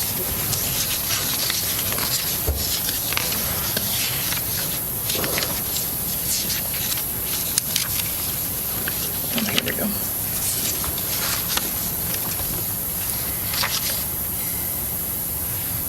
And then you said for the second, this is page 13, this is the information related to the iCloud, right? Yes, ma'am. That you reviewed, that you said gets sent to you in a zip and then you all parse it out. Yes. Okay. And the photograph that the state introduced, it also has some information that's with it that we see on page 14? Yes. And so that information is contained in this area where it's additional file info? Yes. And what does that tell us? That is dates and times that Apple has provided to us. So it's showing the created, modified, accessed, and I can't say this to be 100% for sure, but often the modified time is a good indication of when that photo was last, or when it was created. Okay. It's not always the case, but it's usually the first date. So sometimes it gets confusing when you look at how could something be modified, in this case, 3 months before it was created. Well, again, it goes back to it's not really specific about the photo, it's about the file itself. So they're saying that the photo might have been taken on July 9th, but that record of that file going onto the cloud account didn't happen until October 5th. So that file being put on the iCloud was created on 10/5/21, but it might have been taken on 7/9. That's why the modified time would be 3 months before it was created. Well, does that tell us that we don't know for sure when that picture was taken? It's not so much about the photo, because that would be more in the EXIF information. It's about the file. So if this was a Word document, all I can tell you is what Apple's reporting is when that file itself was created and modified. And what does it mean for it to be created in this information? Apple is telling us that this file was put onto the iCloud server. That record of that file going on their server was created on October 5th. Okay, and that's the same as the date and time for access under that additional file information. Yes. And then the modified date that we have is 7/9/2021, but you're not able to say for sure that that's when that photograph was taken. Correct. I'm telling you that's the last time that Apple's reporting to us that it was modified. Okay, so unlike the other information for the actual extraction, this iCloud information that you get doesn't tell you for sure when the photo was taken. This specific photo does not have EXIF data, which I think answers your question. Okay, from the records that we have that are entered into evidence, does any of it indicate to us when the photo was taken? This specific photo, no, but I just wanted to make sure that you asked if Apple has any record of photos. So to this photo, no, there's no EXIF data. Okay. I'm not sure if any other photos did. All right. Nothing further. No redirect, Your Honor. May this witness be released? Yes, Your Honor, from the state. Defense? Yes, Your Honor. Yes. All right, you're free to go. Thanks, sir. Thank you. All right, ladies and gentlemen, it's almost noon. It's a good time to take a break for lunch. So we'll ask that you come back at 1:15. All rise for the jurors.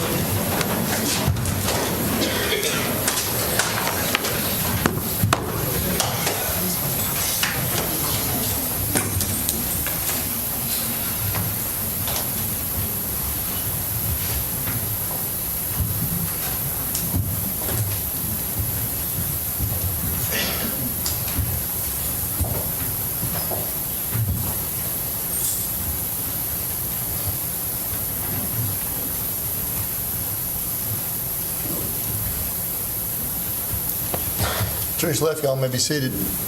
So you have, state has one witness left? All right. Court being recessed to 1:15. Court stands in recess from 1:15. Please exit.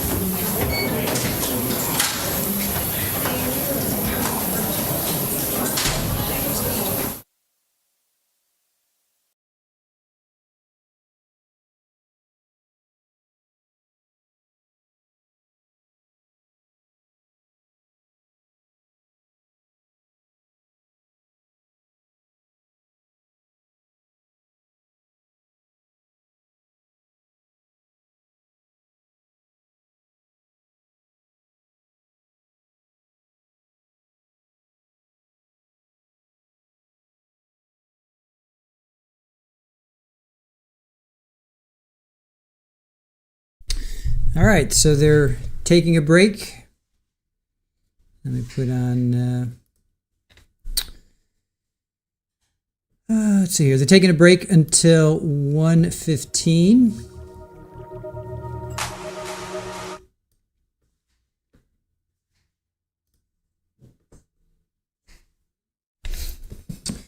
All right, so let's go through what we heard from. Let's see, after the break, so Detective Clea came back on. He talks about Raheem Bryant.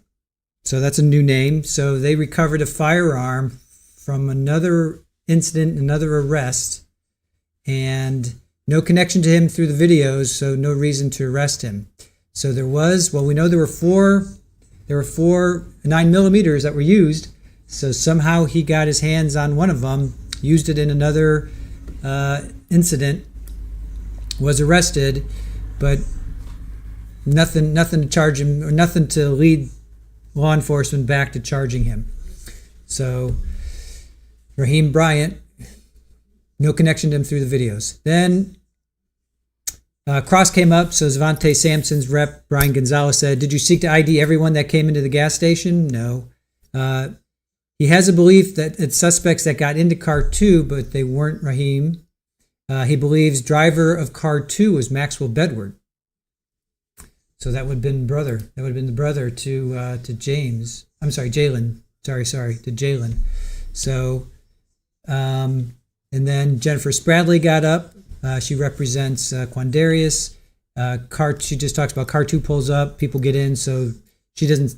She gets across that nobody got out, so just a bunch of people got in. So she doesn't know who was in the car as car 2 pulls up.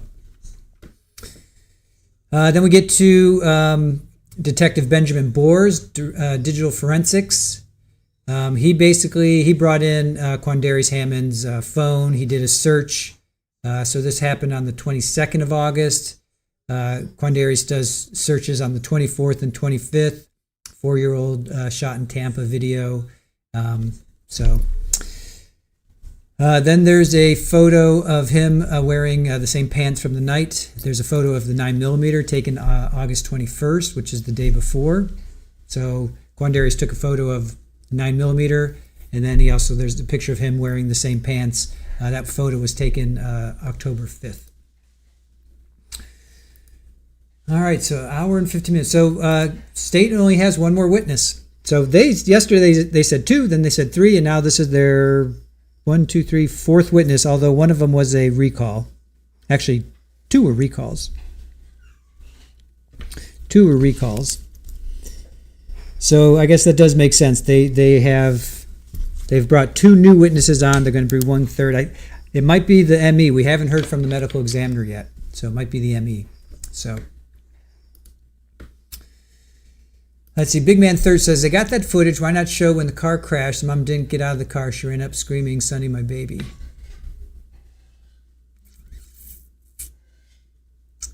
So yeah, have we seen that? We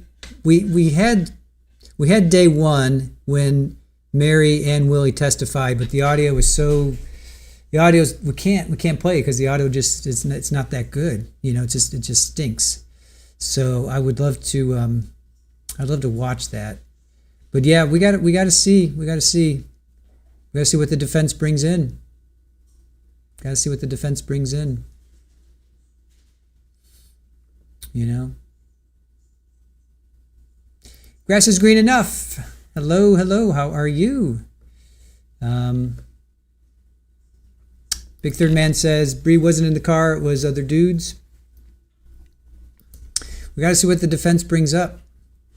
Beat says, very sad, plus her dad, your partner, he always been cool and solid towards you.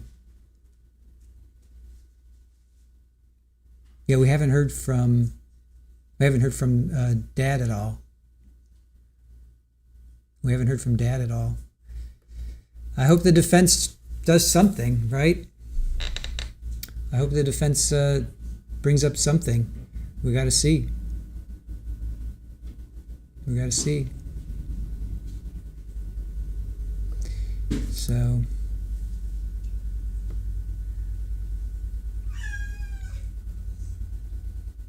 Yeah. Cute little girl. Cute little girl. You know. With the audio bad on Mom and Uncle's testimony, could the defense have asked her that when she was on the stand? Yeah, just never know. You know what I could do is maybe I could listen to it and just at least take notes. Maybe I could do that. I could at least listen to it and take some notes and piece out what at least I can figure out. That'll be maybe for over the weekend or something, or while we're on verdict watch or something. I don't know. I'll sort something out. Because they weren't on the stand that long, all right. So I have a few things to tease before we take our lunch break, and I put up some cats in the background. We're going to do a stream tomorrow on the congressional hearings for UFOs. So if you guys are into UFOs, check that out. We're going to start tomorrow at noon, and then. We're going to have, if you're interested in some background into this investigation, check out good friend of the channel, Florida PI Sam. She's got, I'll drop the link in here.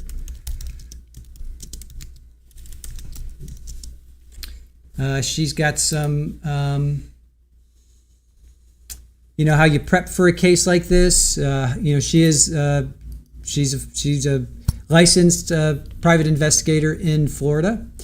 We've had her on the show before. So if you're interested in hearing her take on this, check it out. So I'm dropping the link. Mallory, you know I love a Saturday. Yay! Yeah. So if you guys are interested. Sam's going to be talking about, you know, how you prepare for a case like this.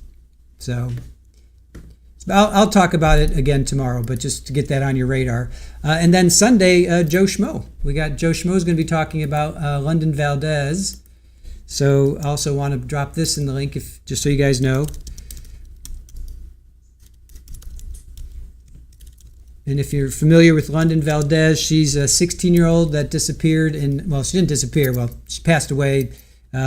She had a bunch of, I think, was it fentanyl in her system? So anyway, Joe interviewed the mom, London's mom, a couple weeks ago, and he's going to interview her again. So again, check out, be sure you calendar that. That's going to be on Sunday at 4. So tomorrow we're going to be at noon. Florida PI Sam's going to be on at 8:15, so I'll remind you again about that. And then Sunday we have Joe coming on to talk about London Valdez. So put your notifications on. If you haven't subscribed to either one of their channels, please do.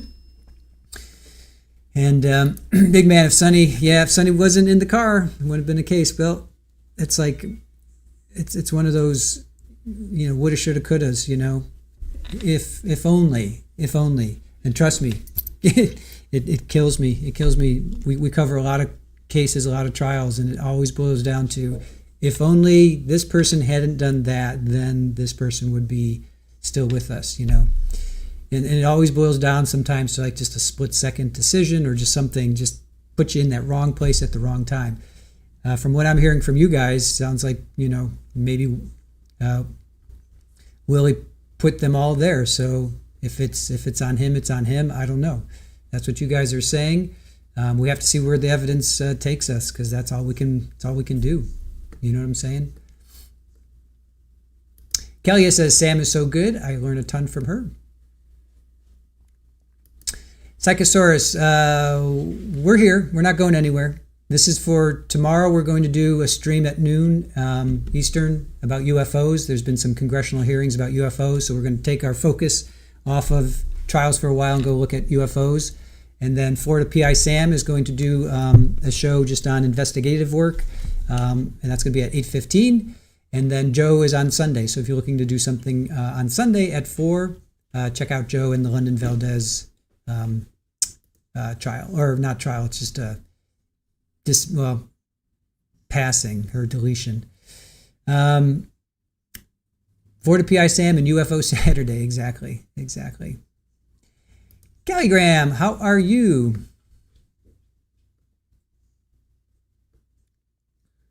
Big Third Man, the mom first for letting the poor baby go with that clown.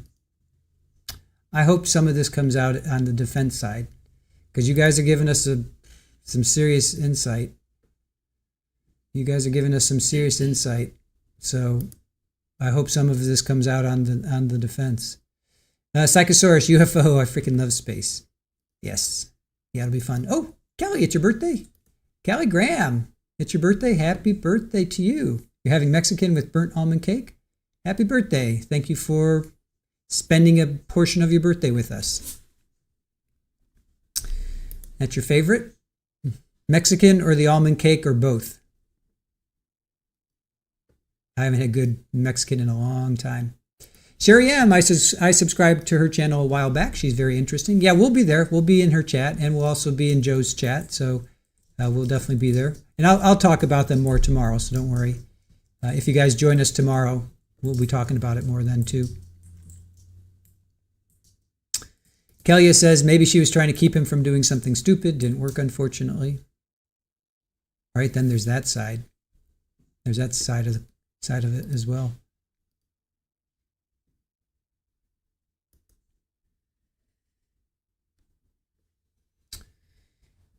All right, you guys.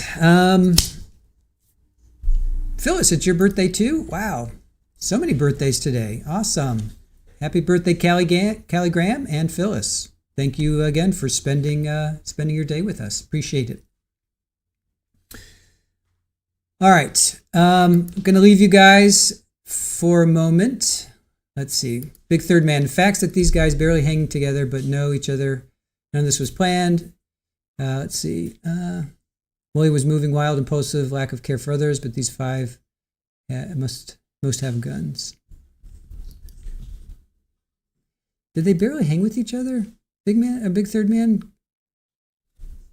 I mean, I'm not disputing that, but I'm looking at that video and they all seem to know each other. They're hanging, they're doing something. Clea says they're throwing dice. I don't know. They seem like they know each other, but you're saying they barely hang? You know more than I do.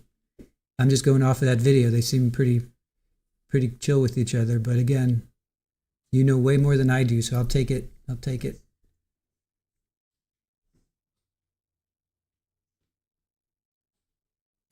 Phyllis, thank you. A great group. Happy birthday to the Peanuts.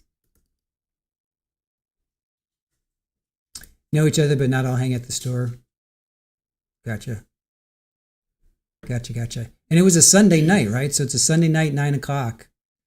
And they're all well, they're hanging at the store, but they don't always hang out there. Gotcha. Alicia, I have missed so much of this trial, I don't even know what's what anymore. I know it's pretty wild.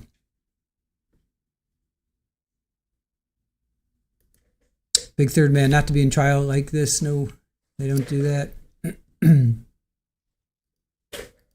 They were all playing dice and hanging out. Sure did seem like they knew each other. Well, they knew each other, but they didn't hang often, apparently. So, I don't know. I'm only basing it off that video. Kelly says, I've been here and I have no clue. And Phyllis, I just got here today, but I'm going to listen to the recaps over the weekend.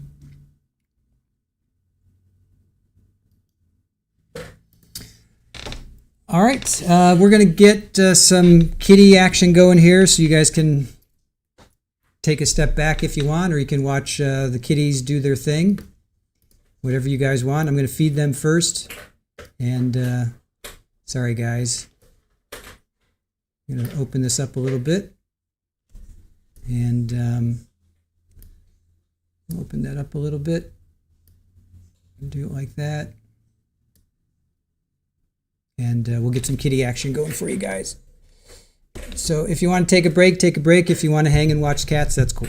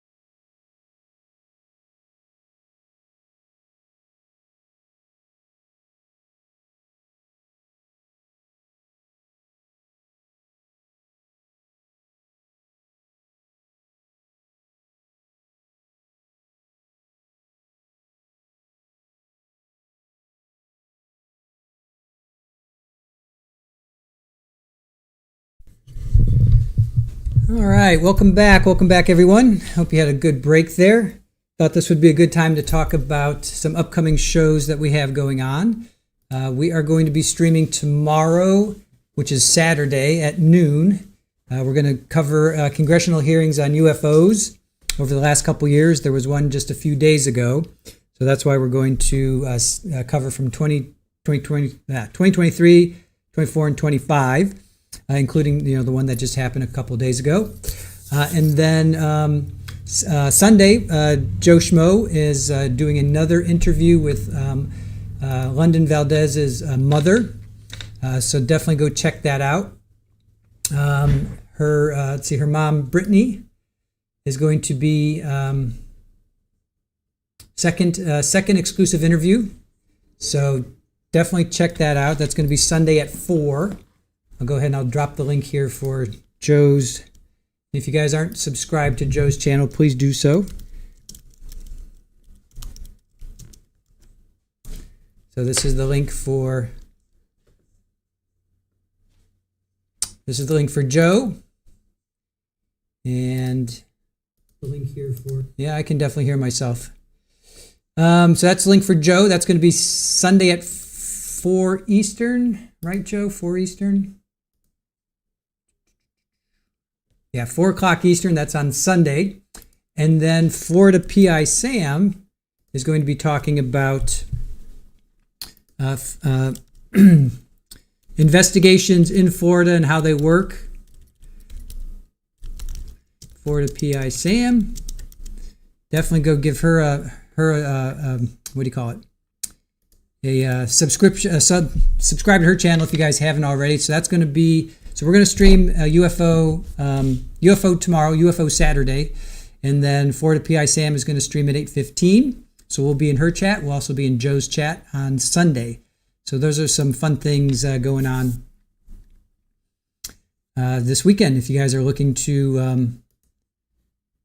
for something to do, please join us at these very important streams. So we hope to see you guys there, supporting our friends. Ellen, how are you? Good to see you. Thank you for coming in.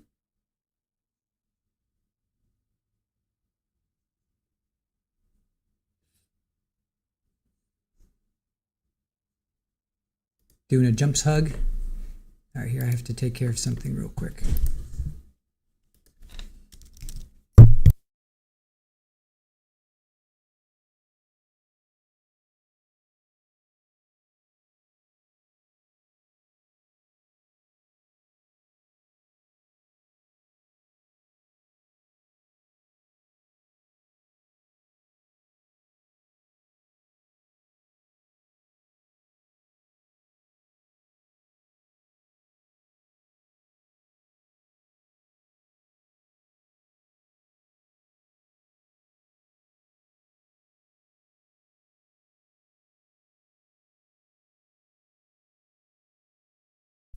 All right.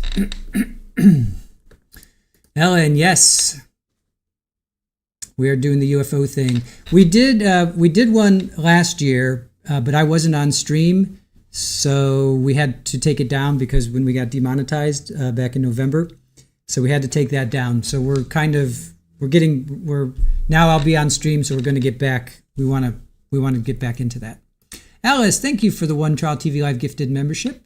Phyllis, awesome. Phyllis got it. Good job, Alice and Phyllis. Ellen, so let's feel the room. How is the confusion level? Well, we have, which side does the confusion this trial raise work better for? 46% of us are too confused. Let me end that poll. So,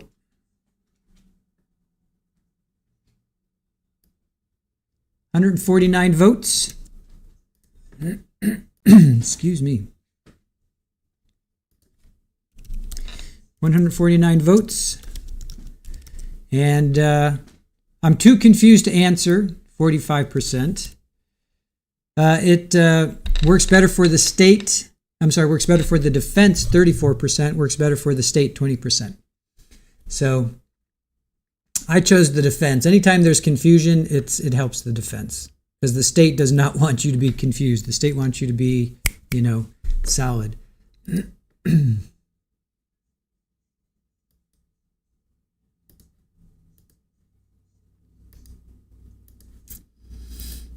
Any big reveals today? Yeah, not huge, but yeah. Regina, I'm confused because I just got here. Let's see. Alicia, I just have a feeling none are going to be convicted, or maybe two, but not all. The defense is doing a good job causing confusion. All right, what were some big reveals? Let's see. To me was the placement of all. Okay, four 9mm were used. Ellen, that was a big reveal. There were 4. And 2, as we found out, well, we knew about this already, but this kind of, they talked about it even further. 2 casings that belong to James were clearly identified that came from his firearm. So we already knew that, but this sort of, hammered that home, if you will. So there were 4 separate 9mm weapons that were used. 4. Now, another 9mm was used. Was used in another incident that they found that in October, and that belonged to what was his name? Right, hold on a sec. I don't want to get his name wrong. Shoot, where is it? Raheem. So it was Raheem Bryant. So a gun was retrieved that fits this from another case. So another Raheem Bryant was involved in another case, and that firearm was used in this. So that must have been a 9mm. Because 4 were used. That was news to me. Because I'm like, there were 25 casings found for 9mm, and only 2 belonged to James. Where are the other 23? So we found out today there were actually 4 used. So that to me was big news.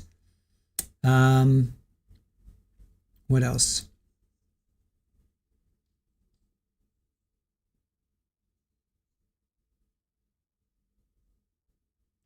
I think to me that was the biggest. Oh, the driver of car 2, Detective Clea believes it was Maxwell Bedward, who is the brother of Jalen. So that was not earth-shattering, but that was kind of big, I thought. So the driver of car 2, because 9mm. So there was five weapons that were used. There was the AR and then 4 9mm. So we got to get back here.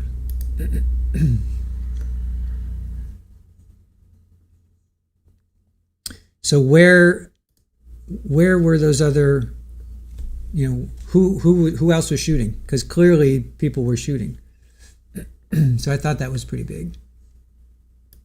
4 used, 4 were matched. No, 4 were used. They matched 1, possibly 2, but they didn't say. 1 was matched. 1 out of the 4 was matched. 2 casings out of 25. Those both go back to James Dennison. So the 2 casings that they found, which were near the car, those go back to James. So that's tough. That's going to be tough for them to say, because he said, or he told Clea, Detective Clea, that that's his that's his main carry. That's his he doesn't hand that out. He doesn't loan it out because people do stupid things.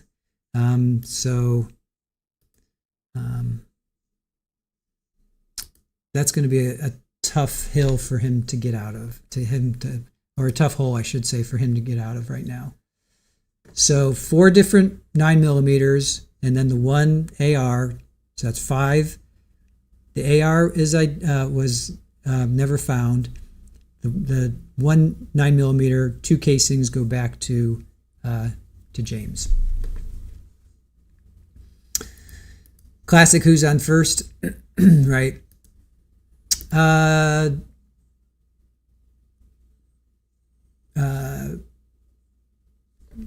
Bedford, Bedward. Maxwell Bedward. So that would be the car that disappeared. Yes. Yep. It's Maxwell Bedward. He was he believes he was the driver. Detective Celea believes he was the driver, and that's the brother of Jalen. And Jalen was the driver of the Chrysler 300, which was the car 3.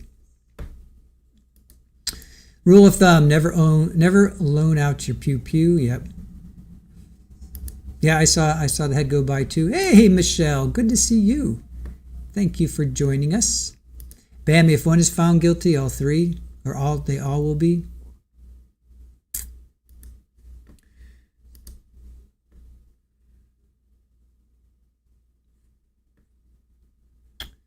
Let's see.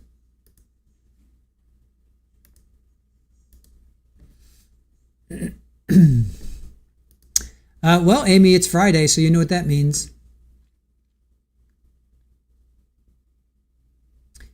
Pizza Friday. This will be a tough sentencing, a tough verdict for sure. Beverly, do we know why they shot? We here personally don't, but there's people in our chat that have been dropping a lot of, that have been dropping a lot of suggestions.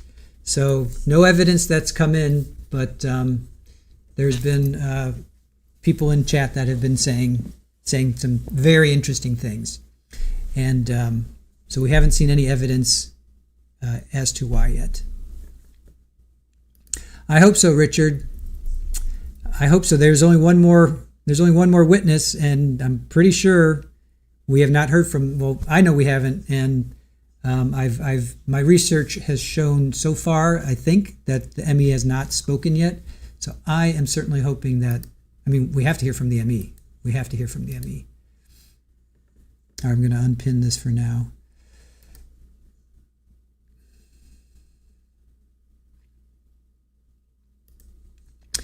Beverly, it's really a shame because we watched it. I mean, we captured it, if you will, but the audio was so bad that we can't play it. It just really stinks. We were able to get opening statements, but then the testimony of 7 people, the audio was just too bad. It just really stinks.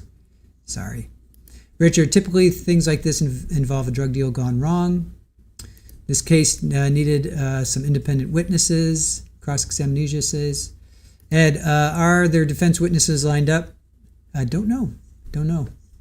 We'll have to... I don't know if defense is going to jump right in or if they're going to just end for the day, because if it is the ME, they'll probably talk for maybe an hour, half hour to an hour. So 1:30 to 2:30, they may break for the day, let the defense get their, ducks lined up, or they may start right in with the defense, or the defense could rest. And there's that. The defense may not put on I think they will put on a case, but you just never know. Because yesterday they were talking. Hold on a sec. They were talking yesterday about they're going to do a judgment of acquittal. So they rest, and then Monday you tell us who testifies and who doesn't. So it sounds like the defense is not going to start today. It seems like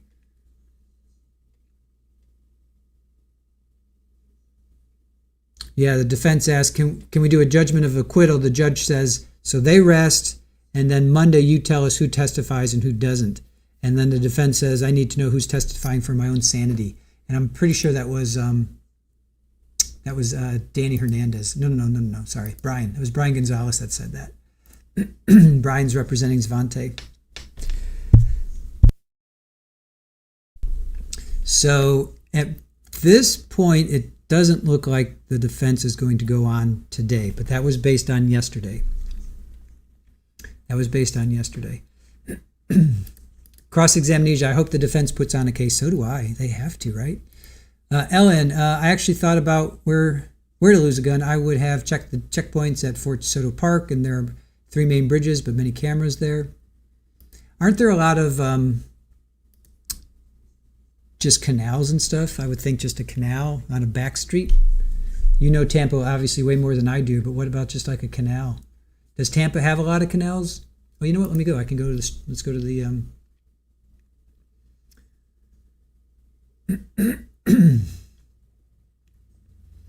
All right. Well, I'm looking. There's rivers. There's rivers all over the place. Here, I'll show you. I'll do a quick screenshot. All right. So here, they could have easily, whoever they are, could have. If you guys look, let me just.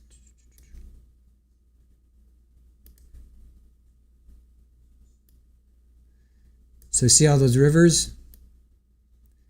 I mean, there's a lot of swamps, rivers, bodies of water. Tampa, you see Tampa's to the lower left. So this is Tampa, northeast Tampa. But there's definitely places, right? I mean, there's places to pitch, you know, if that's what you're going to do, if that's the route you're going to take.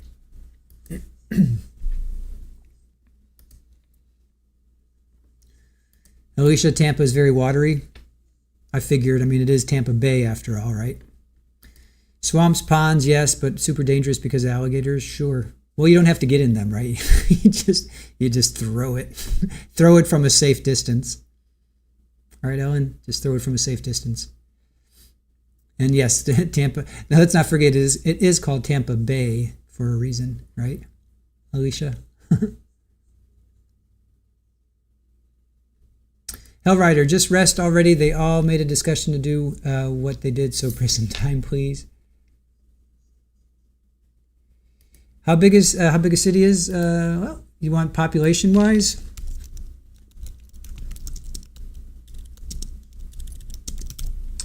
Population of Tampa is the third most populous city, 49th populous in the country. Let's see, hold on.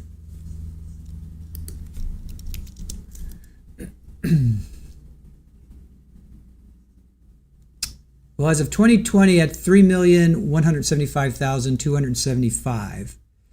So the greater Tampa area has over 4 million residents, which includes Tampa and Sarasota.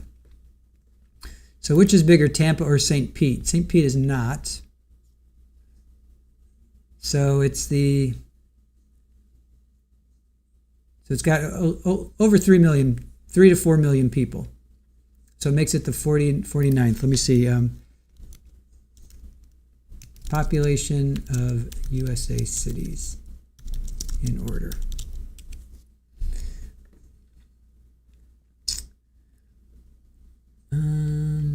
Here's a list of them. Let's see.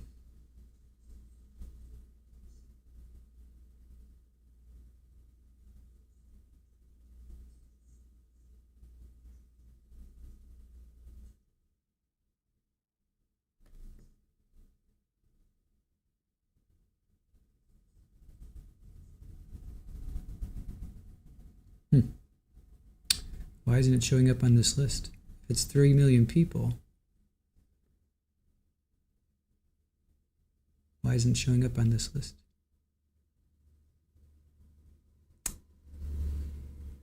Okay, that's weird. Okay, so they have it 49th, so 414,000. What? What? Why was I reading 3 million? I got that wrong.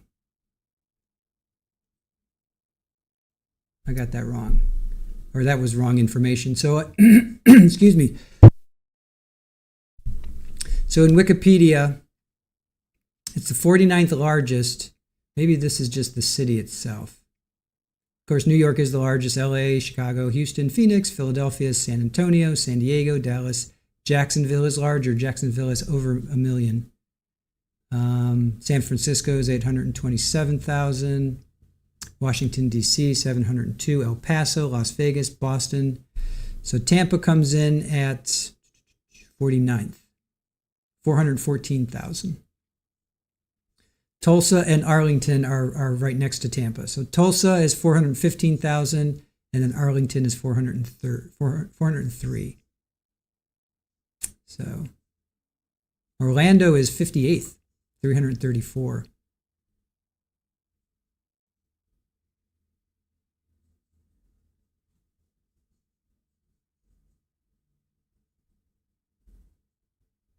So I hope that helps you guys.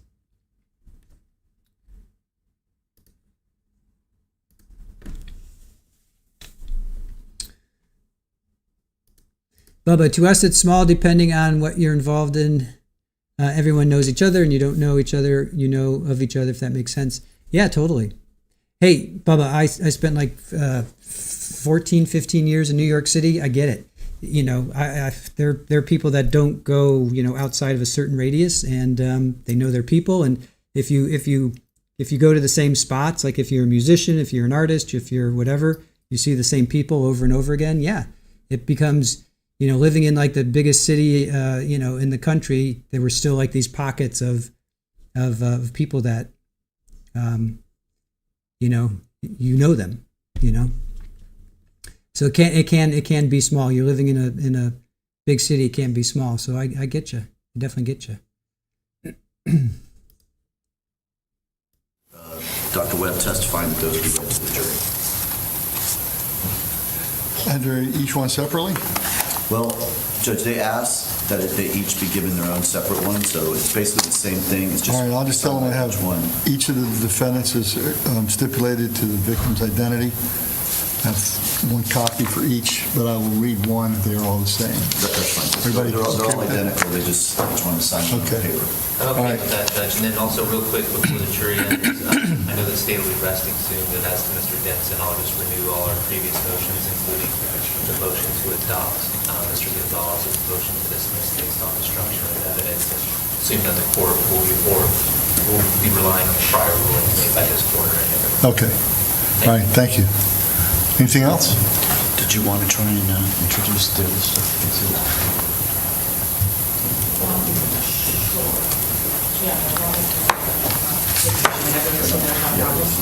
Okay, I just want to make sure that it's correct. We just want to introduce, Judge, make sure we got everything introduced, so that way once we're done with Dr. Webb, we can go ahead and announce that we rest. So we're just trying to make sure there's a couple of exhibits, I think, that we played but did not introduce because we didn't have the disc yet, so I think we're trying to figure that out. To save time, I believe all the defense parties are fine, but Ms. Bonte's headed over with it. But to save time, if we may, for the record, introduce those items, we will bring them back in because we have a number of items that still need to be corrected on the exhibit sheet. But we will introduce them and then walk them up when Dr. Webb's testimony is finished. Okay.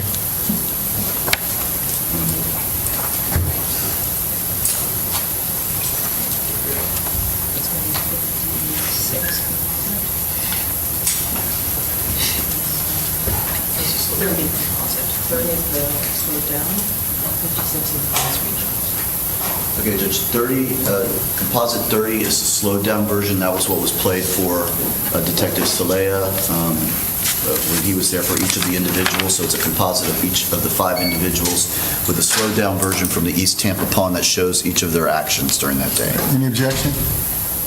No objection. So that's as 30, Mr. Terry? That's 30, composite 30. That is 30, A through E. Composite 30, A through E.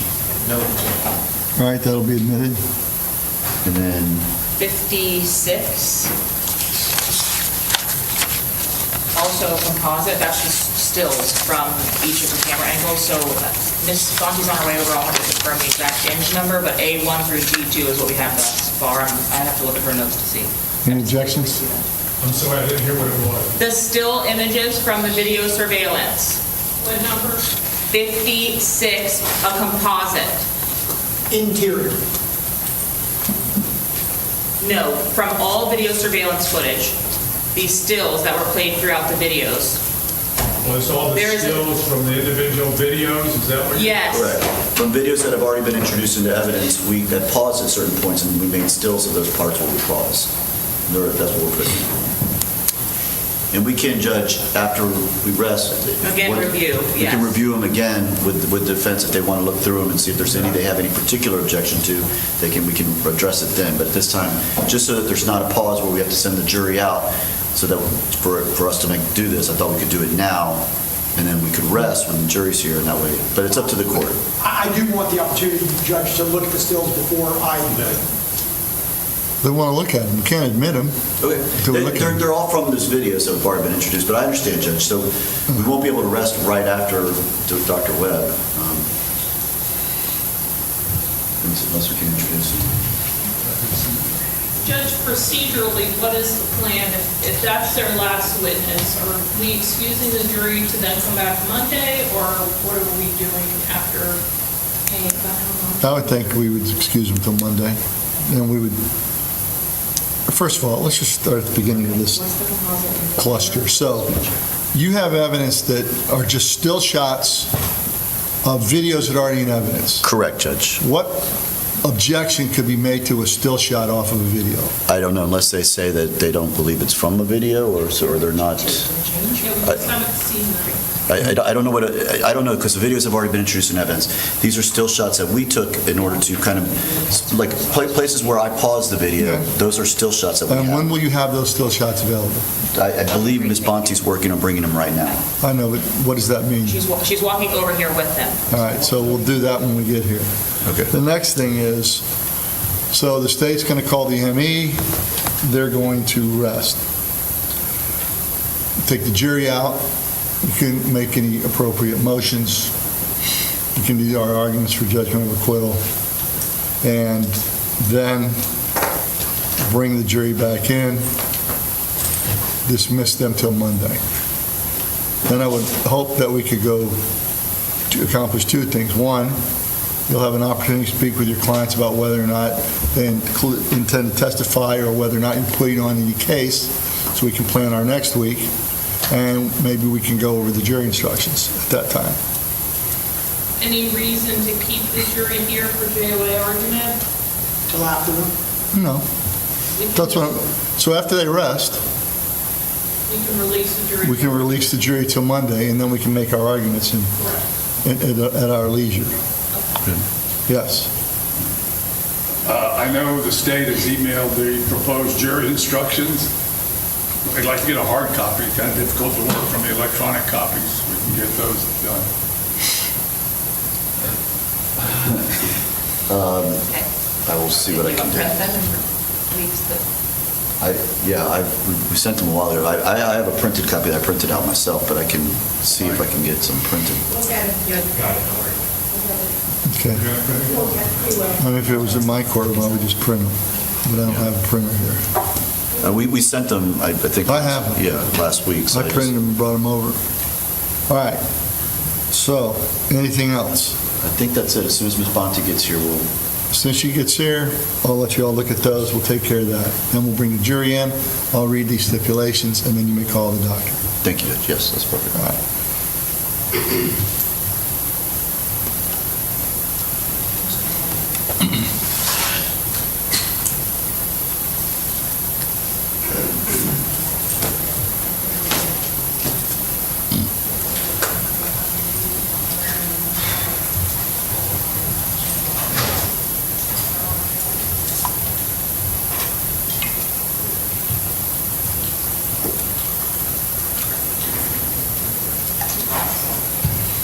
Mr. Terry, can I bother you in the meantime? Sure. I just have a couple that were entered that have physically gotten in this.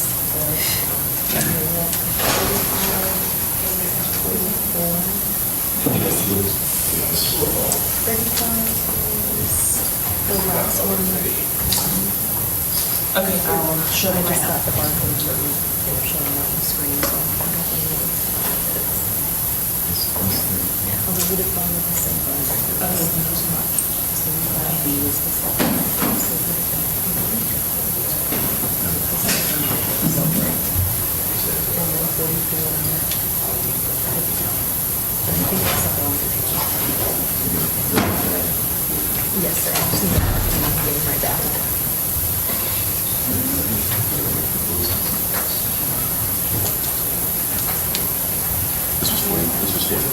Yes.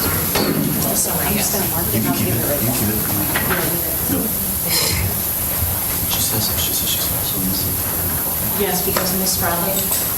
Miss Bradley, the clerk is asking for 35. Can you please review the?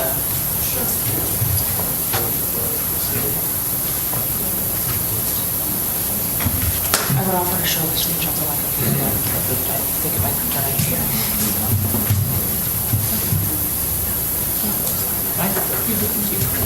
Yes, do you want to? I didn't print it, I copied it, but yes, from the printer. Okay. Okay, that's fine.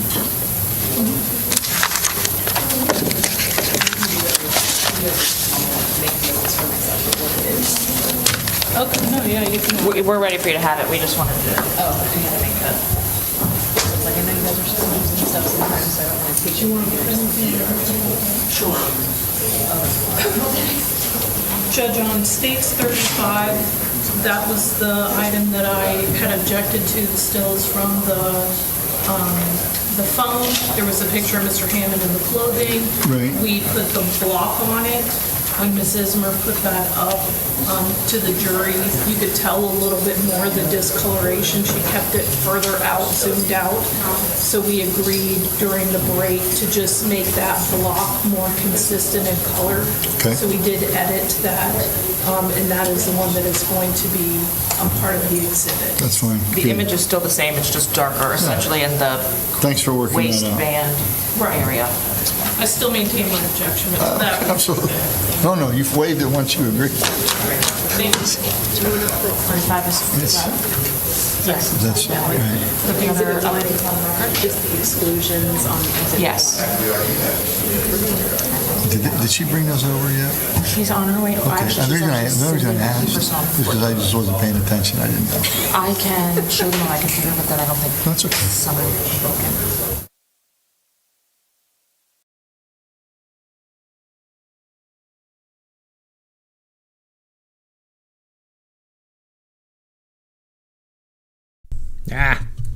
Now they turned off the sound.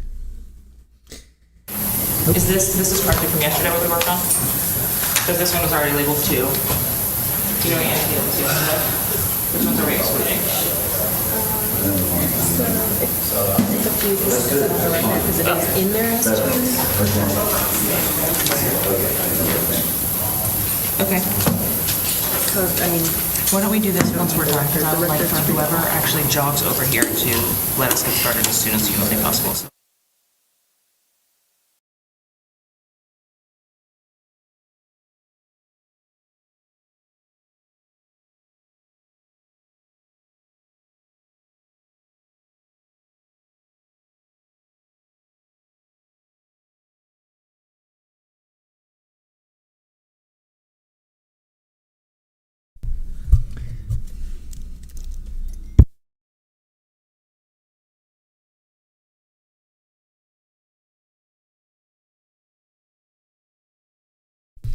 So yeah, tomorrow at noon we're going to do a stream. There's been some congressional hearings. There was one just recently, and we did a stream last year, but we had to take it down. We had to delete it because we got demonetized, and I wasn't on screen, so we had to get rid of it. So we're going to do a stream tomorrow. There's the link for you guys. But just set your notifications. We're going to go on at noon tomorrow, and we're going to cover some congressional hearings. It's going to be whistleblowers, guys from the military talking. So it's going to be pretty cool. We're going to do 23, 24, and 25 years, 2023, 2024, and 2025. So join us tomorrow at noon. You know, if you guys got nothing else going down, I know it's, college football and all that, but if your team's not playing and you got nothing else to do, if you're just hanging out, come check us out. And then after that, we have Florida PI Sam is going to be talking about trials. She's licensed private investigator in Florida, so she's going to be talking about cases in general, and that's going to go on at 8:15. So we're going to we'll be over there and chat for sure. So come join her and us then. Aliens, nice. So Florida PI Sam's going to be on at 8:15. We'll be on at noon. She'll be on at 8:15.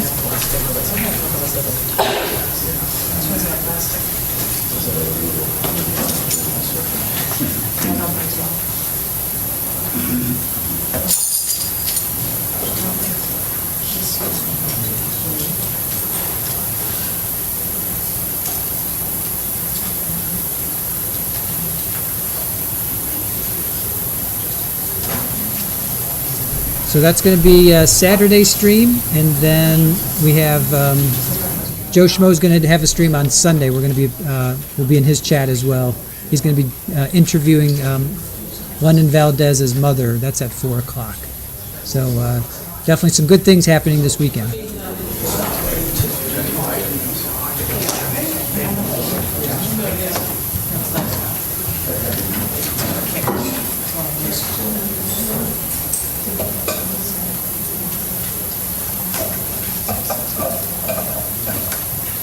Intro to homicides.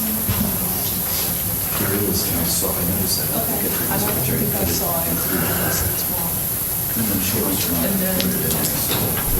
Now, what they're doing is they're waiting for one of the paralegals or assistants or lawyer, perhaps, I don't even know, somebody named Mary, I think, is running over some stills of the video that they're going to introduce in evidence before they get to Dr. Webb, I think was the name, Dr. Webb, and then they're going to rest, and then they're going to break, or they're going to send the jury home, and then they're going to discuss jury instructions. They're going to do a judgment of acquittal, JOA. I hope we can hear jury instructions. I hope they don't tune us out for that. So no, they are not done for the day.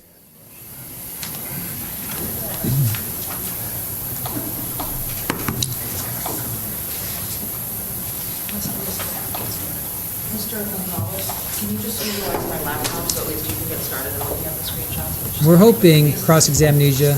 We're hoping this is the medical examiner. It's a doctor, so I think it's the medical examiner.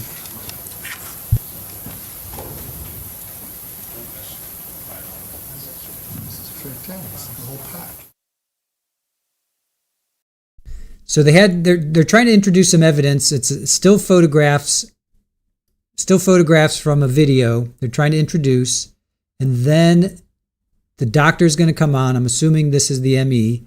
Then they're going to rest.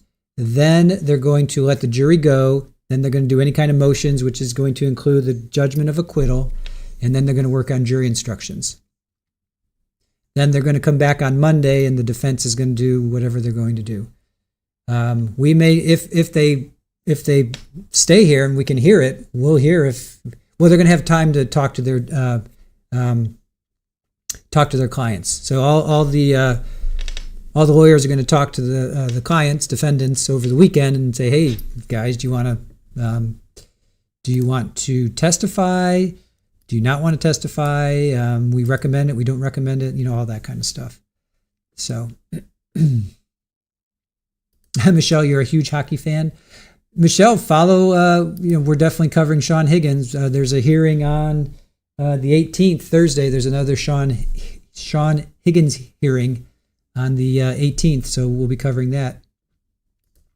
Alicia, I wonder if any of them will testify. We always want them to, but I don't know. Bucks all day, every day. I would fully expect you to say that.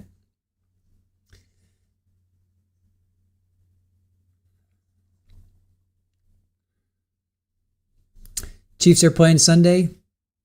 Yeah, he goes on at 4, so just give him a like. Yeah, yeah. Bucks.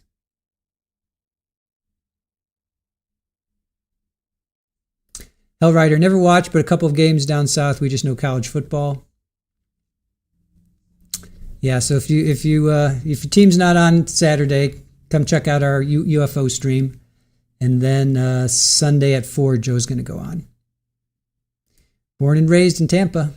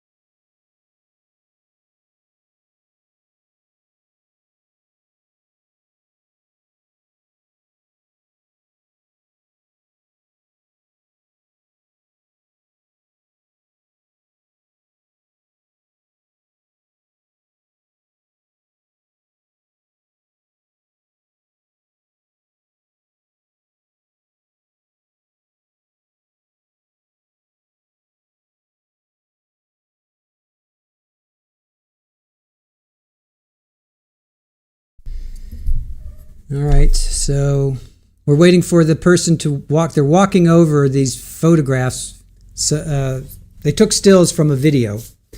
Not sure which video. Was it Quandarius that they had? That they wanted to. They thought that he had a firearm in his waistband, so they wanted to like redact that or something. I think that's what they're okay. So it looks like they're reviewing them now. I think it was Quandarius. I don't quite remember who it was. They were talking about this morning. Let me see if I can go back to that. That was this morning. The state's going to introduce evidence from a phone. You have pants, hats, slides, only for clothing purposes. We'll cut the picture at the waist. Yeah, I'm not sure who this was. I think it's Quandarius because that's Jennifer. That's his counsel. So I think this is. Oh yeah, right there. Of course, I have it in my notes. So it's Jennifer Quandarius. So the state's introducing some still photos from a video, and apparently he may have a firearm in his. Yeah, something. A firearm was in his waist, so they want to cut the picture at his waist. And it was from July 9th. The only reason they want to introduce it is for the clothing. And the state says we can't say it's the same firearm, so we'll place a block over the magazine. So apparently he's carrying his firearm, so they want to block that out. So that's what they're doing right now. So these are the still photos that the state's going to introduce. So that's what's happening right now.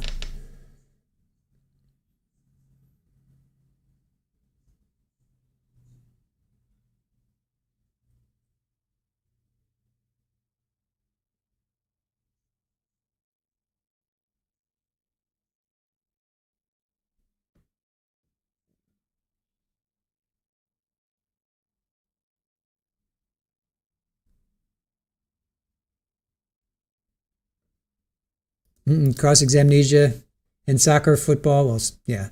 In Scotland, soccer is like breathing.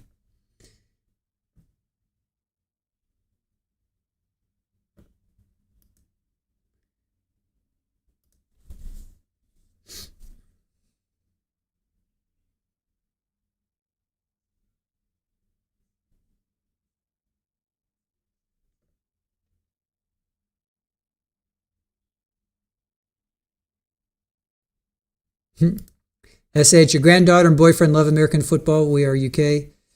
I've watched some but don't understand it. They change the rules often. Every year there's new changes, new rule changes. So don't worry. Don't worry if you don't understand it.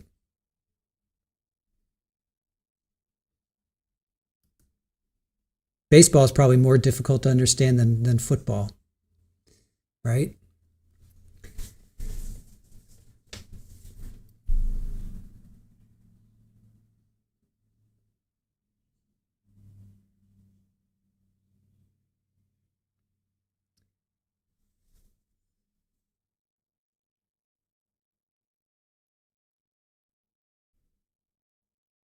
Rule changes and more commercials, the latter especially for college football.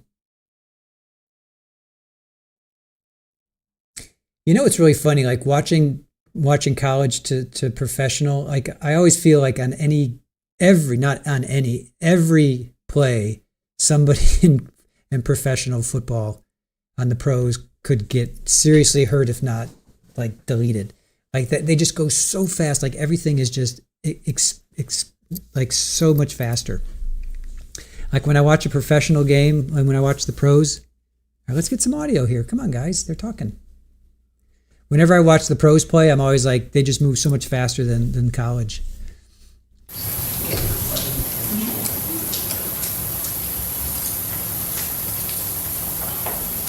All right, Judge, I believe they've had a chance to look at them. So you're moving to have State's Exhibit 56A1 through G2 admitted into evidence. Any objections? No objections. No objection. No objection. All right, they'll be admitted. Judge, the only one I'm not sure if we admitted was 48, which is the half speed of the composite video. Is there any, we don't have that yet? Okay, well, we'll move at this time 48, which is the composite video that was played with Detective Nightlinger only at a half speed, a slower speed. Any objection? No objection. All right, that'll be admitted. All right, so we'll bring the jury on, I'll read the steps, and you call the witness. Yes.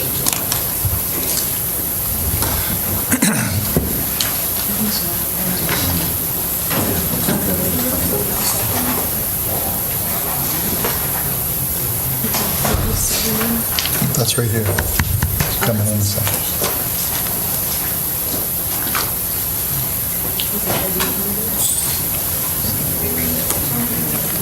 There we go. I'm sorry?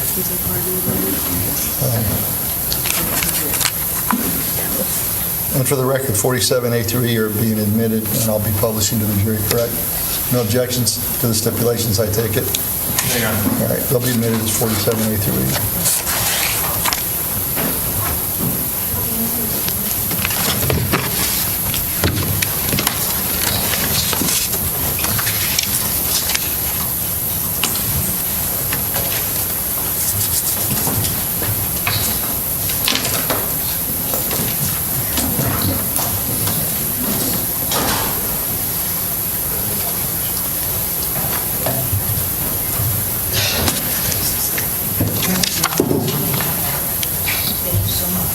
All rise for the jurors.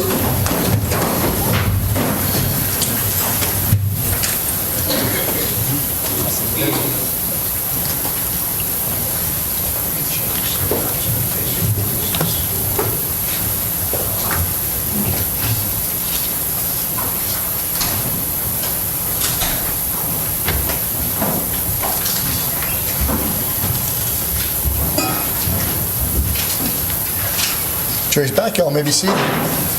Welcome back, ladies and gentlemen.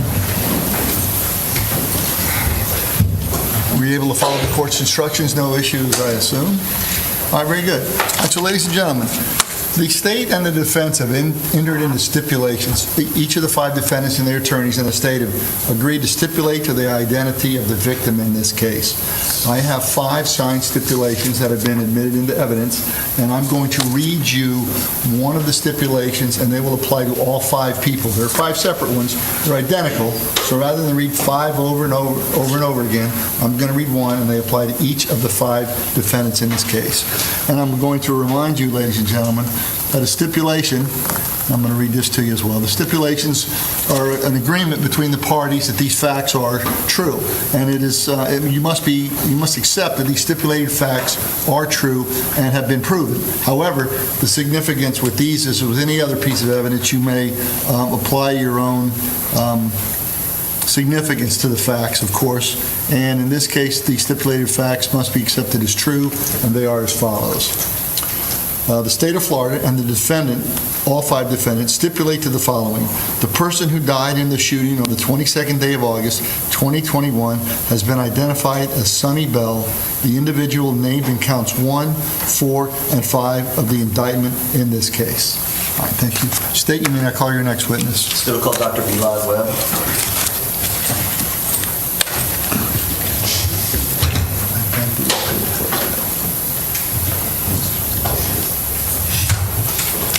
Do you swear or affirm that the testimony you're about to give will be the truth, the whole truth, nothing but the truth, so help you God? Thank you, sir.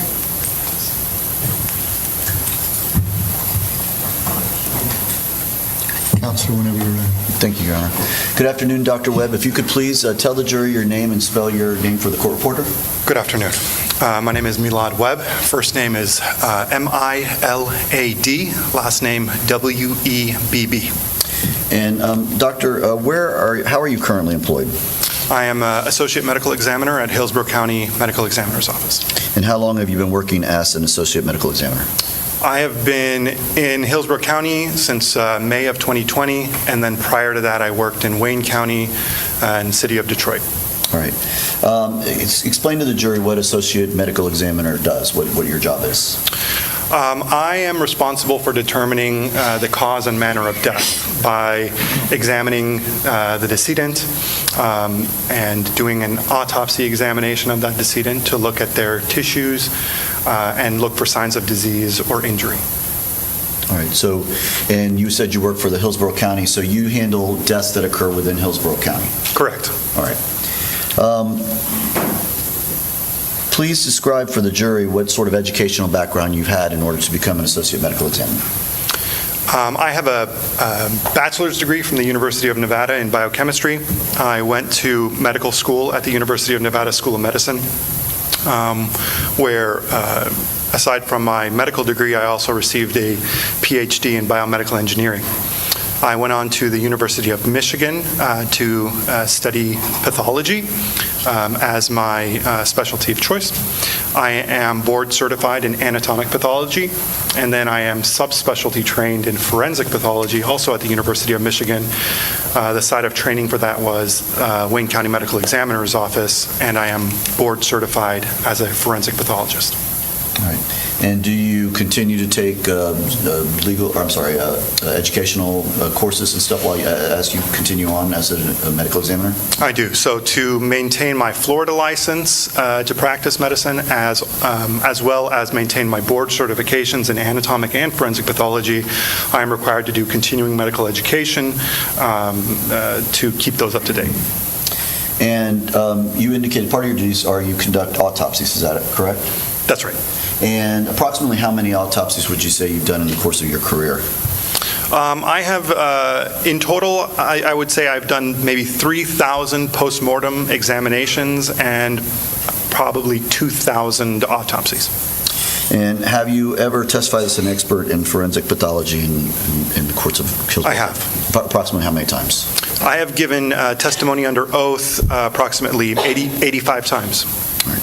Judge, at this time, I would pass the witness if anyone has any questions. Any questions for the doctor? No questions. No questions. No questions. All right, you may continue. Now, back in August of 2021, were you involved in with the autopsy of Suni Bell? Yes. What was your role in that autopsy? I was an attending medical examiner during the case, and I had a fellow that was training to become a forensic pathologist at the facility at the time who was performing the autopsy. And who was that person? Sandra Siller, Dr. Right. Sandra Siller. And explain, if you could, real quick to the jury what a fellow and an attending, how that works. Correct. The Hillsborough County Medical Examiner's Office also functions as a teaching facility. So we take residents who are training to become forensic pathologists, and they work with us for a year to develop the skills necessary to take their board examinations. So a part of our job is also to train the next generation of forensic pathologists. And that day, Dr. Siller was assigned the case of this little girl who passed away. And I was her mentor, essentially guiding her through the examination. Okay. And were you present during the entire autopsy? I was. And did you confer with her over how it was being done and her findings, and your findings, basically? Yes. Okay. And did you have to approve of her findings as well? Like, I don't know, who wrote the report in this particular? She wrote the report, and then I approved the report. Essentially, we make sure that the report is appropriate and concise and professional. Okay. All right, so you're able to testify as to everything that was done in this particular case and as to the findings? Yes. All right. If you can, to explain, to kind of give the jury a little background, how is an autopsy performed? What are your normal duties, how you normally go through it? Not necessarily in this particular case, but just in general, how it works. So in general, the decedent sometimes is at the scene of where the event occurred. Sometimes the decedent is at the hospital. In this case, the little girl was transported to the hospital. And then the medical examiner's office has to take jurisdiction of that case. So then the body becomes transported to the medical examiner's office. We receive the body and start doing a proper in-processing of the body, documenting the identification, documenting clothing, and getting them processed in order to do further exams. The examination itself starts with looking at the external surfaces of the body, and noting anything that's abnormal, anything from, moles or injuries or medical devices. And then imaging of the body from head to toe, taking x-ray images, followed by internal examination of the body. So that's classically probably what you know of as an autopsy, where a Y incision is made in the decedent's body, and then we are able to look at the internal organs and evaluate the injuries or disease. During that process, we collect blood, we can collect various tissues that we can send for testing in case of like drug overdoses or poisonings, or if we need to check somebody's blood levels of certain compounds, we can do all of that. All right, and is that how this autopsy was done with Suni Bell? Yes, in general. All right. Doctor, when you first observed Suni Bell, what were your initial observations regarding any potential injuries, obviously prior to going into a more detailed analysis? There were two obvious defects on the little girl's body, on her chest, and then there was one that was apparent on her back. This was known to be these are gunshot wounds, as we had received, the basic circumstances of how she had ended up at the hospital. So we proceeded essentially as a gunshot wound case. Okay. Do you take the height and weight of the individual? We do. And what was the height and weight of Suni Bell? She was 3 feet 4 inches and 47 pounds on that day. All right. Now, are photographs taken when you are conducting these autopsies to document what you're doing and what you're seeing? Yes, they are. And will they assist you and aid you in describing to the jury the injuries that you observed in this particular case and what caused them in the cause and manner of death? Yes. Judge, may I approach the witness? Yes, sir. All right, I'm going to show you what have been marked as State's Exhibit 42A through G. And I'll ask you to take a quick look at those and see if you recognize them.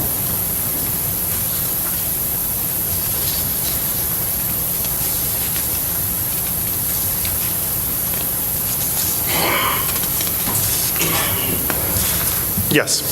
And what are they? These are images that were taken on the day that the examination was performed for Suni Bell. And do these pictures fairly and not accurately depict what they show in the course of conducting your autopsy on that day? They are accurate. Judge, may I, at this time, the State would introduce State's Exhibit 42A through G into evidence. Any objection to that exhibit? No objection. All right, 42A will be admitted, hearing no objections. All right, I'm going to start with 42G in this particular case. I know I'm going a little bit backwards, but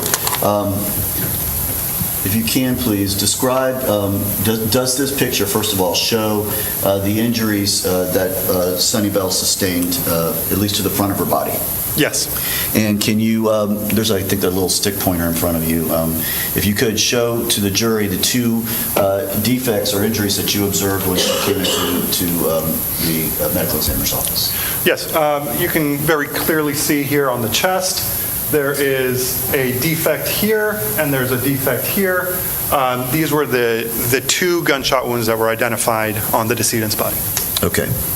Now, when these wounds, after observing them in this manner, do you label these wounds in order to help you explain them and do a report? Yes, that's correct. All right. I'm showing you now what's been marked as State's Exhibit 42A. Now, is this, in fact, those same two wounds that you discussed, but now here they're marked as A and B? That's correct. Okay.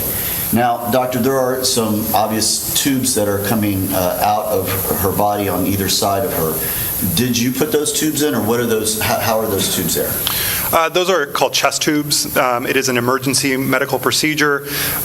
When you have trauma to your chest, there can be a significant amount of blood that fills up in your chest cavity that can restrict your lungs from working properly. These chest tubes are placed in the emergency department to drain that accumulating blood from your chest. So I did not perform that procedure. That was done at the hospital. Okay. So when they don't take those out before they bring them to you? Once the decedent is pronounced dead, the standard practice is to essentially not touch the decedent again.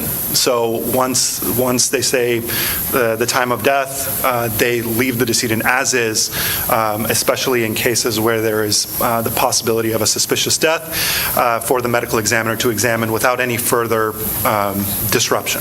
Okay. And that way, for instance, in this particular case, had they removed the tubes and brought it to you, you would have noticed 2 more defects and had to determine whether or not they were caused by a gunshot or potentially medical intervention. That's correct. Okay. So when she's brought to you and you label these, how are they, you labeled them, it looks like here, A and B, is that correct? That's correct. And this little thing right here, is that the medical examiner's case number? That is correct. Okay. And again, this is all to just document for further analysis and for potentially testifying in court and so forth. It's for organization so that in this kind of setting, I can say we were talking about A, and then we can talk about B. It is organizational and that's the purpose of it. Okay. Now, with A and B, 2 clear defects, were you able to determine, or can you determine as a medical examiner with any degree of medical certainty the order these wounds or injuries were received by Suni Bell? No, I cannot. Okay. So let's start with gunshot wound. I guess we'll start with what's labeled A in this particular case. Yes. And I'm going to go to State's Exhibit 42B, which I believe is a more close-up photo of the injury. Is that accurate? That's correct. All right. Describe for the jury what gunshot or what wound A is. So, wound A is an entrance wound for a bullet. And the way we can tell that it's an entrance wound, there are some characteristic features that we look for. It is a very round defect, and around the margin of the wound, you can see there is an abrasion, that dark ring around there. That we refer to as a marginal abrasion. On the exit side, you don't typically see the marginal abrasion. The marginal abrasion is actually caused by the bullet hitting the skin. When you're on the exit side, the bullet is actually coming out and never actually contacts the skin. It's the reverse. So looking at these features, we can determine that wound A is an entrance wound, and we also look around that wound to see, can we see any soot deposition or gunpowder stippling that would indicate if a weapon was very close to the body or it may have been pressed up against the body. In this case, we do not see any of those features. So the range of fire for this entrance wound we would classify as indeterminate, meaning that it could be at a distance, or it could have been fired closer but through an intermediate object, like let's say if the bullet went through a door before it hit the little girl, or it went through a window, or it went through a car. So we don't know how far that weapon was when it fired because we don't have any features to help us. All right. Now, when you see a wound like this, and you've now described it as an entrance wound, are you able to follow the path of travel of that wound through the body? Yes, we can. Okay, and did you do that in this particular case? Yes. And what was the path of travel of this wound? This bullet strikes the body, as you can see, pretty much right in the middle of the chest, and it is traveling towards the right side of her body. So it goes through her fourth rib and her sternum, and it goes through her thymus gland, which rests right above her heart area. It goes through the pericardial sac, which is the sac that holds your heart, and then it hits the top right side of the heart itself. So then it goes through the heart, and then as it comes out of the heart, it hits her right lower lobe of her lung. So it strikes the vital organs that it strikes, the heart and the lung, before it exits the body on the right side. Okay, so the direction would then be front to back, and then left to right. Would that be right? That is correct. And you said the lower lobe, but this is kind of slightly downward as well? That's correct. All right. Was this a fatal wound? This is a fatal wound. Okay. Is it immediately fatal or quickly fatal? Quickly fatal. Okay. And you indicated, I think in this case, that it exits the body, is that right? Yes. So this would be called a through-and-through type injury? Yes. Okay, and so no projectiles were recovered from this particular wound, would that be right? That's correct. Okay. Doctor, are you able to determine from this wound what type of firearm caused this wound? No, I cannot. So you could not say whether it was a 9mm or a rifle or what type of firearm it was? No, there's no residual material for me to use in that analysis. Okay. And you indicate it goes through the body and out the back. I'm going to show you what's been marked as 42C. Is that where it exits the body? Yes.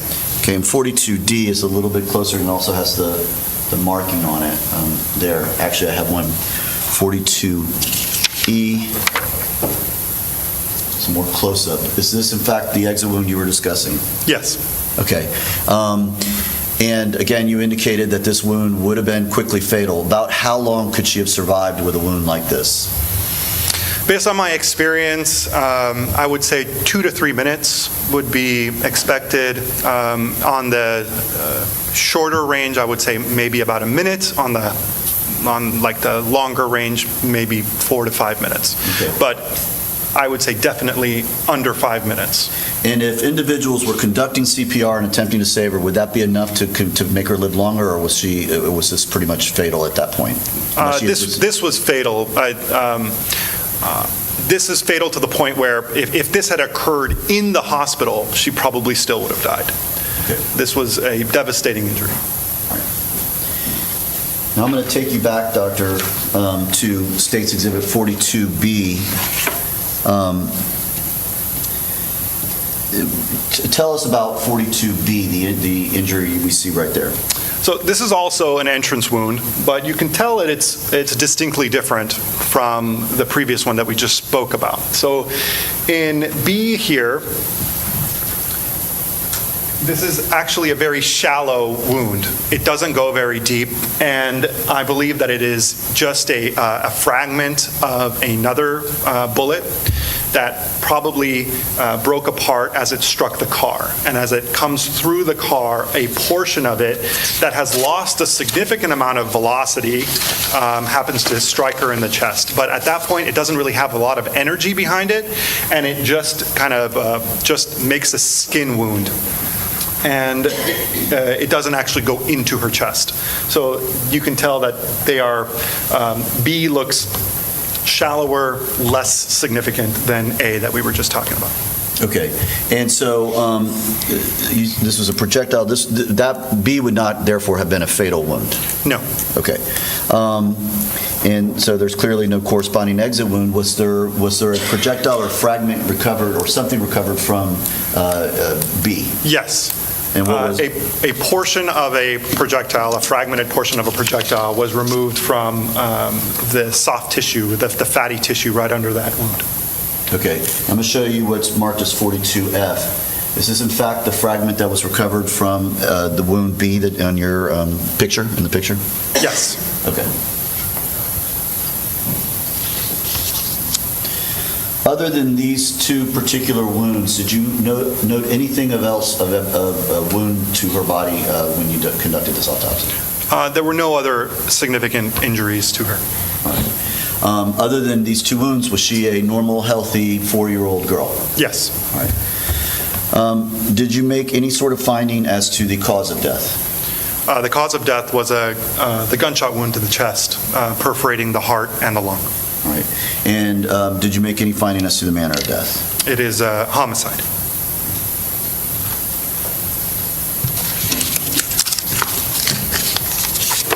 Just one moment.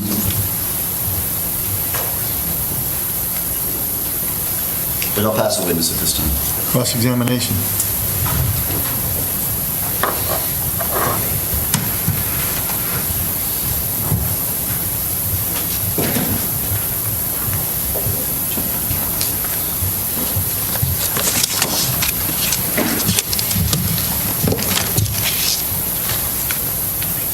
Good afternoon, Dr. Webb. Good afternoon. The injuries that you located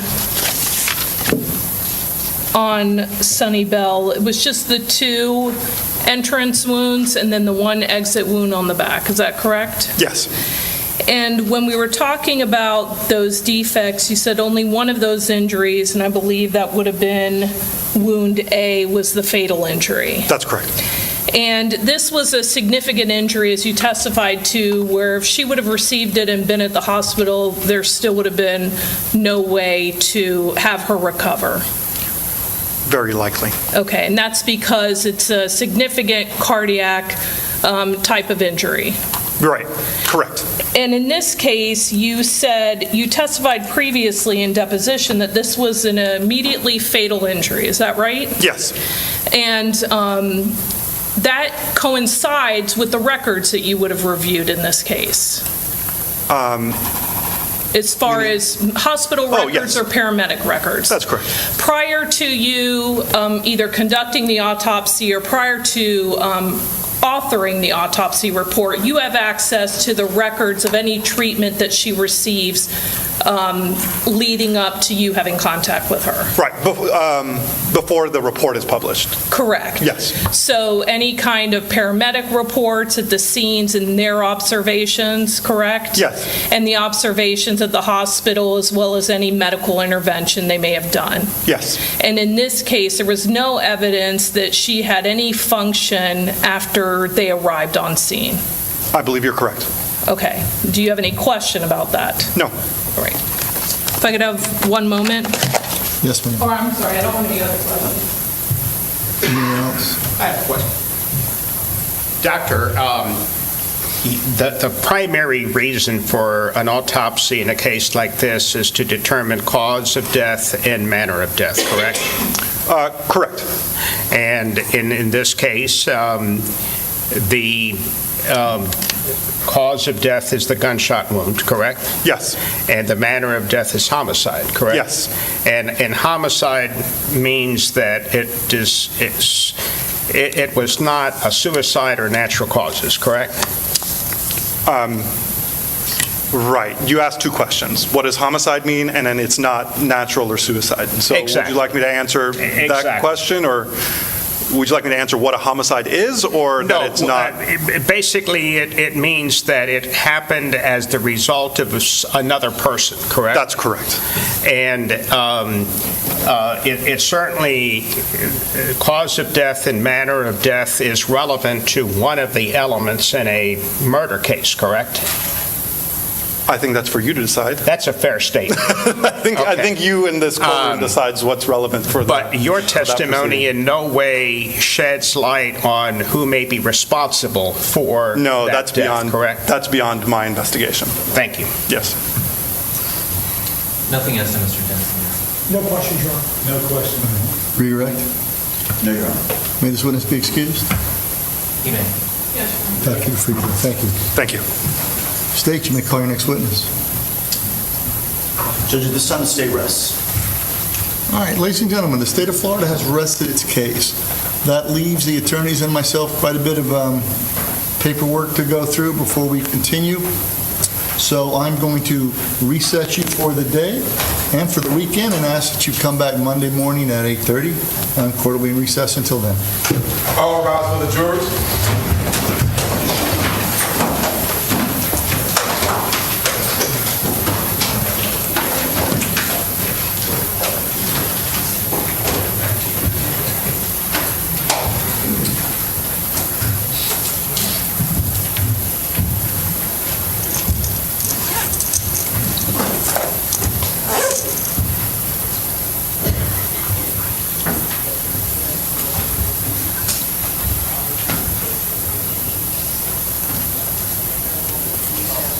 Jury's left, y'all may be seated. All right. The state having rested their cases, I guess we'll start with Mr. Gonzalez. Any motions?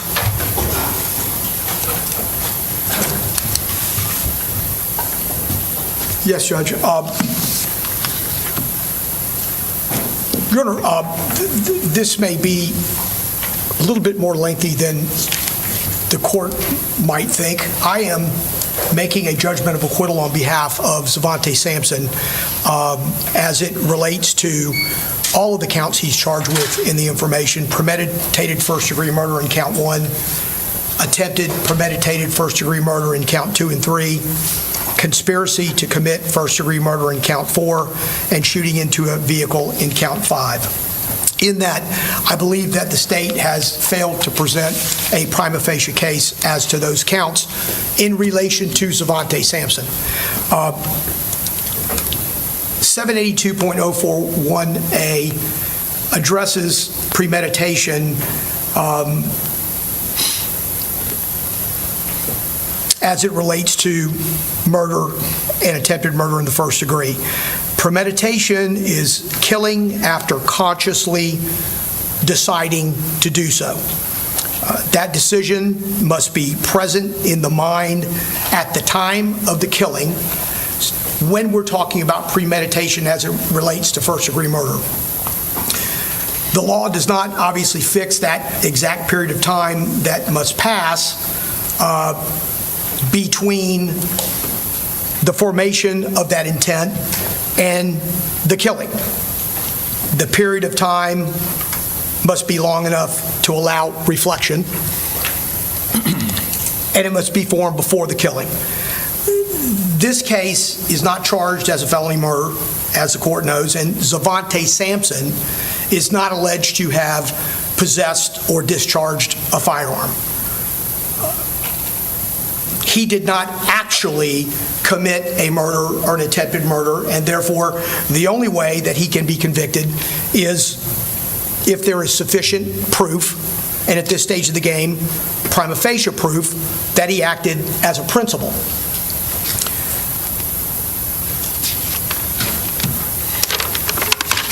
This case, I would suggest to the court, from a prima facie standpoint, rises and falls with a series of videos as it relates to sufficient prima facie finding for this case to get to a jury as to Zavante Sampson. I know that the court has not had the best benefit of the ability to see the videos that are introduced and in evidence, simply because of your trajectory, if you would. I believe that if you look at those videos, individually and or collectively, it would suggest that as to Zavante Sampson, a prima facie finding has not been carried by the state. When we talk about the witnesses, Detective Clea provides no testimony as to Zavante Sampson other than identifying him and his car, noting communications with various individuals. Some are co-defendants, some are his brother. They occur earlier in the day on the 22nd of August. They occur on 2 occasions after the murder during the same night, and certainly in the days that follow.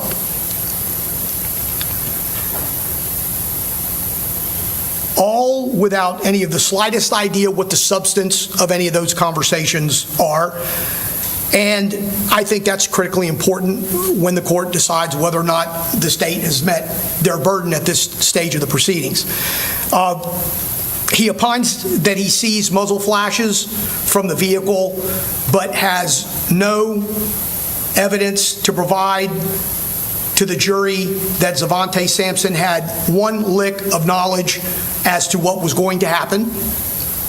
Again, Zavante Sampson doesn't discharge or possess a firearm, and therefore principles is the critical theory in this case.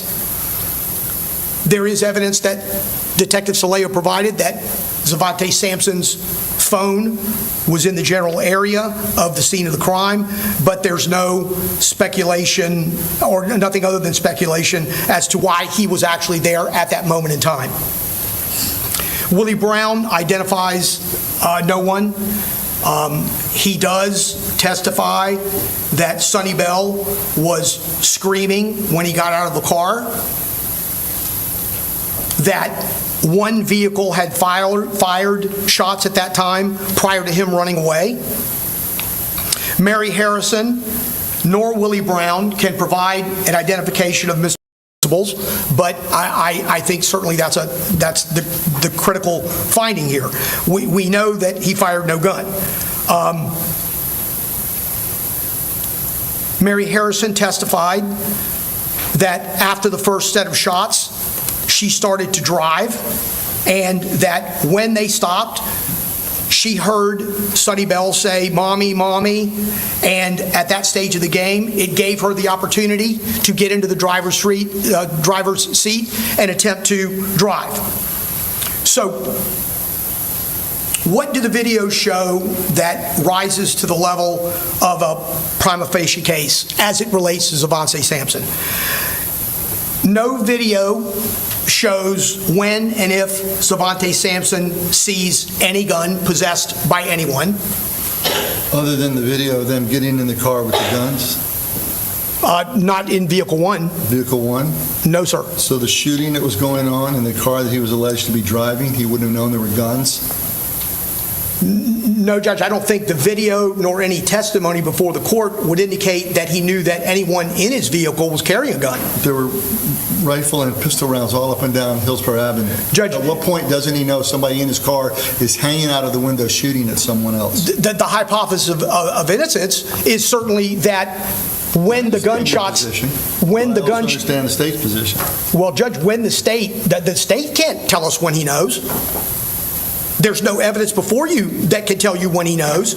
When you know he knows is when it happens. That's what the evidence tells you. You can speculate when he might know, but there's no evidence to that. You can have conjecture as to when he knows, but there's no evidence to that. The only evidence there is that there is an alleged muzzle shot coming from the passenger seat of that car. And no one can speculate when he knows that there is a gun or that a gun is being fired. He drove a car that chased down another car. And what is the evidence that would suggest that he chased down another car? Videotape. That he chased? I'm not going to argue. I'm just saying what I say. I'm not trying to debate what the facts are. I'm just stating to you what I believe the facts are. You're telling me what you believe the facts aren't or what they don't prove. I understand that argument. No, Judge. What I'm saying is what the evidence is showing is that he drove and he caught up with another car, but it doesn't indicate, and I think it's critical to understand why.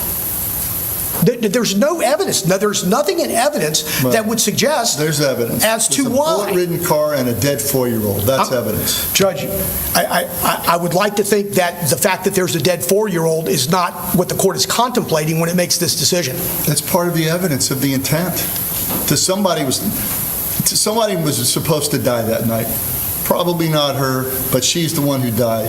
When those 2 carloads of people drove by it at 2 different times and shot it up with pistols and rifles with no regard of human life. Judge, I don't know if the court is suggesting that that's what the state's going to be arguing to the jury. I'm saying what I saw when I watched these videos. My vantage point was good enough to see.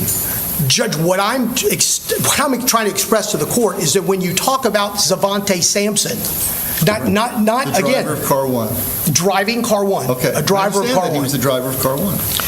What you don't see in the video is you don't see whether or not Zavante Sampson sees at the Chevron in terms of anyone else that's there. Can't see that in the video. No video shows him speaking to anyone about formulating any intent to kill anyone, to shoot anyone. That's the evidence. There's no video that shows Zavante Sampson knew what any other individual was going to do. None. Zero. There's no evidence that he even knew what Quandarius Hammonds was going to do when he got into the car and when he drove that car. Those are things that have to be shown in a prima facie fashion. I would also suggest that no video shows whether Zavante Sampson knew that that Quandarius Hammond had a gun. So it's your theory is at the last second, as he's speeding down the road trying to catch the victim's car. No, when he's already at the car. Somebody leans out of the window at the last second and starts shooting, and he never saw that coming. Judge, that's your theory. It's not my theory.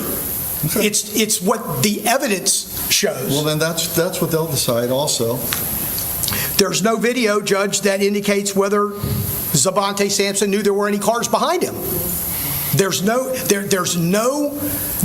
in that video, and no car in relation to another car would indicate that he had any knowledge of that. That's what the evidence shows.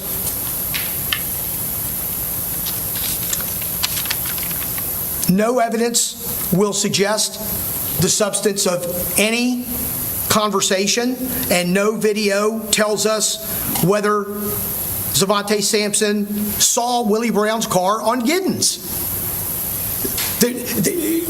You have to rely on what's been shown and what you can see. And that, amongst many other things, you can't see based on that video, I would suggest to the court. Okay.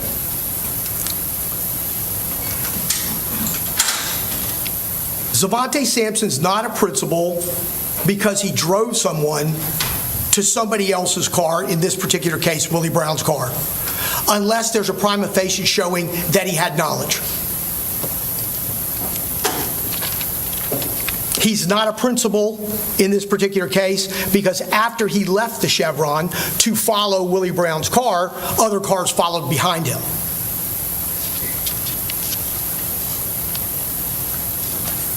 I would also suggest, Judge, that it relates to premeditated first-degree murder and attempted premeditated first-degree murder, that you would have to find that there's been a prima facie showing that he intended the killing of Suni Bell, or he intended the attempted first-degree murder of Willie Brown and or Mary Harrison. The state has not met his burden as to Zavante Sampson by presenting prima facie facts in those two regards.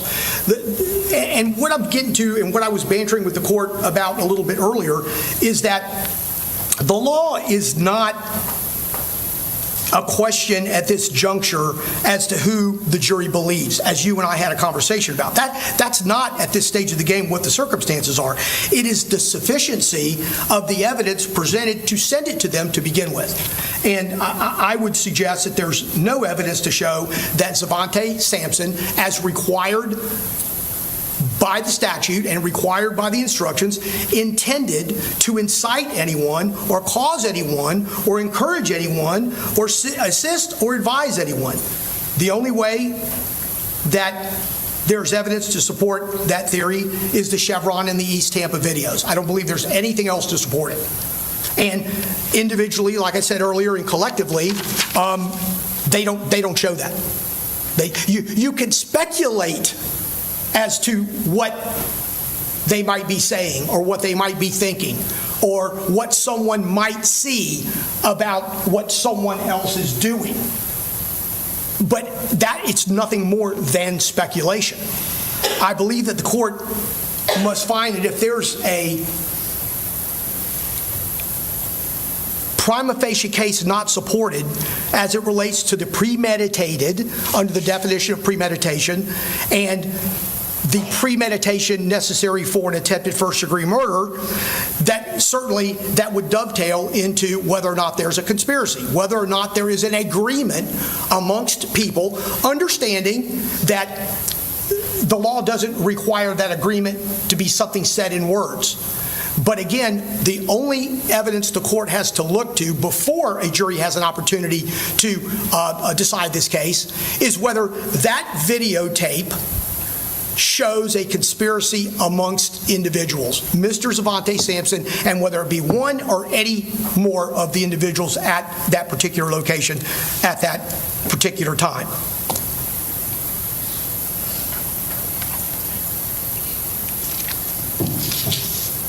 with regard to the shooting into a vehicle, the same analysis has to take place. I won't go over it again, but at the end of the day, all that can be relied on at this juncture, the state having rested, is those videos to speculate what are in people's minds and what they might have said that we cannot hear and what they might have seen going on in that parking lot around them that we can't just presume they did.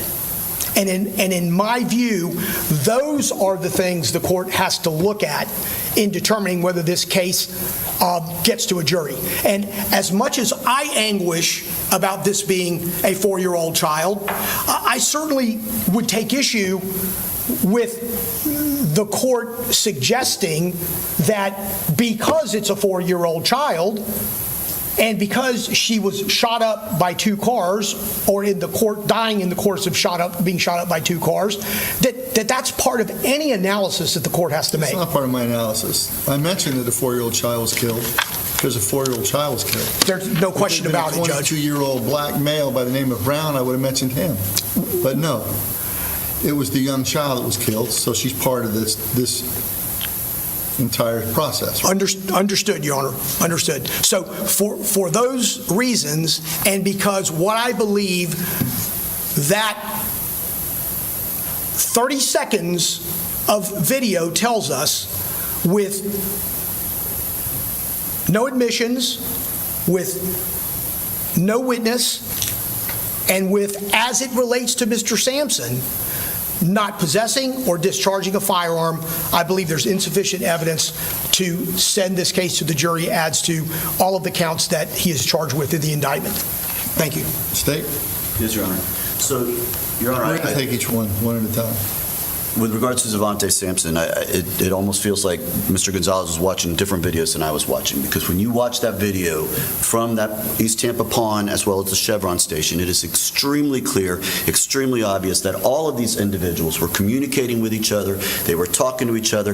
The minute Willie Brown's car goes by, you see 3 of them, including Mr. Denson, all get up. They start pointing to that vehicle. They start walking out into that field, following where that vehicle goes until it parks. Then they all come running back. They each start grabbing guns. Zavante Sampson was present for all of that. They start masking themselves. Andrew Thompson puts a shirt around his face, masking himself. They're all communicating. They're all pointing. They're all getting in cars. Clearly, there was an agreement amongst them all to target that vehicle. Not only do we know that from just their actions at that store, that car then leaves, led by Zavante Sampson, I might add, gets out, pulls out, chases down, and we see, based on a series of video, Zavante Sampson's car going at a very high rate of speed to catch up with Willie Brown, who's just traveling, minding his own business, heading down Hillsborough, before he pulls up. And Judge, clearly, right as he's pulling up alongside it, we see the brake lights come on from that car. He's clearly slowing down to match the speed so the man sitting next to him holding a gun can pull that gun out, and shoot up that car to kill whoever's inside there, whether it be Suni Bell, Willie Brown. Thompson. I'm sorry, Quandarius Hammond pulled that gun out. But Thompson tied the shirt around his head? Yes, Your Honor. Andrew Thompson, you'll see him on that Took off his shirt, takes off his shirt, ties it around his head as a mask. Yes, Your Honor. And Mr. Sampson was standing there at that time. He was right there while they were all walking around. The others were getting their guns and going towards the car. Correct. Jalen Bedward walks right by him. Jalen Bedward walks right by him with a rifle, Judge. My notes are. And then they follow him, and he applies the brakes right as they pull up alongside the victim's vehicle, while Quandarius Hammond is shooting that gun out at that vehicle. And then he turns and drives Quandarius Hammond back, drops him off so that Quandarius Hammond can go behind that dumpster and grab whatever I guess is back there, and then meets up with him afterwards. Not in this situation of a person who didn't know what was happening, didn't realize someone was shooting out of his car, and like, what are you doing? He clearly intended it, planned it, along with all the other people who were involved and the other 2 vehicles that were involved in this case. Judge, I think the state has gone well beyond a prima facie case in this case against Zavante Sampson. I agree with the state. The state has met its burden to prove the prima facie case. So I'll deny the motion for judgment of acquittal as to Mr. Sampson's on counts 1, 2, 3, 4, and 5 in which he was charged. Yes, sir. Your Honor, if I may, Daniel Hernandez on behalf of Jalen Bedward. My client's in a similar situation, so I'd first adopt all the arguments that were just made by Mr. Gonzalez, and I'll try not to be repetitive. Mr. Bedward is in the same situation as Mr. Sampson, is that he was not charged with discharging a firearm. He is the driver of what's been referred to as vehicle number 3. I would submit that the court should grant the motion for judgment of acquittal on behalf of Mr. Bedford, because looking at the evidence in the light most favorable to the state has not presented a prima facie case as to all counts regarding Mr. Bedward. I would submit that there has been no direct evidence that the defendant was a principal or co-conspirator. There's no communications, there's no statements, nothing that would support the fact that my client was a principal or a co-conspirator. The state is relying on circumstantial evidence, and I would submit that the state's evidence does not eliminate all reasonable explanations of innocence, so therefore the matter should not go before the jury. I would submit that no evidence has been presented, certainly not enough for a prima facie case, that Mr. Bedward had knowledge of a crime that was about to occur. There's no evidence that regarding any criminal intent by Mr. Bedward, nor any evidence that Mr. Bedward willingly and knowingly agreed to enter a criminal conspiracy. The state is simply relying on inferences based on the defendant being merely present with his co-defendants when a fatal shooting took place. So I would, on behalf of Mr. Bedward, ask the court to grant my motion for judgment of acquittal. And he was charged in counts 1, 2, 4, and 5, correct? Sir? 1, 2, 4, and 5 were the counts that your client was charged in, not count 3 and 6, correct? Correct. Right. Yeah, I'd have to double check, but yes, I believe that's correct. I will deny your motion for judgment of acquittal. I find that the state proved the prima facie cases as to Mr. Bedward on counts 1, 2, 4, and 5. Mr. Fischetti. Good afternoon, Your Honor. Thank you. Daniel Fischetti on behalf of James Denson. I would make a motion for judgment of acquittal as to counts 1, 2, 4, 5, and 6, working backwards to number 6, shooting from the vehicle. There's no evidence before the court that Mr. Denson knowingly and willfully discharged his firearm, even though the evidence is that he had shell casings associated with items 43 or markers 43 and 44, which was to the west of the final resting spot, the point of reference laid out in the state summary. As to counts 1, 2, 4, and 5, as the court recalls from the evidence, at the time that Willie Brown is an occupant of the vehicle at 45th Street, he exits, goes down there. Vehicle 3, which the state has alleged that Mr. Denson was a part of, was not on scene at that point in time. And given all of the arguments that have been made, I understand that the court is familiar with it and has made its notes, but there's no evidence of any muzzle flashes coming from a 9mm, any type of masking, any type of arming. As the court knows, he did have a concealed weapons permit. He did lawfully purchase that firearm that he later pawned approximately 30 days after the incident happened, after this was a case that received massive media coverage in the Tampa area. And I would say that it's a reasonable hypothesis of innocence for him to be acting in that manner. So I would ask the court to grant Mr. Denson's motion. Based on the state's previous argument and my rulings, I'll find that Mr. Dennison, I'll deny the judgment of acquittal as to counts 1, 2, 4, 5, and 6. Thank you, Your Honor. Mr. Sonardi? Thank you.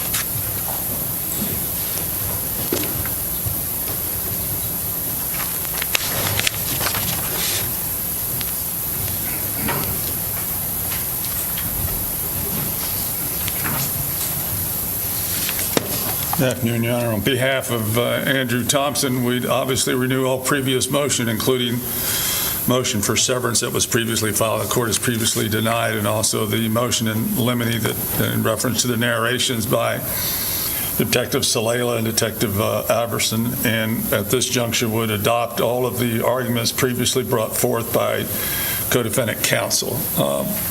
The evidence in this case, taken in the light most favorable to the state against Andrew Thompson, is basically the videos. That's all there is. There's no other evidence. No one identifies Mr. Andrew Thompson as the shooter. He is simply identified at the gas station as allegedly being present at the gas station and entering the vehicle. He's not alleged to have possessed any guns. He's not shown to have had any guns. None of the evidence puts a gun in Mr. Andrew Thompson's hands. I submit, I again adopt the argument by Mr. Gonzalez concerning the subject of premeditation. We submit that there is an element of whether or not there was an element of premeditation in the first-degree murder allegations. Secondly, as to the conspiracy, the only evidence brought forth by the state is the speculation and conjecture of the activity of the individuals at the gas station. There is no evidence of an agreement. The only evidence of a conspiracy is the state's interpretation of the actions, the movements of the individuals. That's it. There's nothing else. The tying of his shirt around his face to hide his face? I don't know how that's a part of it, of an agreement, Your Honor. It has to be an agreement. That's not part of an agreement. That may be alleged the independent act of Mr. Thompson, but it's not. Your point. It's not a part. It's not an agreement to commit any crime. Again, there's no admissions by Mr. Thompson or anyone else in that matter that incriminates them. Everything that is concerning, the conspiracy is total speculation and conjecture. There are no phone records that connect Mr. Thompson to the scene. Mr. Thompson's phone is identified quite a distance away from the area where the shooting occurred. Actually, it appears to be the center of that appears to be on I-4, which is away from the scene. I submit, and also there is a contradiction, if you will, in the state's charging documents, in that in count one, alleging the murder of Suni Bell, that 3 individuals possessed a firearm, and that alleges Mr. Hammond, Mr. Thompson, and Mr. Denson. But in count 5 of the indictment, the state alleges that 5 people shot at the vehicle, including 2 additional ones that aren't charged in count 1. So there's a discrepancy in the state's own allegations. I submit to you, based on the lack of evidence, conflict in the evidence, that the court grant a motion for judgment of acquittal as to counts 1, 2, 4, and 5, and 6 as to Mr. Andrew Thompson. Thank you. Based on the state's argument and my recollection of the evidence, I'll deny your motion for judgment of acquittal as to counts 1, 2, 4, 5, and 6, finding that the state has presented a prima facie case. Thank you. Ms. Bradley. Your Honor, I'd renew all previous motions and objections and obviously move for judgment of acquittal as to all counts related to Mr. Hammond. I'll adopt the arguments of all of the co-defendant attorneys, and I'd also just like to point out to the court, I know you made a mention of individuals hanging out of vehicles.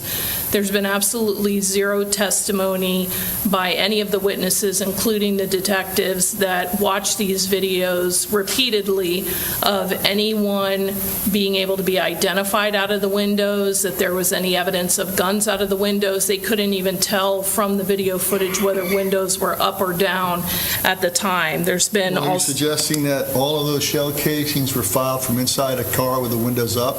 I'm suggesting that there is evidence that's been presented, and none of that evidence has discussed at all any individuals hanging out of the vehicle, any windows being open.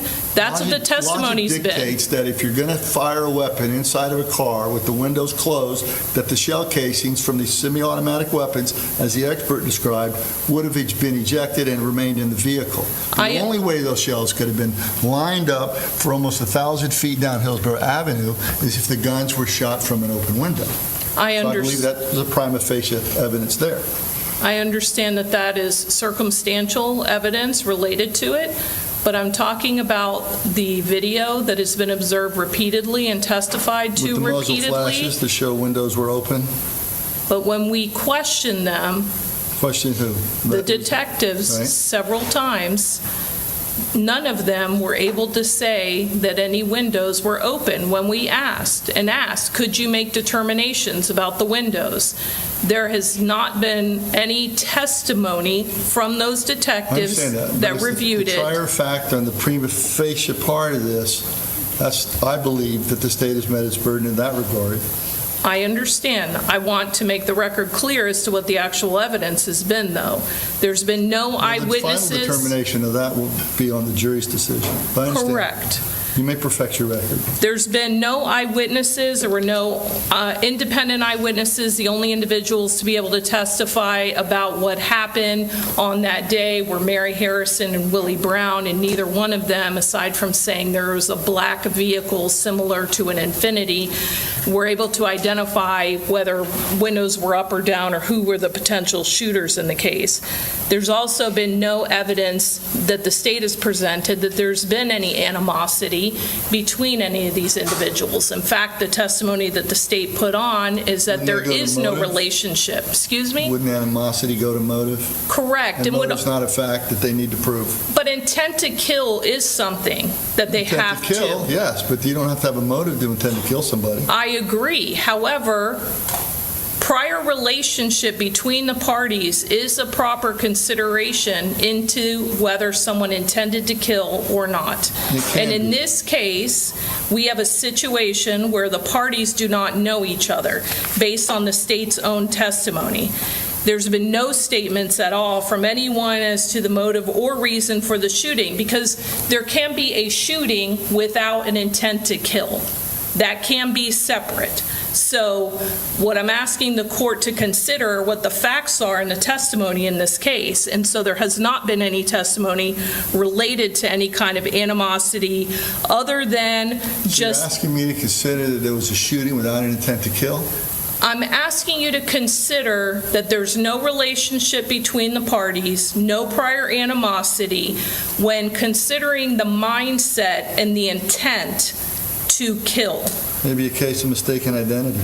I don't think they intended to kill the 4-year-old girl. You're free to make whatever determinations you want, but I do believe the facts in the testimony related to a lack of a relationship and animosity and no motive or intent in that sense, because the intent has to be inferred by actions. Well, I inferred it from watching their excited actions when this car drove by that they went and chased down. And it seemed to me that they thought they knew who was driving that car. And you're free to make whatever determination you want, but I do believe that you should also consider the fact that there has been nothing presented related to any kind of relationship or animosity between the parties. The only thing that has been testified to is just a noticing of this vehicle and then obviously actions afterwards. So based on all of that and the prior arguments, I would move for a judgment of acquittal for Mr. Hammond. Regarding Mr. Hammond, I'll deny the request for judgment of acquittal on counts 1, 2, 3, 4, and 5, and 6, based on the state's presentation and my recollection of the evidence, that they have met their burden of proving the prima facie case. All right. Next. Have you all had an opportunity to speak with your clients and about testifying or not testifying? And are there any witnesses you plan on calling or calling from the state's list as well? I know Mr. Gonzalez had mentioned the possibility of calling the witness back to the stand. Judge, I don't know if any other defendants can go through a colloquy. I'd like them in. Oh, yeah, we can take all the time you need. So you want to take a 15-minute recess? Thank you.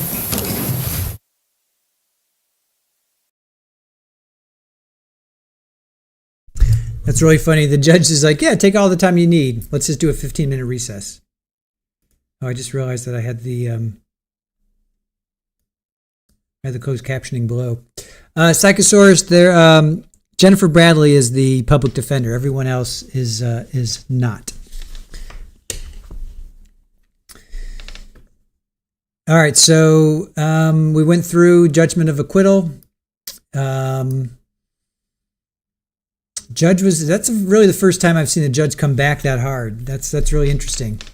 I've never seen a judge come back that strongly, I guess would be the right word.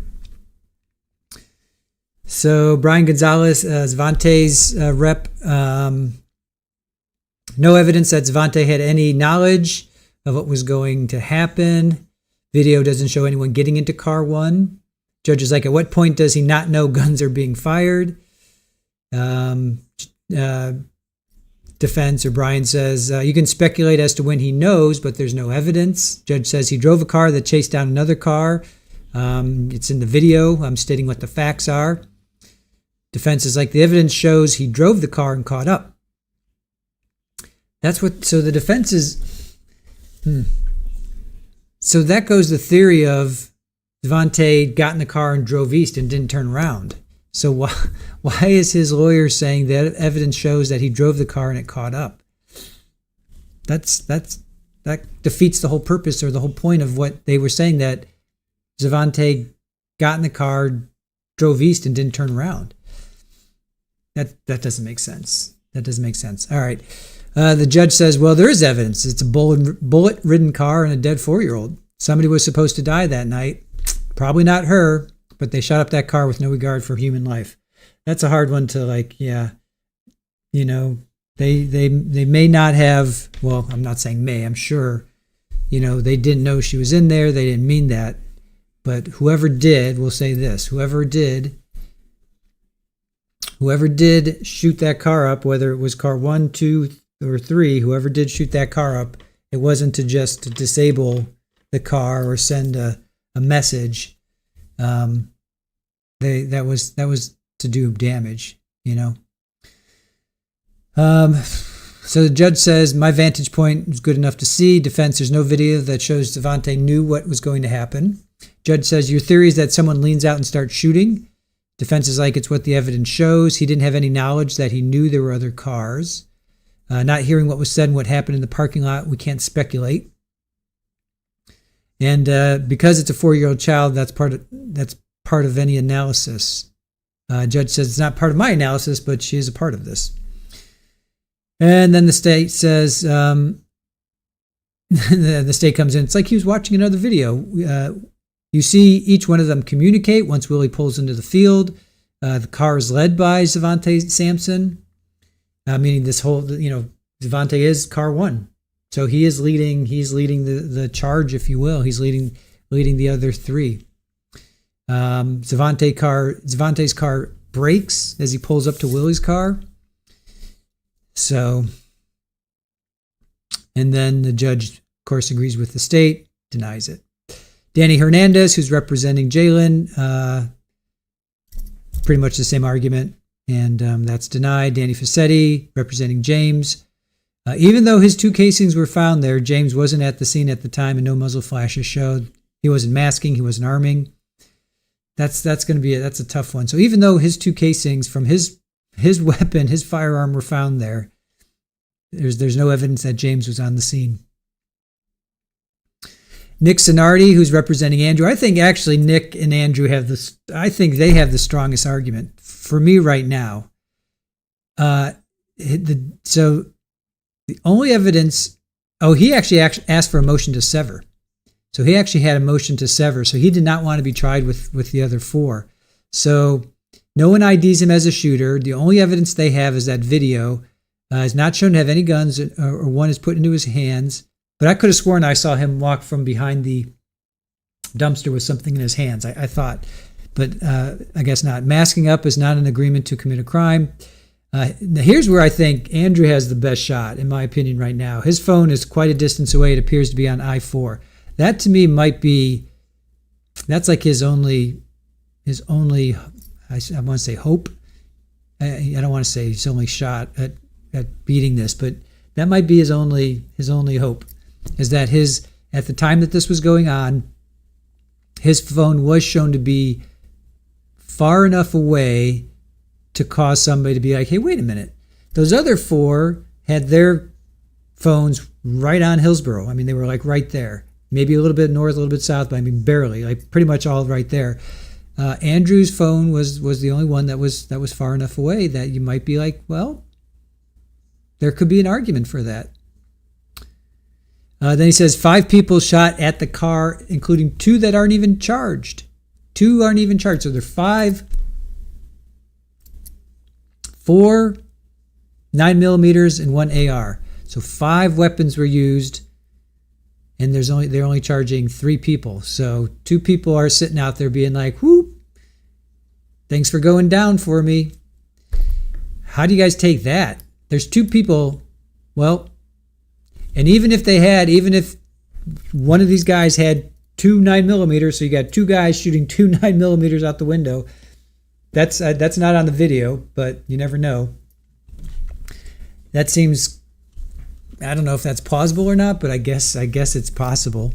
But there's possibly 2 more people out there that are not on the hook here.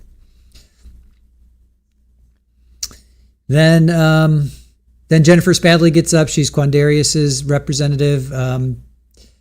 Judge is like, the only way the shells could have been on. So she's arguing if the windows were up or down. And Pammy, I think it was you, Pammy, that says 1 shot and the window's going to be broken. So I highly doubt that they're shooting through windows that are up. If you're shooting, the windows are going to be down. Plus, we saw the muzzle shots, or the muzzle flashes. Judge is like, the only way the shells could be on the road is if the weapons were outside and the windows were down. The state has said the parties didn't know each other. So, was Andrew the one with AT&T? That's a good question. Let me look that up. Wait.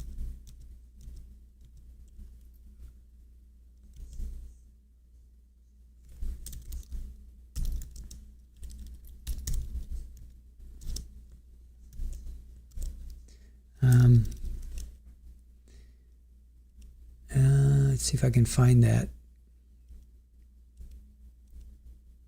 Yes, good one, Widespread. He was the one. Everybody else had T-Mobile. I'm pretty sure they all had T-Mobile. But yep. But there was no activity between 9 and 9:10, and the shooting happened at 9:04. At 9:09, it shows him south of the shooting, but it was a 1,500 meter, within 1,500 meters, I guess, discrepancy. So yeah, good one.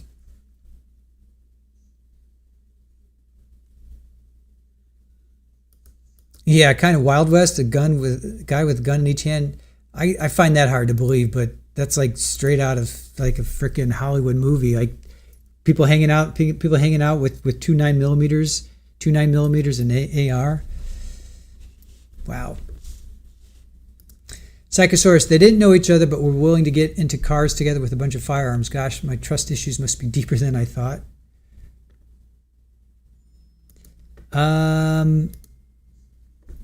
The parties didn't know each other. I think it was them to Willie Brown.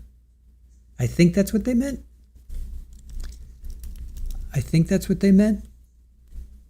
That the parties didn't know each other. I think that's what they meant. Psychosaurus, I think. I don't think it was the individuals that got into the car, but I agree with you on that. If indeed the 5 didn't know each other, getting into a car, well, kind of knew each other, getting into the car with somebody who has a serious weapon, yeah. But I think it's the victims and the defendants. I agree.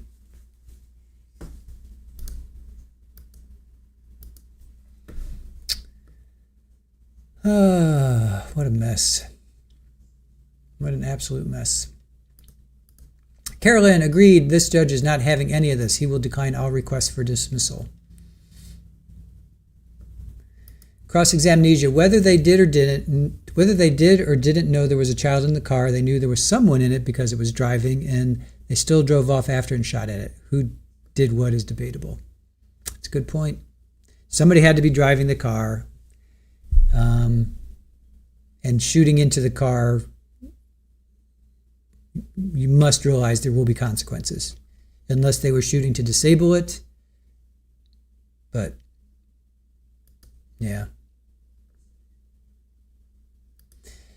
Psychosaurus Rex, I mean, I guess using legalese, he's not a party, but he was a party to the overall situation. Yes, and okay, that makes much more sense. Cross-examination, if Willie was perceived as a threat, doesn't Willie driving away mean the threat was leaving? Yeah.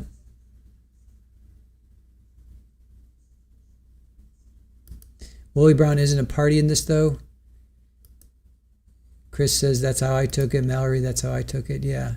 I took it that way, that he meant the parties involved. So Willie was a part of it because he, I don't know. We're splitting hairs right now. I'm going to go with he's thinking that it was Willie Brown and these guys.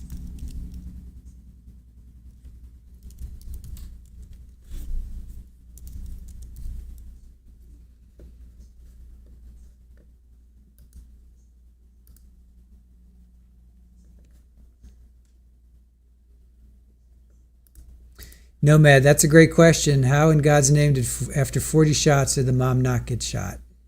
That's an excellent question. That is an excellent question. And he kept driving towards the car to continue the shooting. How does Willie not get shot? Willie heard shots and he took off running, and then there's how does mom not get shot? That's a great question. Psychosaurus Rex, still shooting to disable the car could result in serious accident and still loss of life, of course. So either way it's spun, the intent to cause some kind of harm still exists 100%. Car could have crashed, could have gone over the medium, crashed into another car, could have pulled over, could have rolled, and another car ran into it. Yeah, no, there's the intent to cause harm is there for sure. So whoever was the shooters, whoever was after that car, the intent was to cause harm and damage for sure. It wasn't just a smack in the face. This was definitely to cause damage and to cause harm. So that I agree with. Richard, wasn't it James that was returned to the Chevron and was seen going to the dumpster and retrieving something? James may have left behind the dumpster before leaving Chevron. May have not been in his possession. The Chrysler 300, I thought, came back. Was that Jalen was driving a 300? I thought, wasn't it that came back? I don't remember now. One of the cars came back and then parked in that house, like backed in. We saw that. I thought that was the Chrysler.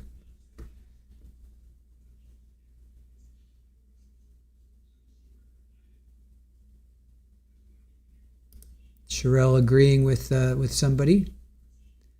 Thank you, Sherelle, for joining us. Good to see so many new names.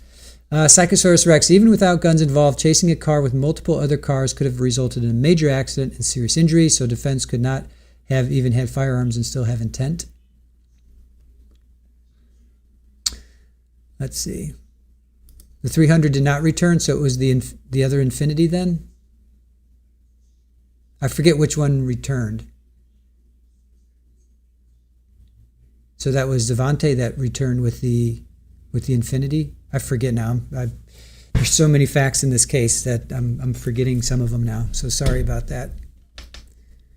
Richard, wasn't it James's weapon that matched the casings? Yes, 2 of them. My guess is he was smart enough to leave phone behind dumpster before leaving. Yep, his 2 casings were 43 and 44, and we'll pull his up. All right, Mr. Dennison, raise your right hand. You swear from the testimony you're about to give is the truth, the whole truth, and nothing but the truth? Yes, sir. All right. You heard what I said to the other 2, your co-defendants in this case, that you have the right to testify and not to testify. Yes, sir. And that's ultimately your decision. If you choose not to testify, which it appears that might be the direction you're going, I'll instruct the jury that they're not to consider that and any form of guilt or have any problems with that. You understand that? Yes, sir. And after speaking to your attorney, you have decided to not testify. That's true? Yes, sir. Nobody's forced you or threatened you to make that decision? No, sir. All right, thank you, sir, very much. Mr. Sonardi? Your Honor, perhaps Mr. Thompson, our conversation indicated that he does not want to testify. All right, Mr. Thompson, could you raise your right hand? You swear affirm any testimony you give will be the truth, the whole truth, and nothing but the truth? Yes, sir. You understand you have that right? You can put your hand down. You have the right to testify or not testify. As I said to the other folks, that if you decide not to testify, that I will instruct the jury that you're exercising your right to remain silent. They should not have any concerns or use that as any evidence of anything. You understand that? And you also have the right to testify if you wanted to on your own defense. You'd be cross-examined by the state attorneys and things like that. And after speaking to your lawyers, you've decided not to testify? Has anybody forced you or threatened you to make that decision? All right, thank you very much. And Ms. Bradley, regarding your client. Judge, in light of Mr. Sampson's saying that he is going to testify, I just would say that at this juncture, I don't believe Mr. Hammond is going to testify, but it may change based on anything that Mr. Sampson says. I understand that. So let me colloquy him. Sir, could you raise your right hand? You swear affirm any testimony you're about to give will be the truth, the whole truth, and nothing but the truth. All right, sir, you understand that you too also have the right to testify on your own behalf. You also have a right not to testify, and I will instruct the jury that by not testifying, they are not to consider that as any evidence of guilt or be concerned about that at all. Do you understand that? Yes, sir. And if you do testify, you'd be the subject of cross-examination and possibly rebuttal witnesses and things along that line. Yes, and you've had an opportunity to speak with your attorney about both of those options? Yes, sir. And you've decided at this point, you can always change your mind, but at this point you've decided not to testify. Not testify, sir. Right, not testify. Yes, sir. And has anybody forced you or threatened you to make that decision? No, sir. All right, thank you very much. All right. So having said that, are there any other witnesses that you all plan on calling? Just I'm thinking of the timing and scheduling. Judge, I have indicated to the state that and she is on notice and she's under subpoena by the state, crime scene tech void, may leave void. Okay. But the testimony would be extremely short. All right, and if you could just let the state know what day you may need her on, Monday, I suggest. Judge, it's Monday or never. Okay, all right. All right, anything else? Judge, can we deal with the jury instructions? Yeah, that would be the next thing. I just want to make sure we got everything else done before we move on to that. Before we're done for the day as well, we just have a couple of issues that we need to address on record with the exhibit numbers and things like that, but that is absolutely procedural. You want to do the instructions now? What I was asking is, unless anybody has a major objection, can you do those Monday? Why would we waste time Monday when we have another 2.5 hours now? No, they're not going to change, right? And it doesn't mean we can't readdress any issues that come up, and 90% of these are standard. Correct. So I prefer to work while we have some time. So let me get to where we would jump in. So basically, how do you want to do it as far as resting and then having Mr. Gonzalez call his witness? Have him call his witness first, and then let him rest? I'm sorry, Judge, what are you talking about? Well, we're talking about the logistics of resting, not resting, calling your next witness, that type of thing, on the defense's case in chief. So Monday morning, I'll say, Mr. Gonzalez, you can call your first witness, and then you can call your witness. And if you're done, you rest. Or we could rest. Or you could rest. You could change your mind to rest Monday morning, not testify. Whatever. But then we'll just go down the line, and everybody else will make their decision. Right, in front of the jury. Right, and then once you rest in front of the jury, I'll ask the jury to step out, and then we can renew all of our motions, and then brush up again on the jury instructions if there are any last-minute things, and then just go into closing arguments, if time permits. Does anybody, if we're going to address jury instructions this afternoon, hey guys, if we're going to address jury instructions this afternoon, does it make any sense for us to sit with each other first and discuss them, or are we ready to just discuss with the board? I think we can go ahead and start. I mean, like, again, as the judge said, most of these are standard. I just took them straight from the book and just put in the name. So, I mean, if there's any issues, I can address them and change them this weekend. That way, Monday, we're all set. We're getting 10 copies. I have emailed you know what, I don't know that I emailed you, Danny, because I don't think I had your email, so, but yeah, I will get card copies for you. So I guess the first pertinent instruction would be statement of the case, which follows the instruction of the Hold on, Judge. Closing I don't argument. think Mr. Hernandez has a copy. Give him mine.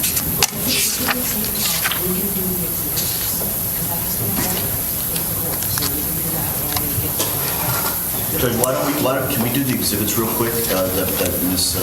Customer needs to take care of, and I will, in the meantime, see about getting Mr. Hernandez a copy. I know the rest of them I sent a copy, but I don't believe at the time I sent it. Maybe in Judge Sabella's office can do that. In Judge Sabella's office, maybe can do that. I can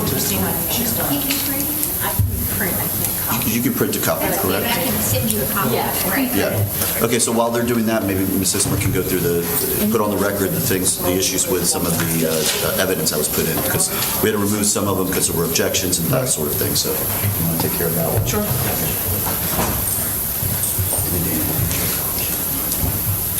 Any that you don't have here with you? Yep, here, 30, yep.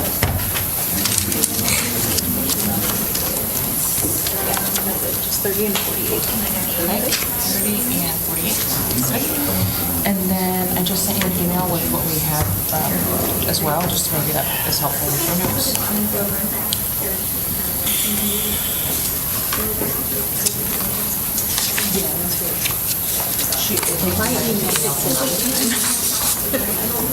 Can they, Brian, do you have All right, do you want to emails?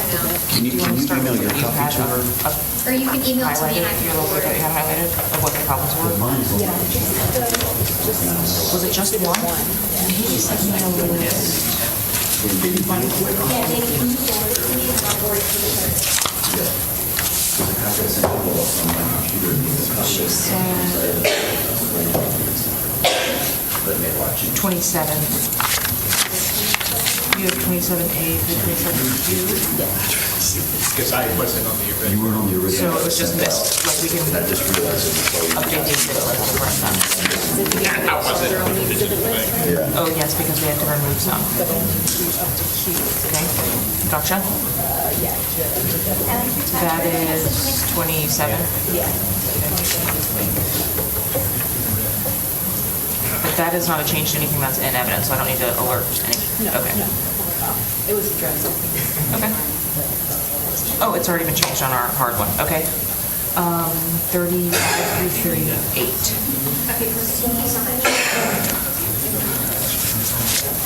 Are all B.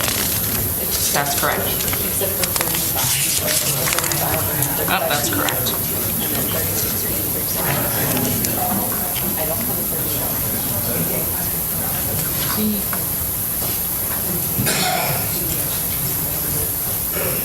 So we have 35 composite. A and B, right? Did he email it to you? Oh, okay. Yeah, it's just, I'm sure it's just taking a while Then to tell me come which one you don't have. That is correct. What is just crossed out here? What do you want me, do we need to do anything? Do we need to put anything? Okay, let me just annotate that so that we can announce what we don't have as actual exhibit numbers. Do I need to help you, or you guys? No, I'm actually going to work from the email, actually. Thank you. Yes. How about 39? No, that's what we don't have. Oh, okay. 38B to 40. Correct. 41 and 41B. So don't put A. Because it was just Oh, yes, because it was admitted as. as. Okay. So it's 41 and 41B. Correct. Got it? 42A through G. Oh, never mind, I got it. 42A through G instead of F. Okay. 44. Let me make sure I've done this other thing correctly.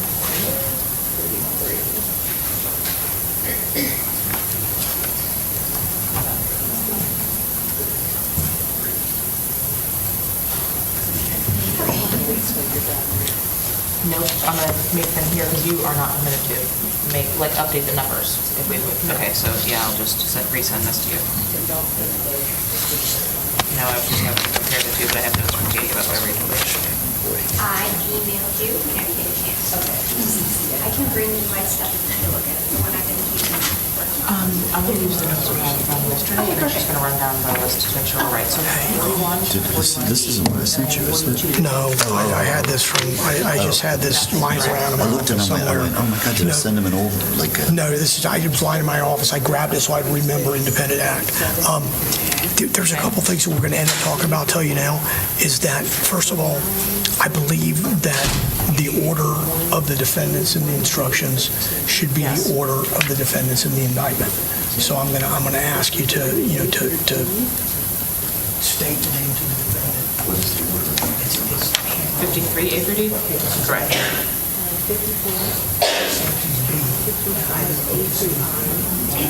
'Yep.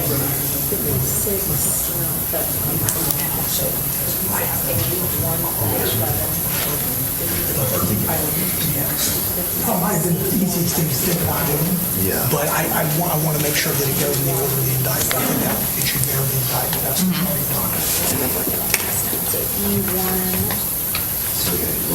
Yeah. It's all right. You're going to have to redo them anyway. I mean, you can tell somebody already to just start flipping them all. Yep, okay. The other thing we're going to ask for, Donnie, is, we think that each You have those, right? substantive I did not see those already. offense. There's some, they might be here. They're up, there's some. Okay, but they're in? Yes. Okay. And then that's all I have. And then you have documented defense exhibit? Yeah, I have defense. Okay. Substantive offense should have an instruction for each defendant. Okay, so the rest of it is okay then. Let me resend this just to make sure they have our. You'll be reading instructions all day long. But you'll hear again, when they see the entire cases, it's a piece of,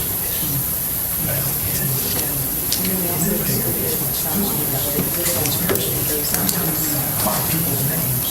You're excluded on 1R, which are the line, you're predisposed to simply think, okay, all of it. You make your So argument. 1DD, 1EE, and 1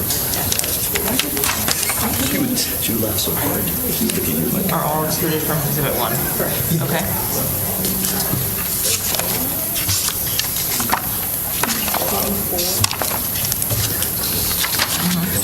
Me too.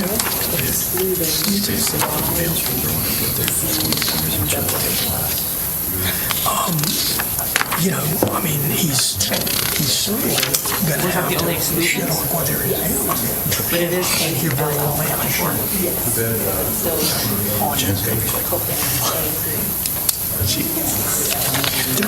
Plus, she's probably going to get up there and fucking... I'm updating this and I'll send it to you.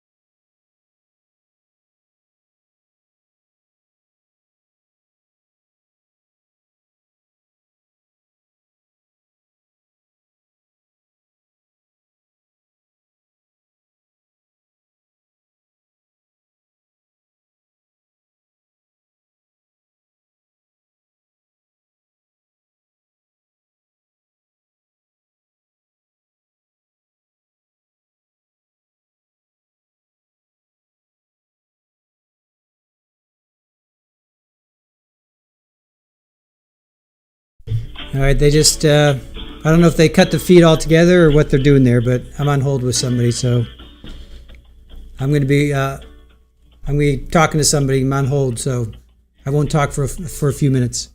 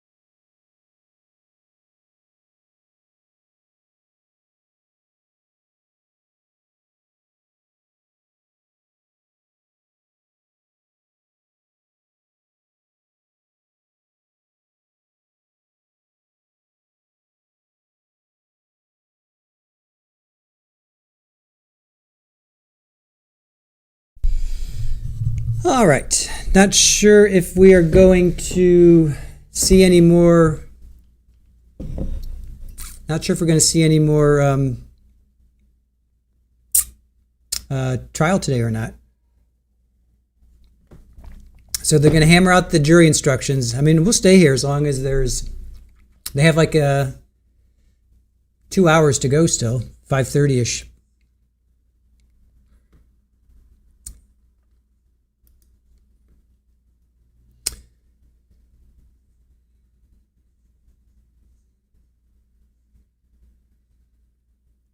Alien is another channel.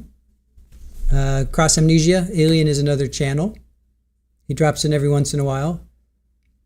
Not sure what he's up to right now.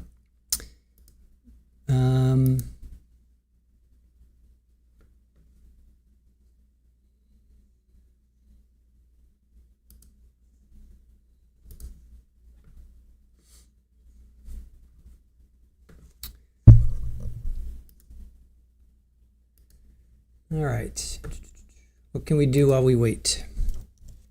I know I can open up my window to chat.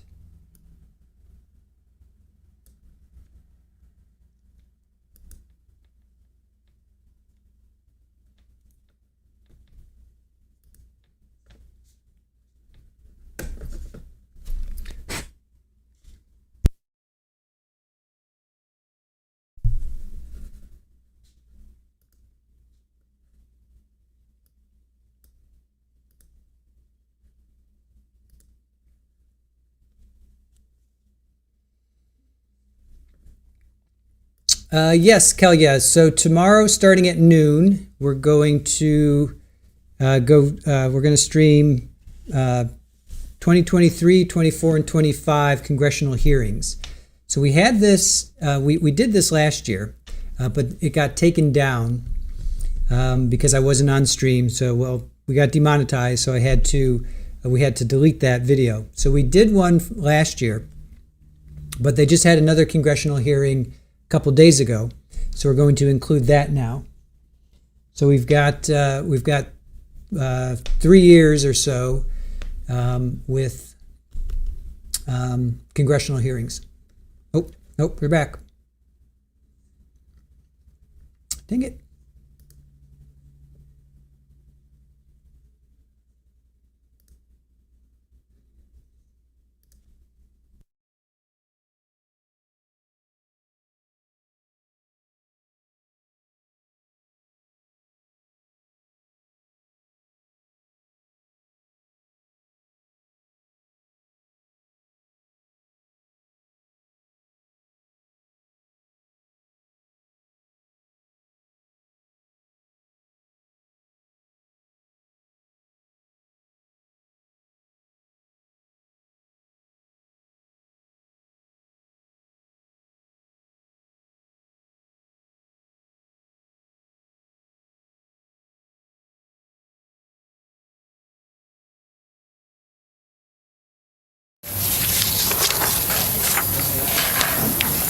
All right. So the first one, 3-2, statement of the charge. Judge, I plan to address it how you asked, so I'm going to cut each one in count 1, in count 2, and count 3, and include the names of the people who did this charge for that. I think it just makes it clear for the jury. And I'm going to do, and Mr. Gonzalez has requested, and I'm going to do it throughout. It's going to take me a while, but I'll do it this weekend. But to have the names listed in the order, I guess they are for the indictment, which is Hammond first and Sampson. So I'll get the order changed. Okay. I'm not sure why I did it in this particular order. It might have been just how I had them in my head, but I will switch it around and change it to the correct order as they are listed in the indictment. All right. So then the next 3 instructions, 3.3D. I can't hear you, Judge. Oh, yeah. Sorry, I got to turn this on. So the next section, so the possession of a firearm and discharge causing death. And so we have one which refers to Mr. Hammond, Mr. Thompson, Mr. Dennison. And then the other one refers to Mr. Hammond, Mr. Thompson, Mr. Dennison, again, an attempted.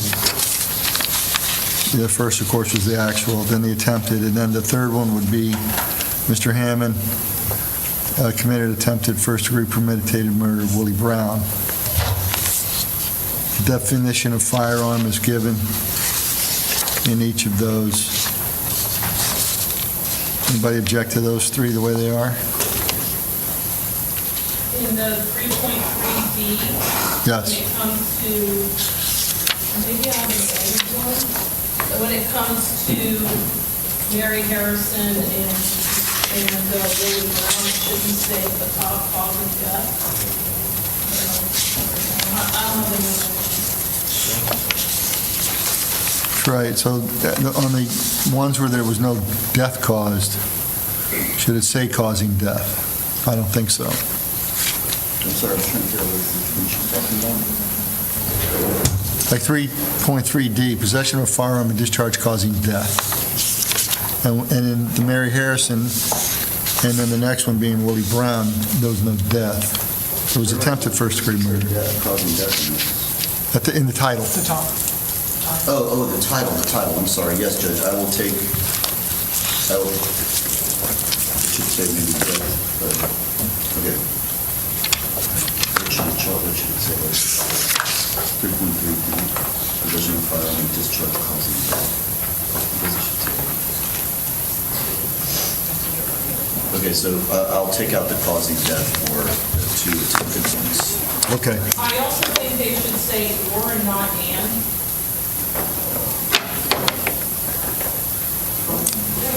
As far as the two victims?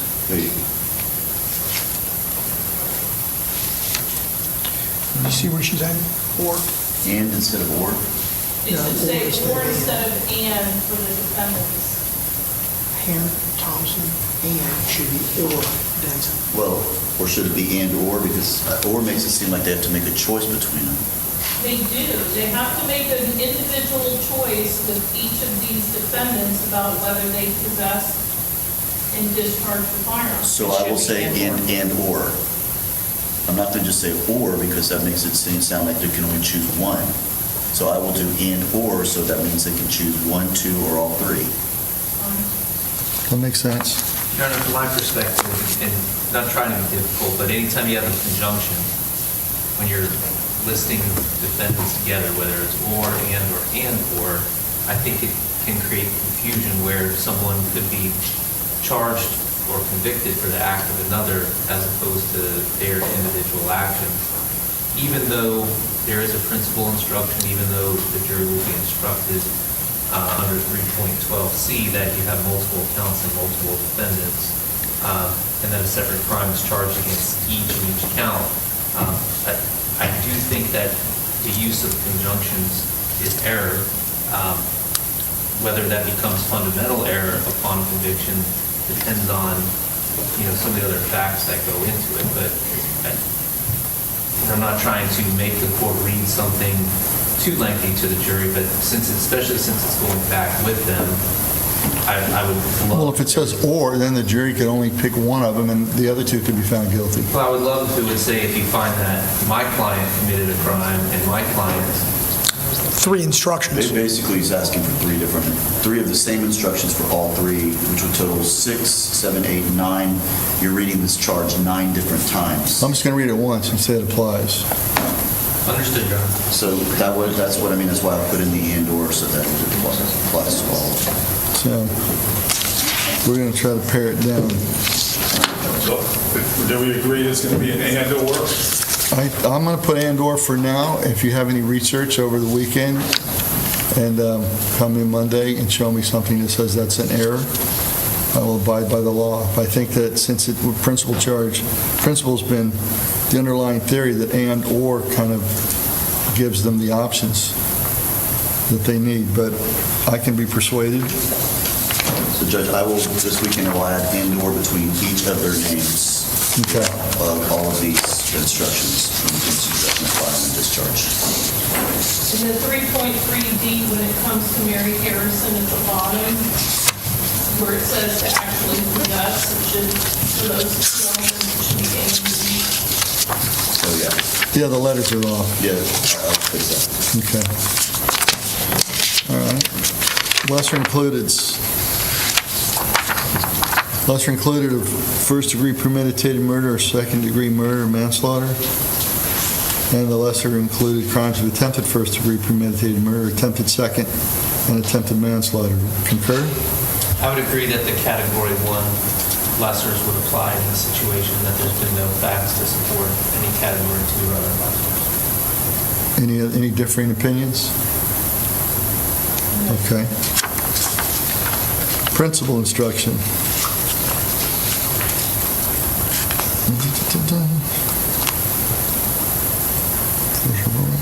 This is the standard one that we seem to always give.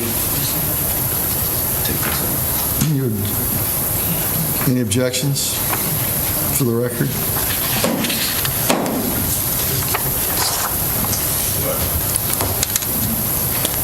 Before, we're going to move on to the lesser included. We're getting there. We're just going, they'll be in here in a minute. The lesser included are those four.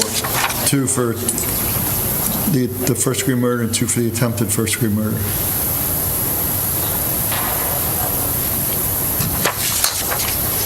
I don't think they're lesser included on the other charges, right? Sorry, where are we at, Judge? We're just revisiting the lesser includeds. Yeah, those are the Category 1 lesser includeds for these Right. charges. So now we're on the principal instruction. And I'm going to take out that attempted homicide cases. The italics part, yeah. The italics part, yeah, I'll take that out, and I'm going to do an and/or between Willie Brown and Mary Harrison, so it's clear that it could be either and/or. Okay. 3-7, plead not guilty, reasonable doubt, burden of proof. I did not put in any sort of affirmative defense, because at this point there has not been any, so I'd let that paragraph in case something develops or there is going to be some sort of affirmative defense, but otherwise I'll remove that paragraph. So, yeah. Well, you're going to leave the part that says the defendant is not required to present evidence to prove anything, correct? Yeah. Yeah, all right. Everything else standard? Any disagreements? Judge, just for the principal instruction, can we, like at the end of when it says like attempted first degree premeditated murder, can we like put in parentheses for these, like count whatever it is that it's applying to? I'm sorry, I don't understand what she's saying. Like where it says for first degree premeditated murder, and just put maybe like count 1 and attempted first degree premeditated murder count, 2 and 3, just so like they're given some guidance as to what counts we're referring to.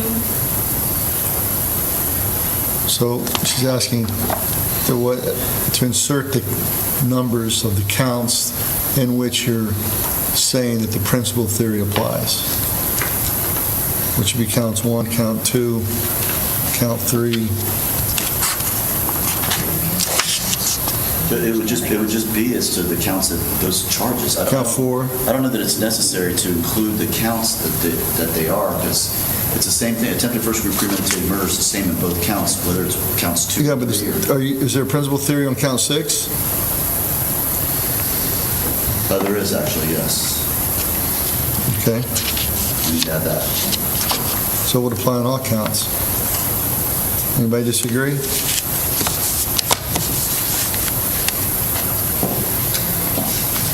Okay, I will add that count. Okay. Everything good on 3-7? Again, I will leave it as the defendant's not required to present evidence or prove anything, except if in the course of Monday from the defense develops, I will put that in. Judge, that's what I was waiting before we jump on to 3-7. On behalf of Andrew Thompson, we are going to request an independent act instruction under 3.6L, it looks like. Independent act.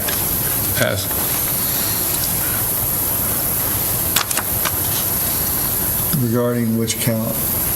The counts that he's charged in, which I believe are 1, 2, 4, 5, and 6.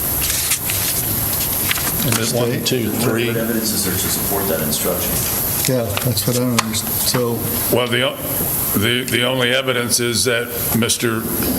Thompson allegedly got in a vehicle that shots came from. So easily could have been any one of the two other occupants of the vehicle that shot.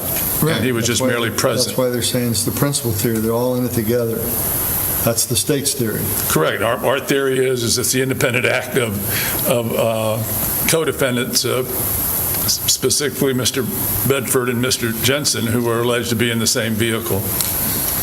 There's no evidence showing that, the only evidence connecting Mr. Thompson to any of this is his alleged placement in the vehicle. That's it. Well, he was tying he's the guy that tied the shirt around his head to mask his face. Well, And got into a car with a bunch of people getting in there with guns. There could be other explanations for that, Judge, that I don't intend to get into here, but there are other explanations for that. Well, I'll be waiting to hear those, but I don't see any evidence that would require that instruction at this time. No one else, does anybody just want that for your client as well? Reserve, Judge, on a potential request I may have. Okay. Yes, Your Honor, yes, and for that as well. Judge, I think in order to get that, there would have to be some evidence of that. Now, I Yeah, understand with what evidence other Mr. than... Gonzalez, if his client takes a stand, maybe there'll be some evidence developed that would allow that instruction. So I will make or have the instruction ready, but I don't, at this point in time, Judge, the state will be objecting to that instruction because there's no evidence presented that there was any sort of an independent act. At this point, I don't see any. Now, that might all change with defendants, if any defendants want to testify, and it becomes every man for himself at that point. Even just the evidence of the casings themselves and grouping and the fact that the vehicle that Mr. Hammond is alleged to have been in turned before additional shots are fired, that can all be part of an independent act. I disagree. If you can bring me case law that says otherwise. It's all right. Anything else on that? So we'll bring up both because we don't know which way it's going to go. 3-9, weighing the evidence. 1, 2, 3, 4, and 5. I don't think we need 6, 7, 9. 6, no, I agree. 7, no. 9, well, 9 we don't know yet. Yeah, I mean, that's correct, Judge. That's a, 9 is up in the air. so 8 for sure, and 9 is questionable, depending on. So I'll create 2 of these 3.1, Okay. one with 9 in and one with 9 out. All right. Expert witnesses, accomplices, and informants. I don't think that's necessary. That doesn't apply. Then to give, if defendant testify, we'll wait and see. If that case, if that line comes in, we'll get rid of the italics. If it doesn't come in, we strike the whole thing, of course. And then 3.9a, defendant not testifying again. That will I'll probably be reading them both. And it will be applying to different people in different circumstances. So I'll have to read it,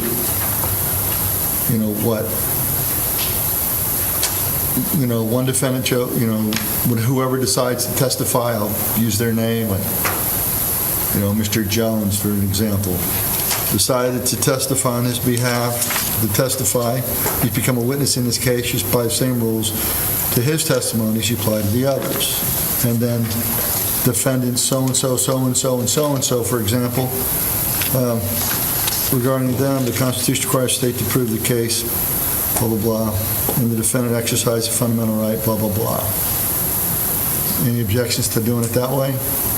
Letting the jury know if these guys didn't and these did, or if that's the case. So we'll be flexible in that regard. Defendant statements. There were defendant statements definitely made out of court, so we'll read that instruction unless there's any. That what? What? 3.9b, defendant statements. Who are we referring to? Right, can we refer specifically to who it is instead of just saying defendant? Because there are no statements other than it was present applies to Mr. Andrew Thompson. Well, right, some people did and some people didn't. Well, Mr. Thompson admitted they all did. Every defendant made a statement. They made a statement. Because even Andrew Thompson admitted that it was him that was in that video that was shown to him when Detective Clea came to see him. So I can put statements claimed to have been made by the defendants Just make it plural, if that makes it. So they all made something. I introduced a statement from each and every defendant in this case. So All right. I think it would apply to all of them. So make it plural. I'll make it plural. 310, the seven rules of deliberation. Those are standard. Any objections? No. Deciding a verdict, just standard. Yep. Cautionary. The verdict form is blank. I don't have a verdict form. I sent it in a separate email, I believe. Or it was also attached to the jury. When did you send that? I sent it to you as well, I believe. I know I sent it to the defendant's attorneys. To me? When? The verdict form? Yes. Yeah. Correct, I have I believe I sent it to your honor as well. I know, I'm just asking when you sent it. Around the same time I sent the jury instructions. Because I never got an email. Same day, within September 8th. Yes, September 8th. I believe I sent it to everybody at that time.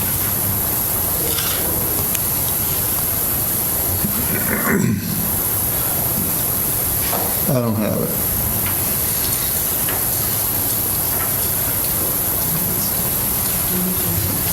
Would you like me to forward you that email with the verdict form in it? Is that helpful, or do you want to send? Just if you could, I don't know. If you send it to me, just forward it to me. I'll bring it up on the big computer.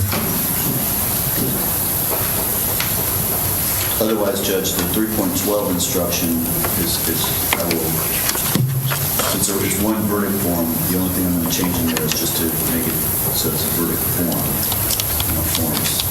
Judge, are you the trial division? Just send it to robin.fuson. Got it. And then blah, blah, blah. Yeah, nothing of the other emails go to me.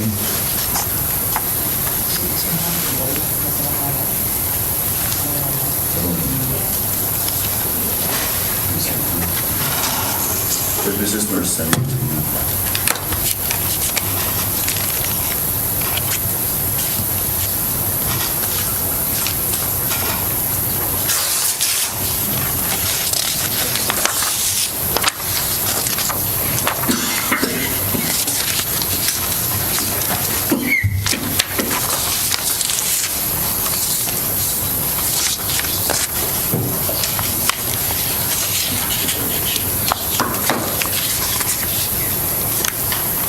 Oh, wait a minute.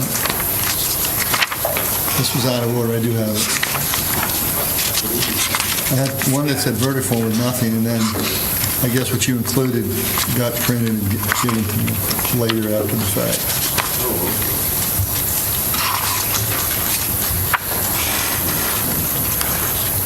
And I just got your email, so thank you.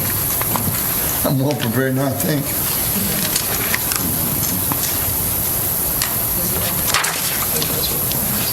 So, before we do the verdict form, you want to go over the charges? Sure. I had these out of order. All right, so, introduction to homicide. And I'm going to read these, of course, after the statement of the charges.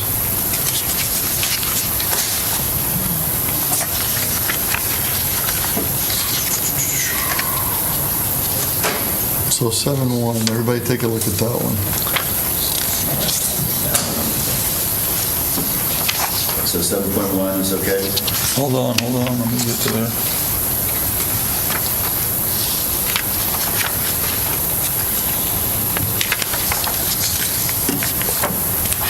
Yeah, that's standard.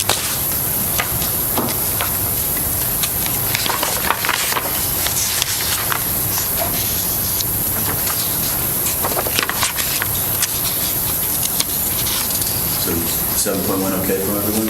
Yes, I think that's standard. Any objections to 7-1? That's uncertain for proving. Mr. Terry, do we want to change paragraph 3 and 7.1 to reflect the consensus earlier to regarding the and or not? Okay, I will again put and or between any and all of these defendants whenever it was required about this. Okay. This is now instruct you on the circumstances that must be proven before the defendants can be found guilty of first-degree murder or any lesser included. That takes us to 7.2, murder in the first degree. Again, on paragraph 2, I will add and or between all the defendants. That's a standard murder instruction, right? It is, sir. 7.4, murder second degree, that's standard. And I will add again and or between all defendants. 7.7, manslaughter. Again, standard, and I will add again and or. 6.2, attempted first degree premeditated murder. Judge, there is a missing instruction for 6.1. I'm going to add that, just so the court's aware. I thought I put it in there. I know I asked my secretary, but I don't think I added it to this instruction that was sent to all of you, so I will make sure it gets added. What is 6.1? 6.1 is the introduction to attempted homicide. It's basically the same thing as the introduction to homicide, but it says attempted. It's almost identical, you know. Yeah, it just basically says what attempted first-degree premeditated murder is, and then says I'm going to explain to you what they are, and then I start reading the definitions. Yes.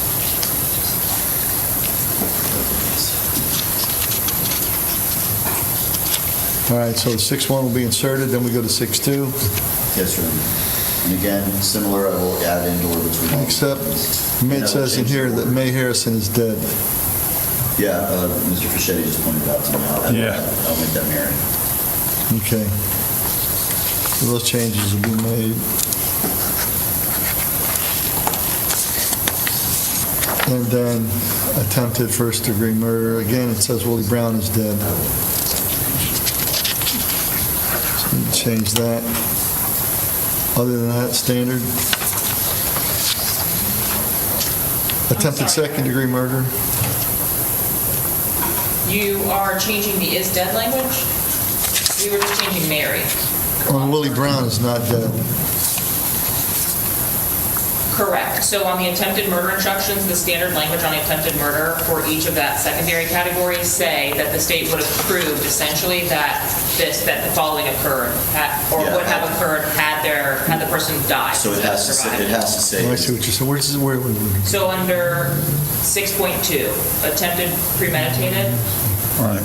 Yeah, we have to say is dead, because that's what we would have had to prove had it. I see what you're saying. Yeah, I know it did make a lot of sense to me too when I read it, but I kept going back and forth to the instruction, and that's what it says I have to do, because had the attempted killing occurred, that's what we would have had to prove. So we're saying that the attempted first-degree premeditated murder reflects Mary Harrison and Willie Bell? Is that what we're saying? Willie Brown, I'm sorry. Yeah, it has to include the language on the bottom that they are. So they have to prove that if they were successful, they would have been killed. Correct. Basically. Correct. All right. And if they can't prove that what they did would have resulted in their death, they can't prove attempted first-degree murder. Right? Correct. Okay, it's just confusing. That's It is a bad instruction. It's a bad instruction. It's very confusing, but that is the standard, and so I'm going to follow it. 6.4, attempted second-degree murder.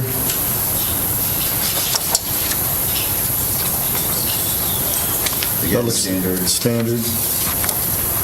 And again, 6.4 is a repeat of that, just changes the names of the people involved. Mr. Chair, do you want to keep the numbering on 6.4 as it relates to Willie Brown, 4, 5, and 6? No, I don't know why that did that, so I'll fix that number to 1, 2, and 3 again. Okay. All right. 6.6, attempted manslaughter, slaughter by act.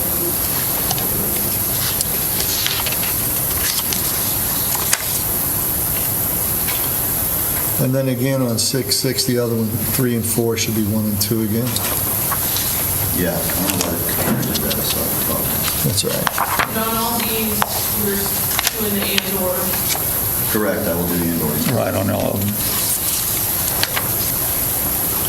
Criminal conspiracy, 5-3. That's standard. I don't believe, Judge, in this particular instruction, I don't know that I don't believe I add to the and/or between them, since it's considered a criminal conspiracy between all of them. So if anyone has any objection, I'm leaving that alone. Well, it can be a conspiracy besides less than all 5 of them. Could be a conspiracy between 3 or 4 of them. I just worry that it'll confuse the jury. I don't know how they can find it. If it's and or, they can't find a conspiracy between 1. It would have to be at least 2. Correct. So if it were to include or, I believe is confusing because what I don't think or is appropriate. I kind of feel like that's one that I don't see how I do an and or on that. I would agree. Okay, I do too. Because you have to have more than one person for a conspiracy. Correct, but you don't need 5. We don't have to have 5, you could have 2. Correct. But so that means 3 would have been not guilty. I'll look at it, Judge, and see if maybe I can find an instruction that says, well, all are listed. do you want them to list who they say conspired with who? Or is that even feasible?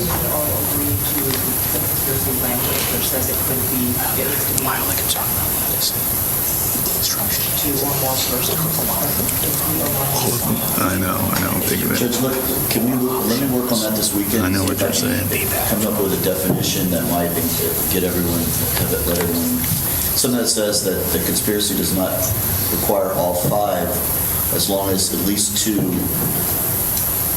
Whatever the statutory Well, language. like I could conspire with you and you could conspire with her, and that we would all be in a conspiracy. Yeah, let me look at the language of conspiracy and see if there's something that will clarify that. So we just kind of leave that one open, and I'll come up with some potential suggestions on This is the standard instruction. This is the standard instruction, but I don't know how it applies when you have 5 co-defendants where maybe one person was not in the conspiracy. I don't know. Well, then that would be reflected on their verdict form. I kind of agree, Judge, so that's kind of... Yeah, that's the way it works. So it's and then they'll be able to decide in the verdict form if any one or more individuals did not conspire and find them not guilty of it. That's true. So they could find 2 conspired and the other 3 didn't, or they could find that all 5 didn't conspire, or any combination of that. All right. Your Honor, defendant plural, the last sentence is not necessarily Defendants, right? I'm sorry, where, Judge? the last sentence. The last sentence, that the defendants do any act in furtherance. That the defendant instead of the defendant, it should be the defendants, right? Okay. Okay. Shooting at or in a vehicle, 1013.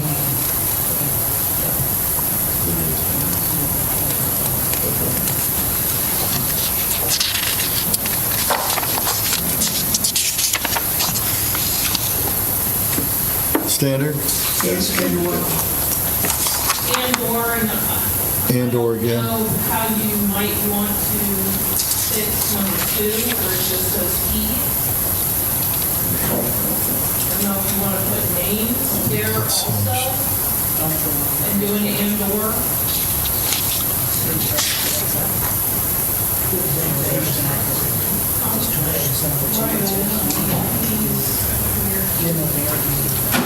Instead of he, do you just want to cut and paste all the names of the defendants there on 2? I can, Judge, yes.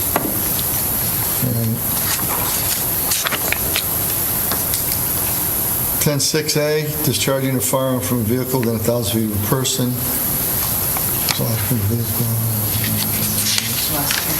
Standard, and it lists the names of the people that they claim. Sorry, Judge, before you move on 10.13, Yes? bottom paragraph as well, you can take out she. Yeah, we just, Ms. Ismer just noticed that. We fixed it. All right.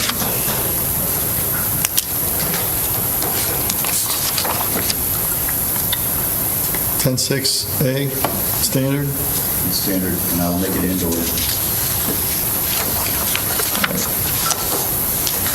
312, multiple accounts or informations, multiple defendants. That's standard, Judge. Do we need the word informations? Sorry? It says multiple counts or informations, multiple defendants. I can change informations to indictments since this is an indictment, but there's not multiple. Well, it's one indictment. One indictment, yeah. So it would just be multiple counts, multiple defendants. Okay. Since there's only one indictment. Okay. Yes, Judge. What number is that? That's 312C. 312C, I'll change it to the title will be multiple counts and multiple defendants. That's how I'll title it. The language of the paragraph itself is standard from the jury. Right, and it refers to the indictment instead of multiple, so we're good.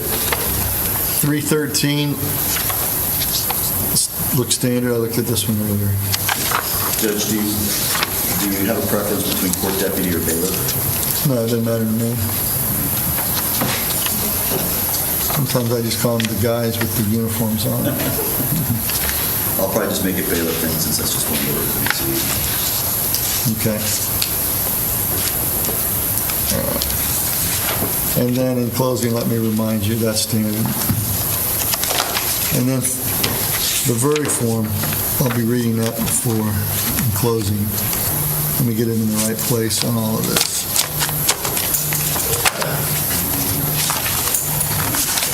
Yes.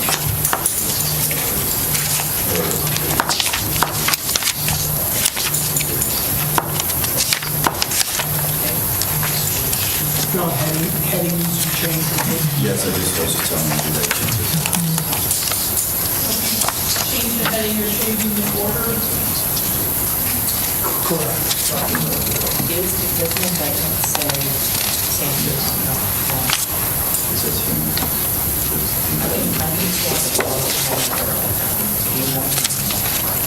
Yes, I can just, all the only change is that this person does not affect.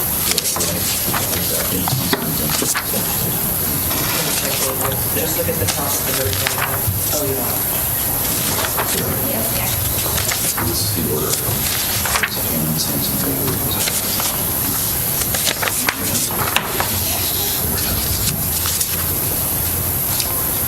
All right, so then at the end, let's see. So I read 311, then I read 313, submitting the case to the jury. And before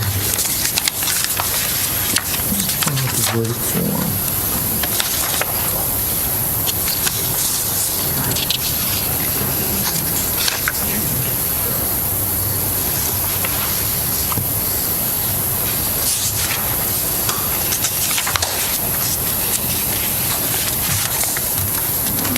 We can go back to 3.2 for a second. At the top of that, Which one? 3.2 statement of charge. Okay. I believe it should just say statement of charges, since there's multiple, and can we add after crimes of murder in the first degree premeditated, just to track what's already in the attempted murder, just put of Suni Bell? Well, he's going to redo the whole statement of the charges thing. You want me to add of Suni Bell? Just because it's the same as what you have in the others, attempted murder of Mary Harris and attempted murder of Will Brown. Well, I included their names because there's two attempted murders to differentiate the two, but there's only one murder, that's why I did put Suni Bell's name. I can add that if you want, but the reason I had to add Mary Harris and Willie Brown was because otherwise it doesn't make any sense to read attempted first degree murder, premeditated murder twice without explaining why he read twice.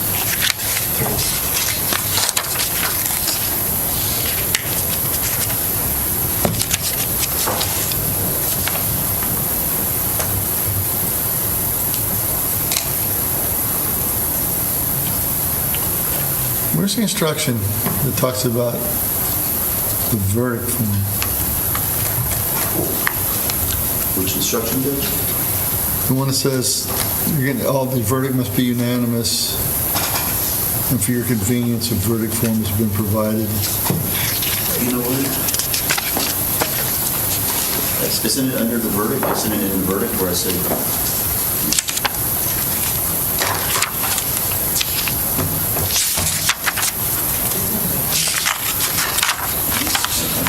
I think we're missing that one. It's under verdict, right? It's under 3.12. 3.12? I can't find 312. So I'm not saying that I don't have it. I'm just saying I can't find it. We have it in here, Judge. It reads, "You may find the defendant guilty as charged or guilty of such lesser included crimes as evidence may justify or not guilty. If you return a verdict of guilty, it should be for the highest offense on the verdict form for each count that has been proven beyond a reasonable doubt. If you find that no offense has been..." Lionel, let me just find it. I know when I was trying to find a verdict form, I moved the piles around, and it may have gotten moved to one of these others. Yeah. It's 3.12, there, Judge. Yep, there it is.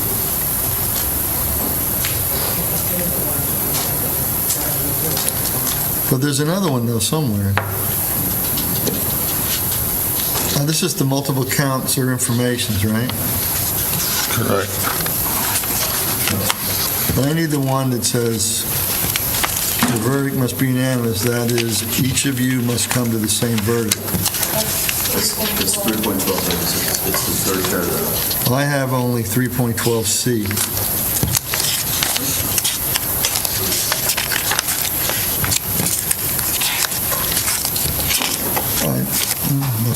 I might keep looking. I got some more to wade through here.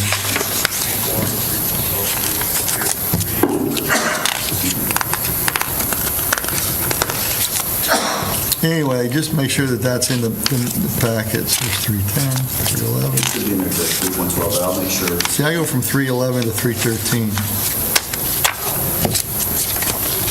I don't see the regular 312. Just make sure that I get that one, okay? All right, so let's go over the verdict form then. I just sent via email the reordered verdict form of the defense's request. We can go through each defendant, but they're now in order of charging. So switching Hammond and Sampson. Okay. On the verdict form? Yes, I just sent it via email and I included Madam Clerk, the court is in her. All right. So count one looks okay? And we have count two, which has A, B, C, and D. They have qualifiers under three for the first three, correct? Yes, Judge.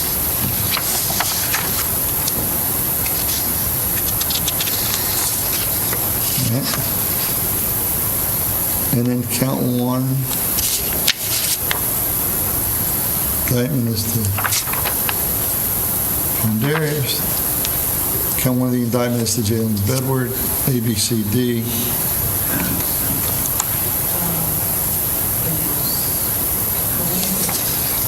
Andrew Thompson, A, and then the qualifiers, and then the lesser included.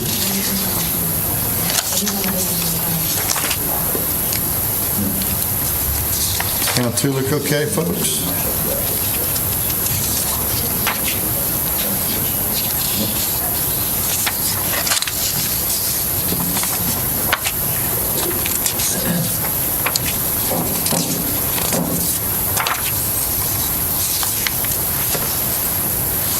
Anybody see any discrepancies other than what was previously mentioned on the verdict form? Mr. Chair, let me ask your thoughts on count two for the specific findings. On count two?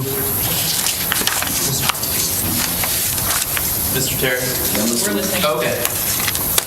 For example, under Mr. Denson says the defendant is guilty of attempted first-degree premeditated murder of Mary Harrison, and the defendant actually possessed and discharged a firearm causing death. If we're just talking about Mary Harrison, do we need to have that specific finding in there? Because I wouldn't want somebody to believe that if the death of Suni Bell was caused, that you could get that aggravator as to Mary Harrison. Does that make sense? Yeah, that should be removed. No, we will take those out. You're correct.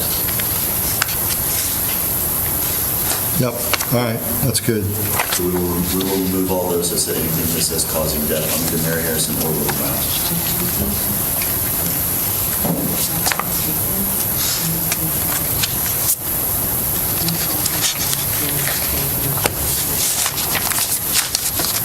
Causing death, I see what they're saying. Having said all that, I'm sure there'll be some tweaks and twists before Monday, so we'll be ready to go back over those again at the appropriate time. I think we got most of the heavy lifting out of the way on those. The court's intention to do closings Monday after. If we get, how long do you think closings are going to take? Most of the day, I think. Probably half. I know, so let's just say that we get through after lunch. I wouldn't want to go into closings in the afternoon and push it. So then we could tell everybody that, and then everybody's rested. It's after lunch, we've rested, we'll just send the jury home, ask them to come back Tuesday morning, and let them know that that's when closing arguments will begin. And that way, nobody's pushed. If Monday morning comes and Mr. Sampson decides he doesn't want to testify. If by 10 o'clock in the morning the defense is rested, then we'll go into closings. Maybe have an early lunch, and 11 o'clock lunch, and then start at 12:30, 12:15, something. We'll play that by ear, but if we're done early enough Monday, we'll go into it.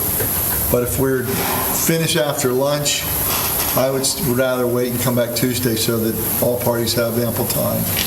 Because you're going to go, then these 5 folks are going to go, and then you're going to go again.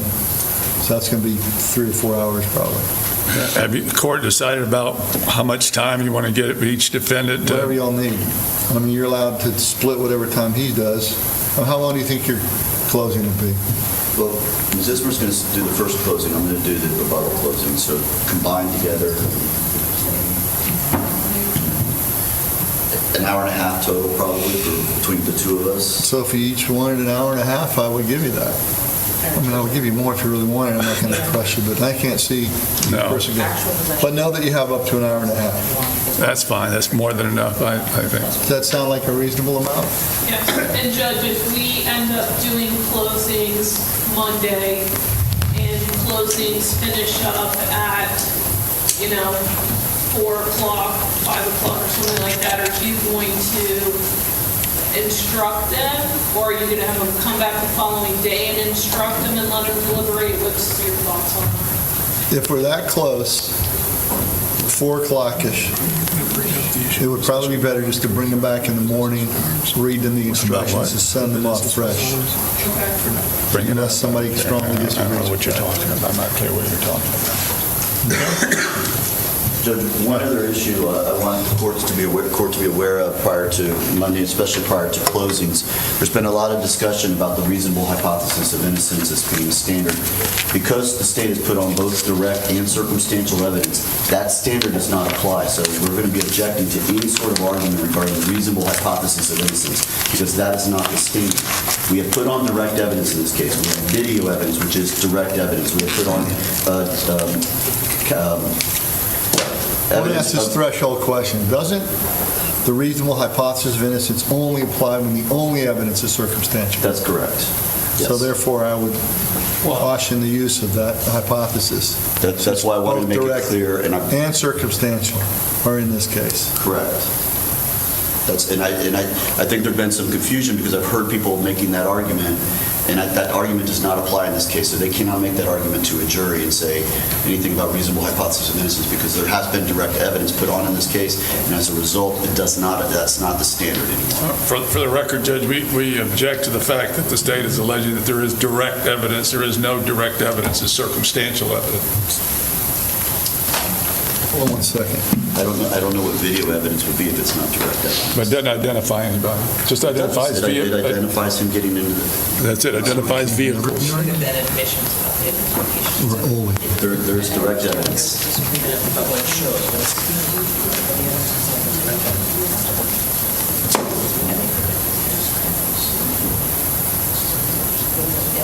So according to my staff attorney, who's speaking in a good way, he indicated the Supreme Court did away with the reasonable hypothesis. I think it put everything into the judgment of acquittal standard, so y'all could argue reasonable doubt, but not reasonable hypothesis of innocence. That was my understanding too, but I hadn't found that law. But I did find this that says if there's any direct, they don't get that argument. So I know that for a fact. But I also, that's what my understanding was, but I couldn't find that direct case, but I do recall they got rid of that. And Judge, I'm sorry, I didn't hear what the court said. The Supreme Court did away with the reasonable hypothesis of innocence, and they left it now to that JOA standard. The defense's arguments are more in line with reasonable doubt. All right. Anything else? And I'll have that case eventually. Oh, I've never been appealed. Yes, I'm having that. Off the record. It has nothing to do with this case. Can we go off the record? Sure. I address the court on a different matter.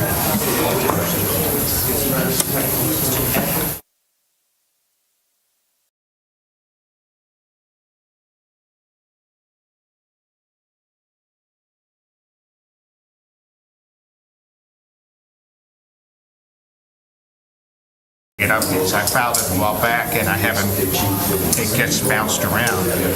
After it got set, I found out my daughter is getting married.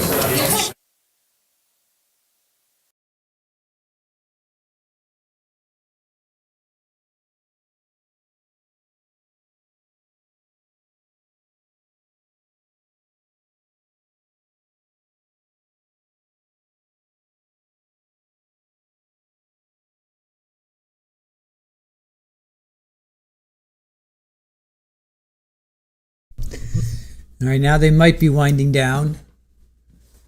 Seems like they made it through the instructions. So you heard that. Zavante may testify. Zavante's going to decide on Monday.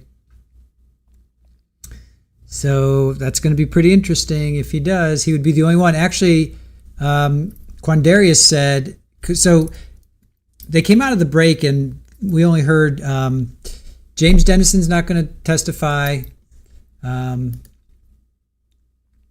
Andrew Thompson's not going to testify. And then Quandarius Hammond said it's going to depend on what Zavante does. So we didn't hear about Jalen. I'm assuming he's not going to testify. So it sounds like they're going to bring on a crime scene technician, Boyd, a female, I heard. I didn't catch her first name, but they said she is crime scene tech. Boyd will be on Monday. This was Brian Gonzalez said Monday. It's either Monday or never. And then Jennifer Spradley asked for the jury instructions to be on Monday, and the judge is like, why wait? So they're going to do jury instructions and then closing. And all right, that might be it. They might be done. Let me put our.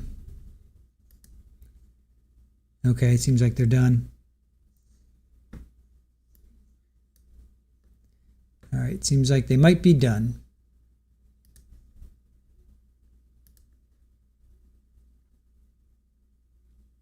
Yep. They are done for the day. The feed is over.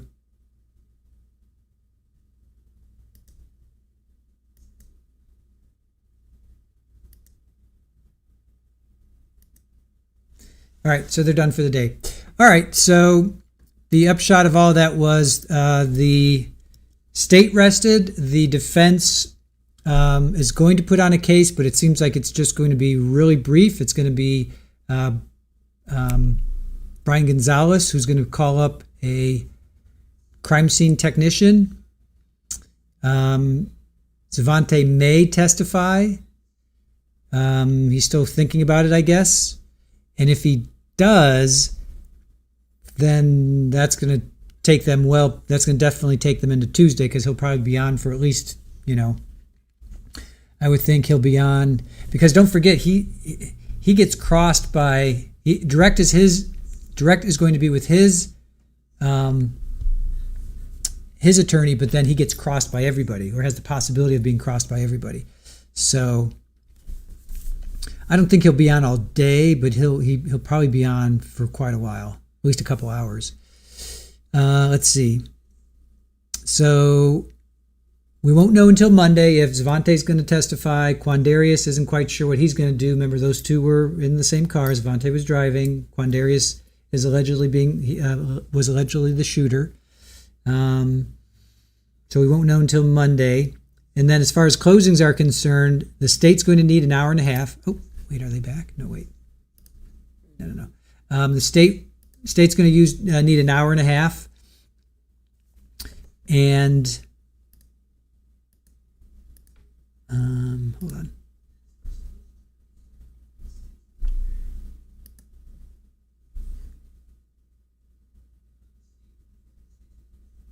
All right, state's going to need an hour and a half, so that's for their rebuttal as well. And then the judge is going to give each defendant an hour and a half. So that's a lot. They said, and they said no. I think it was who was it? It was Nick. Nick says Nick Sonardi, who was Andrew's rep. He's like, I don't think we'll need that. Their openings were pretty quick. Their openings were not that long. So. So let's see if they, and the judge said if it takes them to the lunch hour, he's going to push everything to Tuesday because he doesn't want anybody to rush or feel like they're being rushed, which I appreciate. So it may be pushed to Tuesday, goes to the jury on Tuesday, and then they deliberate from there. So.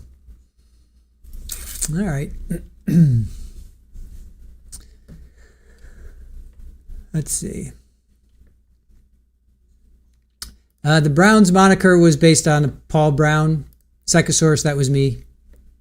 Paul Brown was the first owner, so that the Browns moniker is based on Paul Brown. Quick question, Mike says, sorry if this was discussed earlier. Has the state rested? Yes, the state rested today. All right, Pammy, have a good one. Thank you for joining us. Remember, tomorrow at noon, we're going to be streaming UFOs. We're going to stream congressional hearings starting at noon Eastern, and then that's going to roll into Florida PI Sam. Her show starts at 8:15. She'll be talking about trials and investigations. You guys won't want to miss that. So, I guess that's about it. It's an early day. I'm going to go hang out with some kitties. I'll show you some kitty action here. We got kitties over here. Oh, look how cute they are. So that's Sid is over here, and then of course Fed is over there. I got Superball is very unsettled. She's like making the rounds. Here she comes. Yeah, I know. What's up, dude? And then Riker's over there. So Superball seems to be unsettled.